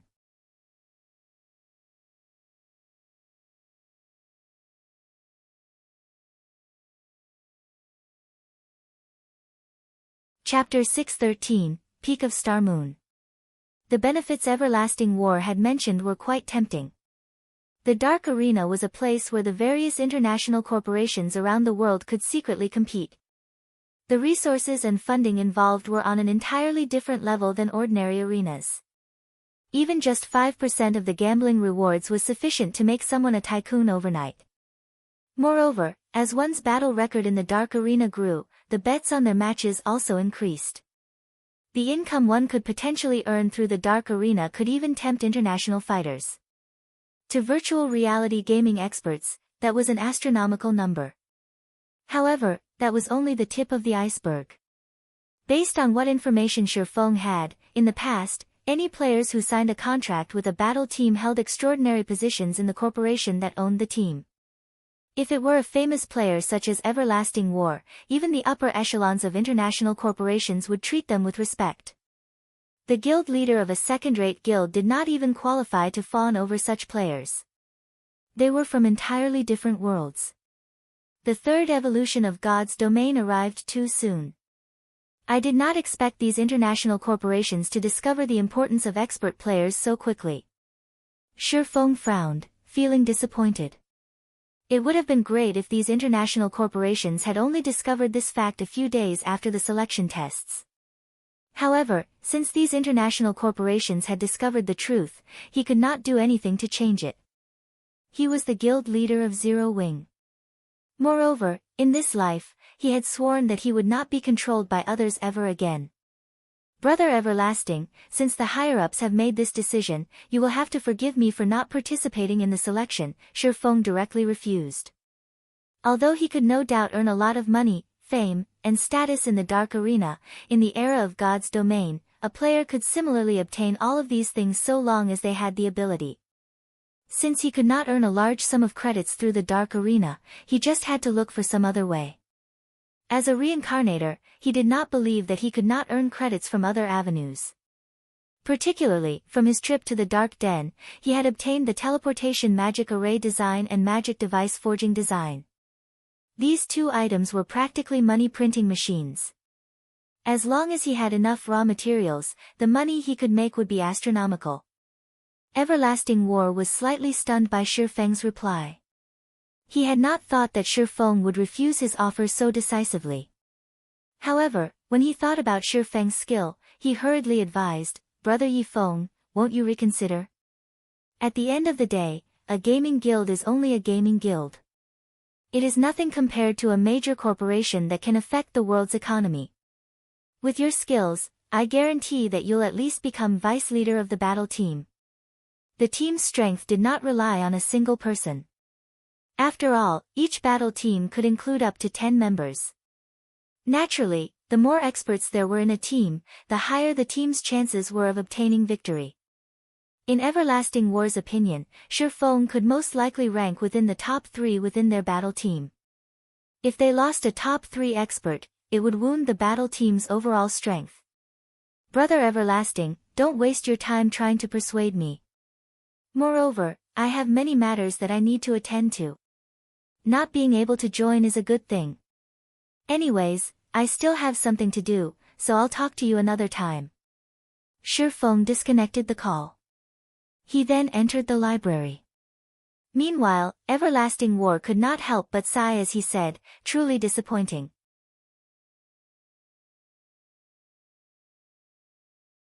Disappointing? What's there to be disappointed about? Isn't he just a core member of a small guild? How strong could he be? He must have realized how weak he actually is. Do you know how many experts of God's domain and professional fighters are trying to join the glorious battle team? Even if he shows up, he will never be selected. A luxuriously dressed middle-aged woman standing across from Everlasting War disdainfully dismissed his concern. 4 bodyguards in black stood next to this woman.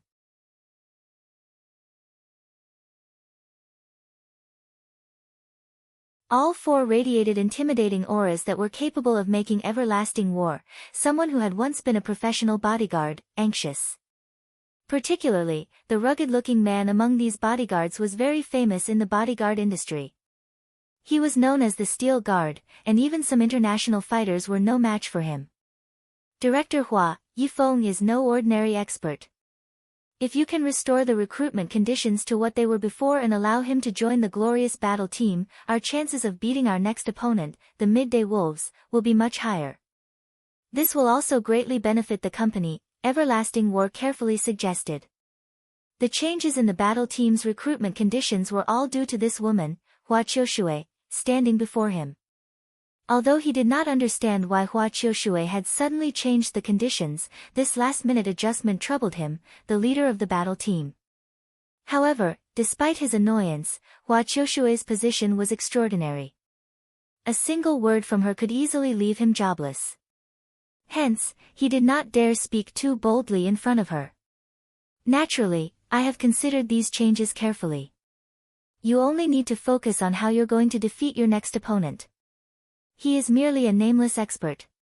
Do you think that, just because we are missing one nameless expert, you're going to lose against your next opponent? Hua Qiushui questioned, her voice low and dangerous. He is just one less nameless expert participating in the selection. There are plenty of God's domain experts coming to take the test. Among them, many are well known in the industry. These people's standards are far beyond his.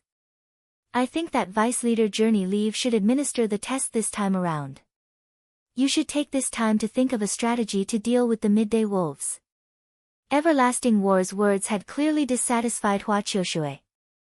Without hesitation, she had stripped him of his duties for a few days. Helpless, Everlasting War could only agree with the Lady Director. Inside White River City's library. After entering the library, Shifeng headed towards the building's top floor. Two level 180 tier 2 white-robed knights stood by the doors. Normally, ordinary players would not dare approach the Star Moon Hall. However, Shifeng had long since become a frequent visitor of this place. Without hesitation, he walked past the knights and opened the doors to the hall. Charlene, who sat beside a table, looked at Shifeng, mildly stating, "You're here." Hearing Charlene's intimate greeting, Shifeng could not help but tense up. Crap. I forgot to store the coins in my bag.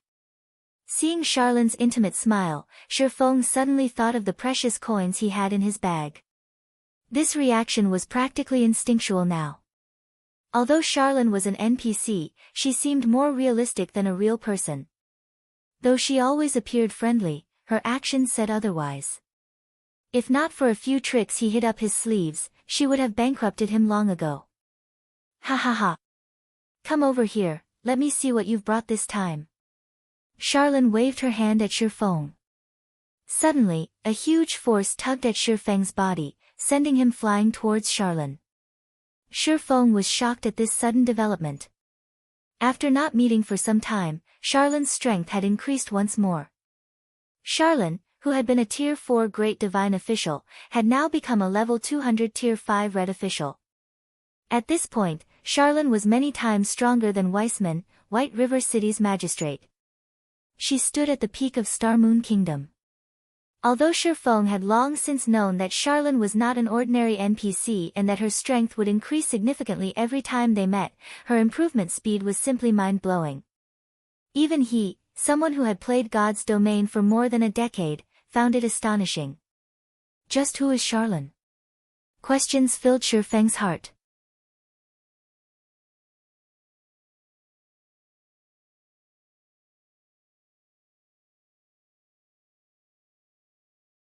Chapter 614, Demon Gate. Just as Shifeng pondered Charlene's identity, a hint of shock surfaced in the Red official's golden eyes. You have actually obtained it. Charlene could not help but reevaluate her opinion of Shifeng. And here I thought you would bring me a replica to help you solve your problem. Hearing this, surprise appeared on Shifeng's face. He had only discovered the truth about the replica from the fallen angel Serena. He had not expected Charlene to know about it as well. Charlene could see the question floating in Shifeng's mind. Smiling, she explained, the Bible of Darkness is not an ordinary item. The Lord of Destruction crafted this item, and it is a treasure used to gain dominance over all demonic creatures. Even though the Bible has been destroyed, it still holds boundless power. There are countless powerhouses who wish to obtain it. In the past, plenty of strong people tried going to the Dark Den to obtain the Bible of Darkness. In the end, however, they only managed to return with replicas. Even so, a replica of the Bible of Darkness still possesses a certain degree of power. There are no problems with using it to solve your great demon problem. Only, at the end of the day, a replica is still a replica. While it might be useful to a weak little adventurer like you, to high-tiered powerhouses, it is hardly worth anything.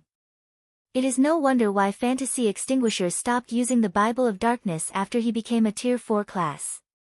Shifeng came to a realization after listening to Charlene's explanation. In the past, Fantasy Extinguisher had made a name for himself by relying on the Bible of Darkness and had even enabled the Fantasy Shrine to overwhelm the Dragon Phoenix Pavilion's guild branch.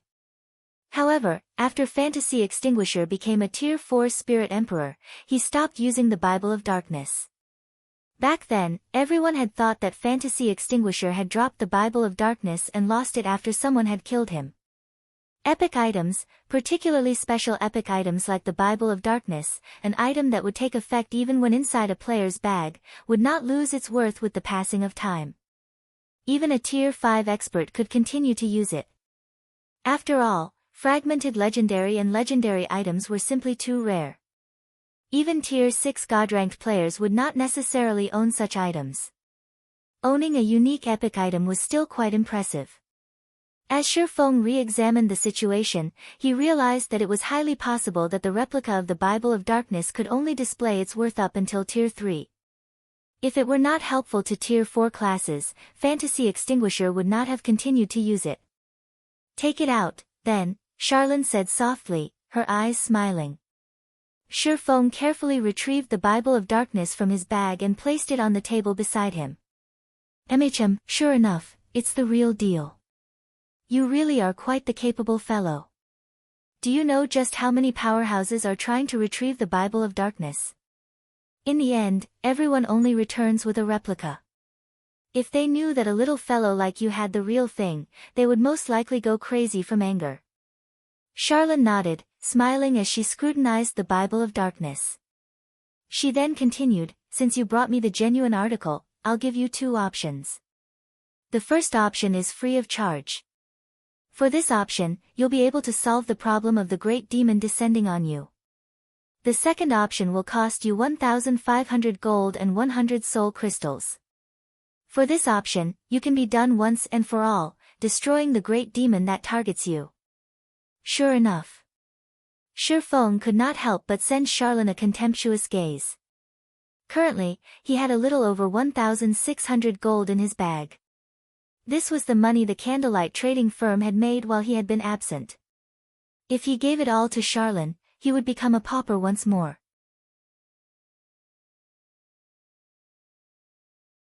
However, even so, Shifeng gritted his teeth and handed over the money. If he had chosen the first option, although it might seem like he had dealt with the great demon, in reality, Charlene would only weaken the descended great demon to a level that he could cope with. He would still have to deal with the great demons while descending on him every so often until he could defeat and kill it.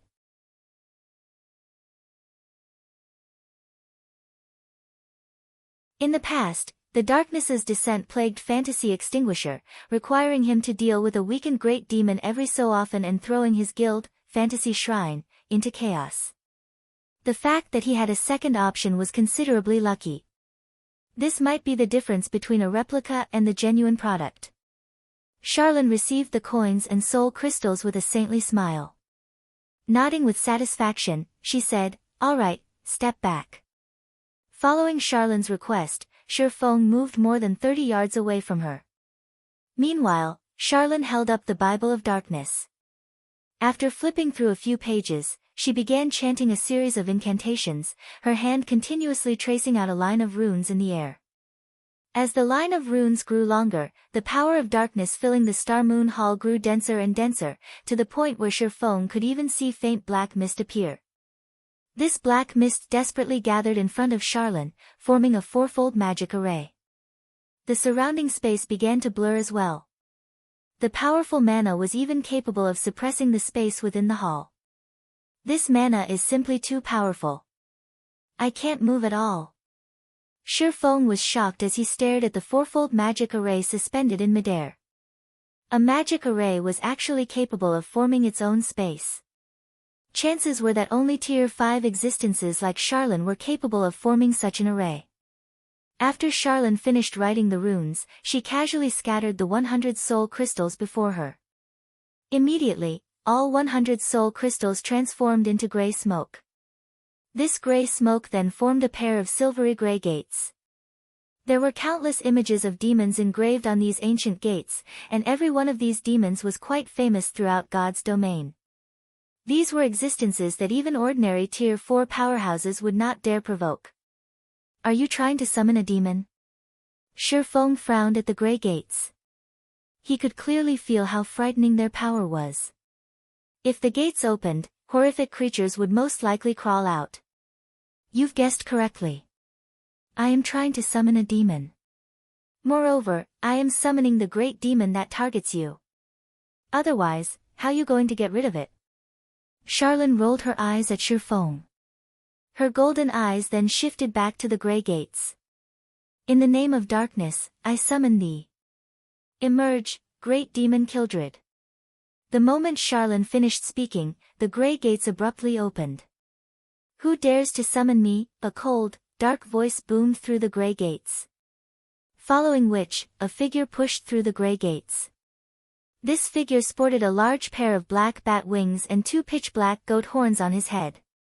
Pitch-black scaled covered his entire body, and killing intent filled his blood-red eyes. The moment Kildred appeared, he surveyed his surroundings with his blood-red eyes, and he could not help but sneer at what he saw. And here I wondered who had summoned me. It turns out that it's just you, little divine official, and that foolish adventurer, Kildred said disdainfully as he flapped his wings. I did not expect that little ants like you could actually obtain the real Bible of Darkness. As your reward for summoning me, I'll collect your souls and the Bible. Is this great demon stupid? Shifeng frowned at Kildred, confused. Kildred was a level 180 tier 4 great demon. On the other hand, Charlene was a level 200 tier 5 red official. No matter how he looked at it, they were on entirely different levels. Moreover, the great demon had actually called Charlene a little divine official. Did Kildred believe that he was a tier 6 demon god? Huh. Wait a minute, Shifeng immediately discovered the problem. For some reason, the Charlene before him had somehow fallen from being a tier 5 red official to a tier 3 divine official. Little brother, stop daydreaming. Right now, your task is to kill him, Charlene instructed as she looked at Shifeng.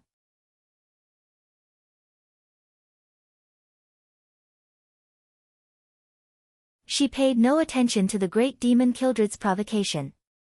You wish to kill me, the great demon Kildred? You too must be insane.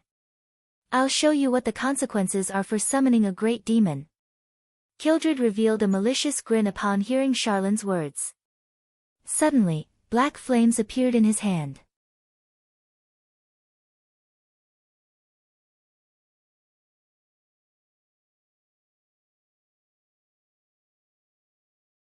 Chapter 615, Tier 5 Curse.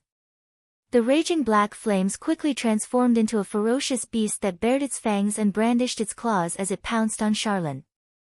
Boom! At the sound of an explosion, the black flames in the air suddenly began to collapse, dissipating into nothingness. You! The great demon Kildred's malicious expression suddenly changed, and he no longer looked down on Charlene. Rather, he gazed at the tier 3 divine official with solemn eyes. Even tier 4 classes would find it difficult to deal with soul fire, yet, Charlene managed to disperse it without moving in the slightest. One could just imagine what kind of power she contained. No. It wasn't the soul fire that was defeated. My mana. Kildred was horrified as he quickly discovered the true problem. His mana rapidly leaked from his body. Due to the lack of mana, he had lost control of the soul fire he had summoned, causing it to disappear. Standing at a distance, Shifeng was also shocked by Charlene's counterattack. The great demon Kildred's level plummeted, as did his tier.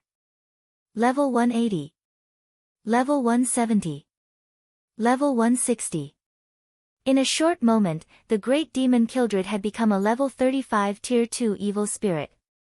He was no longer a level 180 tier 4 great demon. What have you done? Kildred asked, gaping at Charlene in abject horror. Oh, it's nothing. I just used God's Twilight, a tier 5 curse, Charlene said, smiling. While inside God's Twilight's effective area, all beings above tier 2 will be forcefully suppressed by 2 tiers.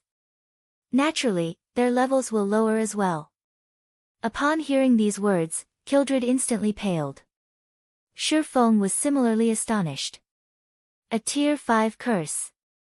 This was a spell that could rival the power of a tier 6 god-rank spell. Kildred, you can only escape this situation by defeating the adventurer before you.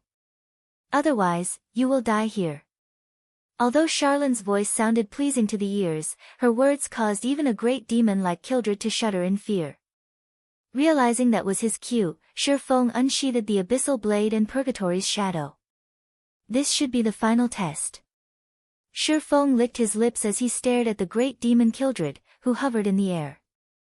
He had always known that it would not be so easy to obtain the fragmented legendary ranked Bible of Darkness. In God's domain, there was an abundance of epic items. However, fragmented legendary and legendary items, items that were above epic rank, were extraordinarily rare. If players wanted to obtain one, they would have to pay an unimaginable price. The fact that he had grasped a special fragmented legendary item such as the Bible of Darkness with so little trouble could already be considered a miracle. In the past, to obtain a single fragmented legendary item, the various large guilds throughout God's domain would have to be busy for at least 1 to 2 months, possibly 3 to 4 months. Unless one were extremely lucky and encountered special locations such as the Star River Valley, they would have to rely on quests to obtain a fragmented legendary item. Little Ant, a Tier 1 swordsman like you dares to draw your sword against me, the great demon Kildred? You are indeed courageous. However, just because I have been suppressed to Tier 2, you think you have a chance of defeating me? Kildred laughed angrily as he felt the sting of a deep wound to his pride. How will I know if I don't try? Shifeng laughed. He then approached the great demon one step at a time. Kildred, evil spirit great demon. Level 35. HP 1-000-000/1-000-000. A Tier 2 evil spirit was the equivalent of a Lord-ranked monster. However, due to Kildred's intelligence, his combat power was definitely much higher than an ordinary Lord. His HP, though lower than an ordinary Lord, was also much higher than a player's. As Shifeng approached Kildred gradually, he suddenly discovered something fortunate.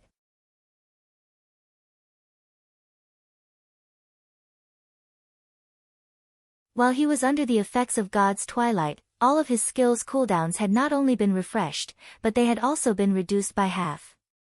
It seems my test this time is to defeat a Tier 2 evil spirit while at my peak. Shifeng had initially been worried that he would not be able to use Blade Liberation. Now, however, it seemed that his worries were for naught. Die, the great demon Kildred roared. Suddenly, a black spear appeared in his hand.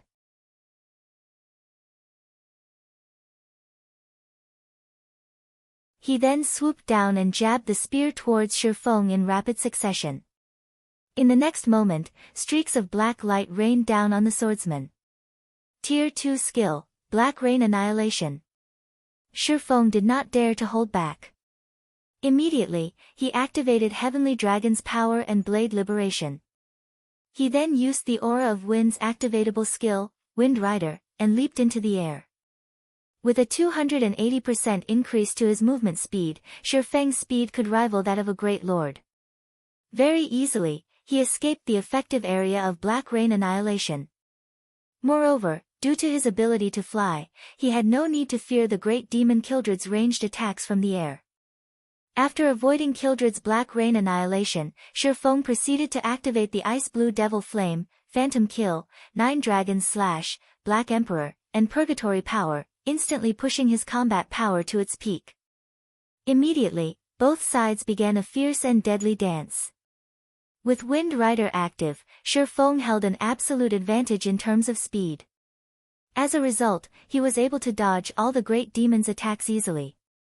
Kildred could not even make contact with Shifeng's body.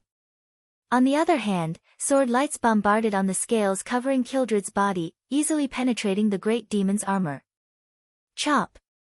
Minus 25,641. Thunder Flame Explosion. Minus 47,156. Thundering Flash.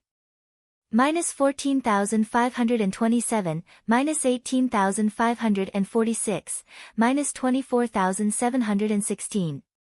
Every skill Shifeng executed had a completion rate of 95% or above, allowing his skill's effect to increase significantly. The great demon Kildred's 1 million HP decreased at a rate visible to the naked eye. After a measly 5 seconds, the great demon only had 70% of his HP remaining. However, Shifeng suddenly discovered that, as he relentlessly attacked the great demon, his opponent's strength and speed began to rise. Originally, when he had activated twofold Berserk, his strength should have rivaled even a high lord of the same level and overwhelmed the great demon Kildred. After a short period of intense battle, however, Kildred's strength was already equal to his. The great demon's speed also quickly caught up. This can't continue. Although I don't know whether he is growing stronger due to the length of battle increasing or his HP decreasing, I need to finish him off as soon as possible. Shifeng used Flame Burst. Suddenly, 2 miniature suns appeared and illuminated the Star Moon Hall. 24 consecutive strikes. Both Shifeng and his doppelganger used Flame Burst at the same time. 24 sword lights cut across the space of the hall, striking the great demon Kildred. Every sword light from Shifeng dealt over -20,000 damage to the great demon. His doppelganger caused over -10,000 damage with each attack as well. When critical hits were achieved, the damage of the attacks doubled.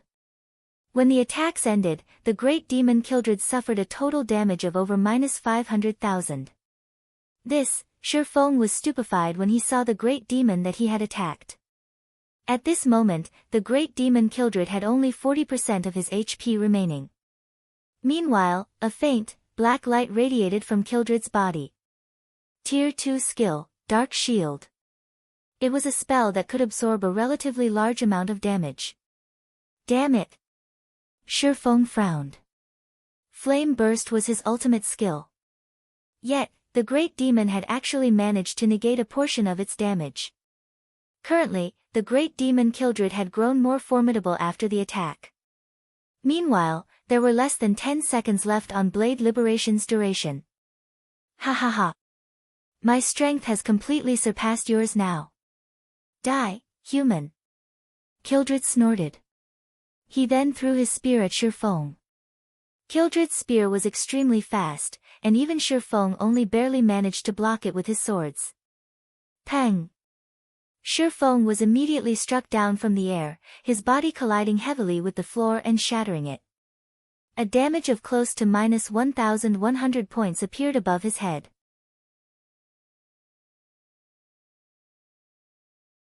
This was the damage he received after blocking the great demon's attack. If he had failed to block the attack, he would have lost far more than a little over 1,000 HP. However, the great demon Kildred was not finished. Suddenly, Kildred split into 2 copies of himself. These 2 Kildreds looked exactly the same, and their attributes were equally frightening. In the next moment, one Kildred charged at Shifeng's doppelganger while the other charged at Shifeng.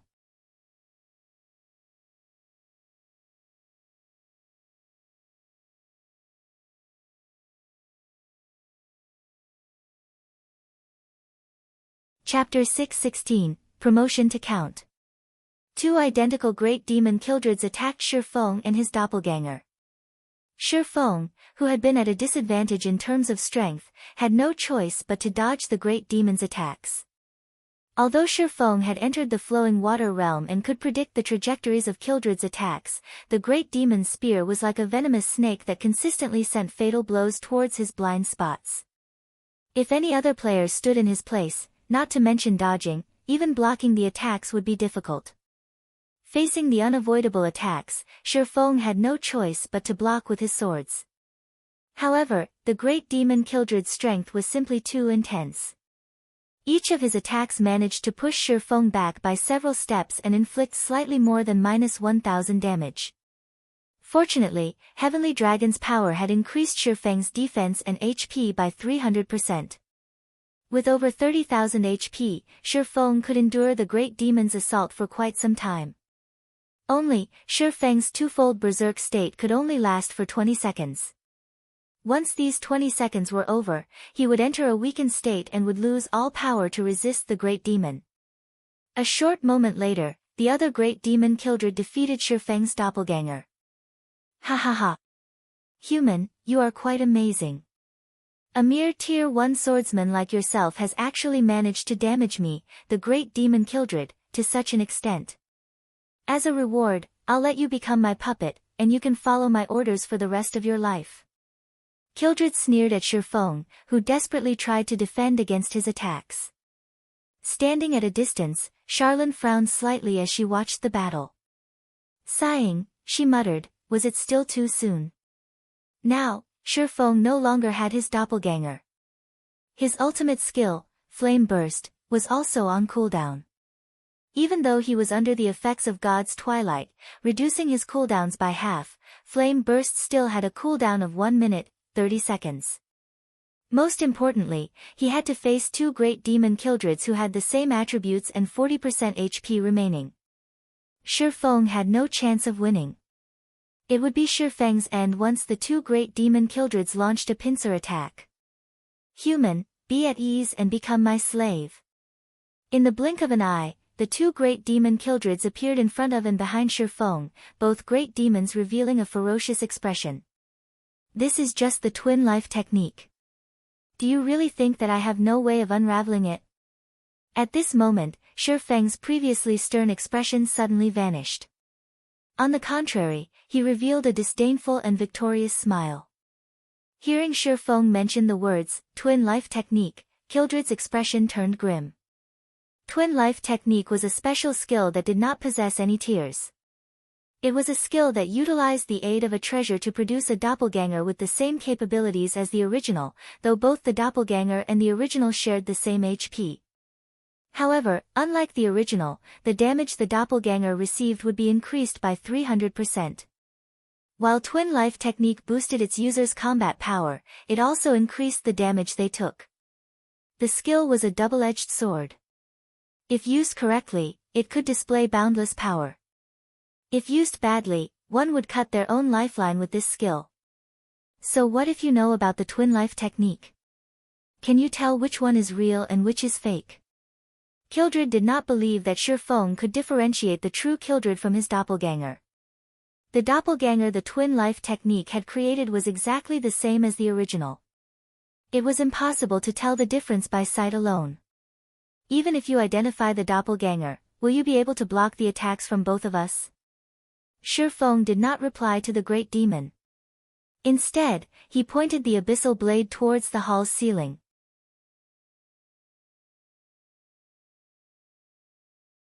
Suddenly, countless golden divine swords appeared above them.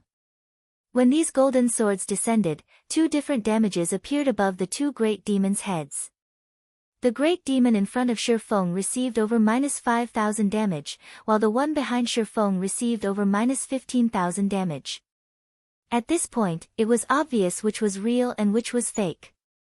However, Shifeng was not finished with his attacks. Tightening his grip around the abyssal blade, he swung the magic weapon downwards. Abyssal Curse.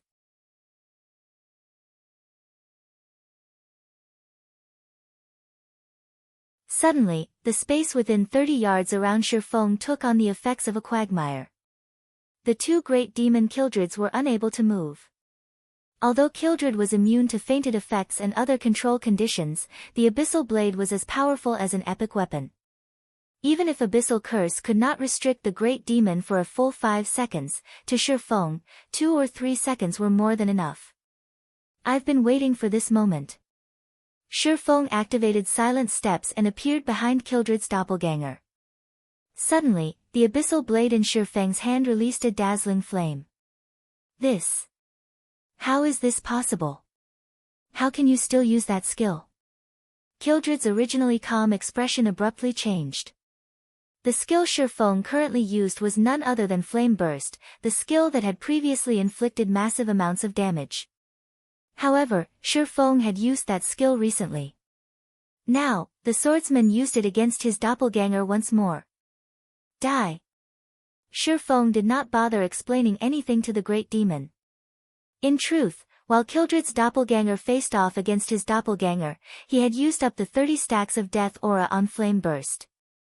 Each stack of death aura could reduce the cooldown of a skill by 3 seconds, and 30 stacks just happened to grant him 90 seconds. Once his doppelganger died, he pretended to struggle against one of the great demon's attacks, allowing the 2 great demon Kildreds to launch a pincer attack and giving him a good opportunity to deal with the great demon's doppelganger. 12 consecutive strikes bit into the great demon's immobile doppelganger. Even when Shifeng had used Flame Burst on the real great demon Kildred, each of his attacks had dealt over -20,000 damage. Now that the damage was amplified by 300%, each strike dealt over -60,000 damage against Kildred's doppelganger, or -120,000 damage with a critical hit. Against such frightening damages, Kildred's doppelganger died instantly. No! Kildred released a frustrated scream. Unfortunately, Twin Life technique made it so that both doppelganger and the original shared the same HP. The doppelganger's death meant the original's death. The great demon Kildred would never have guessed that Shifeng was a reincarnator. Not only was Shifeng extremely familiar with many of the skills in God's domain, but he also knew the weaknesses of the various skills. After Shifeng killed the great demon Kildred, a golden glow appeared around his body. Moreover, this golden glow appeared twice in a row.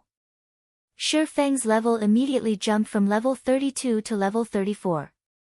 Such an abundant amount of EXP. Shifeng said in shock. As the class he possessed was the hidden class Blade Saint, the EXP he required to level up was double of what other players required. Now that he had leveled up twice in a row, not only had he earned back the level he had lost at the World Summit, but he also gained a level beyond that. System, Epic Quest, Darkness Descends, completed. Quest rewards, Demon Slayer, Title, Star Moon Kingdom Reputation plus 50, White River City Reputation plus 500, automatically promoted to the status of Count in White River City.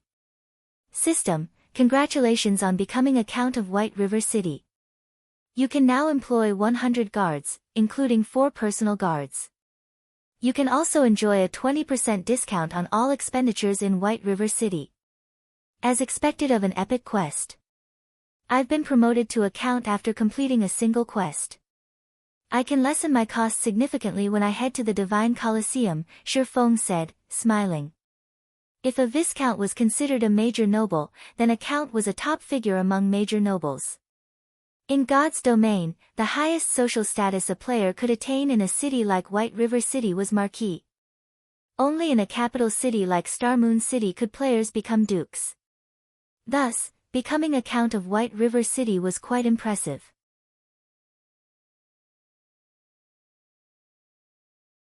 To players, the largest difference between a Count and a Viscount, aside from the difference in status and the number of guards they could employ, was the Divine Colosseum. The Divine Colosseum was a location where players could raise their combat power. Meanwhile, the Colosseum required magic crystals as currency. However, Viscounts or below would not receive any discounts at the Divine Colosseum. Only Counts or above would enjoy that benefit.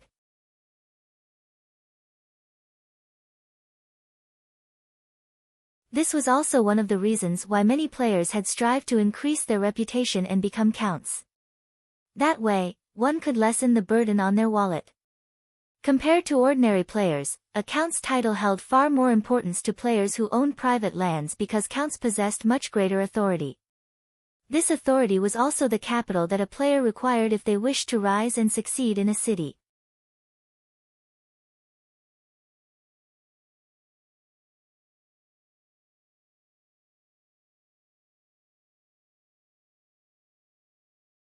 Chapter 617, Book of Legends. After the great demon Kildred died, Shifeng discovered a particularly interesting item. A design had dropped from the demon. However, this was no ordinary design. The design Kildred had dropped was nearly 4 times larger than ordinary designs. Stable design. Shifeng could not help his shock after examining the item. In God's domain, after players reached level 40, they could use mounts rather than relying on their own 2 feet to travel. Players could purchase common mounts from the various large cities. Of course, players were also required to have a certain amount of reputation before they could make this purchase. As for higher-ranking mounts, players could only obtain them through quests, raiding team dungeons, and killing high-ranking field bosses. Guild players had one other avenue to obtain a mount. The guild mount. Guild mounts were different from the generalized mounts that one could purchase from cities. They were mounts unique to guilds. They could also be considered the symbol of a guild. Not only did guild mounts possess higher movement speeds than common mounts, but they could also be upgraded. Only, upgrading a mount was very difficult. However, High-quality mounts were an ordinary player's dream. How could a guild obtain guild mounts? They could do so with the stable. In order to obtain a guild mount, a guild had to construct a stable in its residence and recruit NPCs to nurture the mount. Guild members could only purchase these mounts with guild contribution points. In the past, to obtain a guild mount, many independent players had desperately tried to join a guild. As for why they were so desperate to obtain a guild mount, aside from guild mounts having higher movement speed and being upgradable, the key benefit was that the mounts had unique appearances. Guild mounts had different appearances from the common mounts one could purchase from cities, so if one rode a guild mount while roaming a city's streets, they would attract a lot of attention. Not only could a guild mount serve to raise the reputation of its rider, but they were great icebreakers. The mounts one could purchase from cities only consisted of horses. The only difference between them was their coloring. However, guild mounts were not limited to horses, there were many other rideable species. Based on Shifeng's knowledge, there were several thousand mount species in God's domain. Hence, most guilds would have their own unique mounts. Why were there so many species of guild mounts? It was because guild mounts were either wild beasts or demonic beasts that had been captured, tamed, cultivated, and propagated until they were finally rideable. This was why there were so many species available. Similarly, it was not easy for a guild to obtain a guild mount. This required a large amount of resources and manpower. Now that I have the stable design, I can push ahead with the plan to develop Zero Wings mount. Shifeng had considered a few locations where he could capture rare mounts. In the past, the various large guilds throughout God's domain had headaches over the acquisition of their guild mounts. After all, depending on the beast they caught and the method they used to nurture said beast, the mount's attributes would be different. If a beast were nurtured properly, it could start with a rank close to bronze. The mount could also increase movement speed up to 115%. One could just imagine how beneficial this would be to a guild. While everyone used common mounts, they could obtain a mount that was close to bronze rank. With some additional nurturing, the guild would have a batch of bronze mounts. At bronze rank, mounts could assist players in battle. This alone would allow them to widen the gap between themselves and other players. Hence, in the past, the various large guilds would nurture the beasts they captured with extreme care to avoid a late start against other guilds.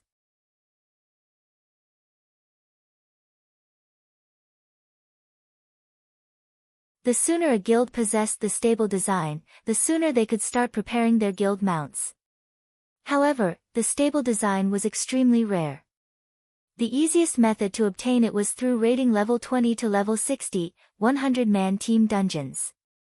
Only, the drop rate for the design was abysmally low.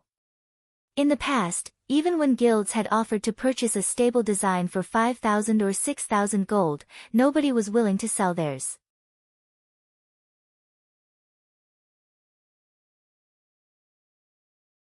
Initially, Shifeng had planned to wait for everyone in the guild to grow stronger before raiding 100-man team dungeons. Now that the great demon Kildred had dropped this design, it had saved him plenty of time. After Shifeng stored the stable design excitedly, Charlene closed the Bible of Darkness and turned to Shifeng, saying softly, "Not bad. You actually managed to defeat the great demon Kildred. However, even though Kildred is dead, why is there still such a dense power of darkness lingering around you?" Seeing Charlene's confused expression, Shifeng quickly came to an understanding. He then retrieved Moloch's ring from his bag, saying, "This should be why." Moloch's ring. Charlene instantly recognized the ring. Surprised, she asked, "How did you get your hands on this ring?" "I stole it from a great demon called Nettle," Shifeng responded honestly. "Stole it?" Charlene's eyes narrowed suspiciously. She obviously did not believe Shifeng's claim. A Tier 4 great demon at full power only needed to swing his hand to wipe Shifeng out of existence. Shifeng would simply not survive an attempt to steal the ring from the great demon. "Are you really not afraid of death, or are you just that ignorant? You actually had the guts to remove the seal on the ring. Fortunately, you only obtained Moloch's ring now. I guess you are somewhat lucky." Legend has it that Moloch's ring is related to the fall of the Lord of Balrogs. Moreover, this ring is a complete legendary item. With your strength, this ring will devour you very quickly. Devour?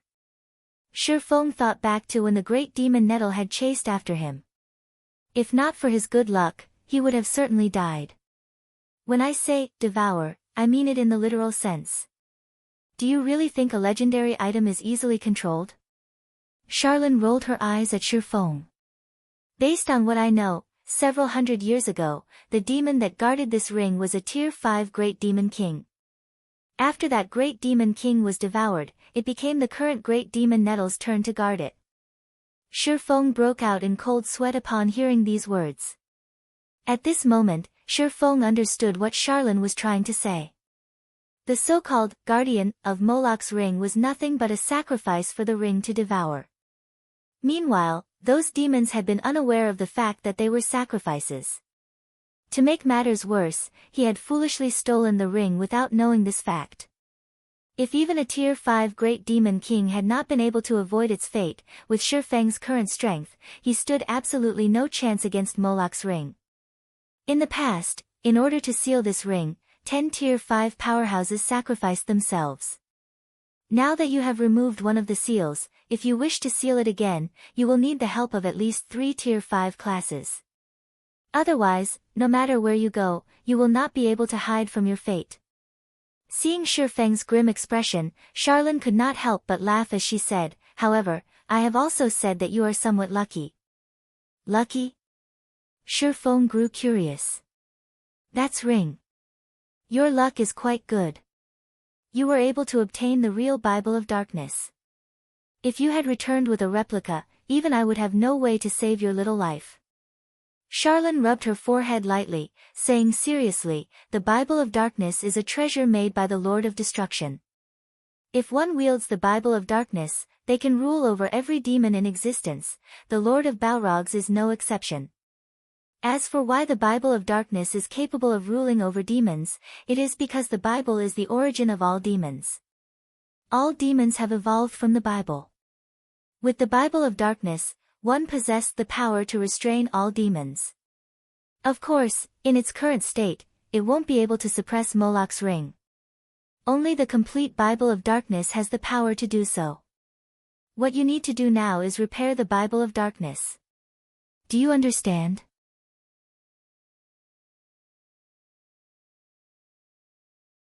You're tuning in to the Blissful Bookshelf YouTube channel. We're so grateful for your support, and don't forget to subscribe to join us on this incredible journey through captivating stories. Your generosity through donations truly makes a world of difference, as it's the primary source of revenue that allows me to expand and enhance this channel for you. Thank you from the bottom of my heart for being a part of this adventure.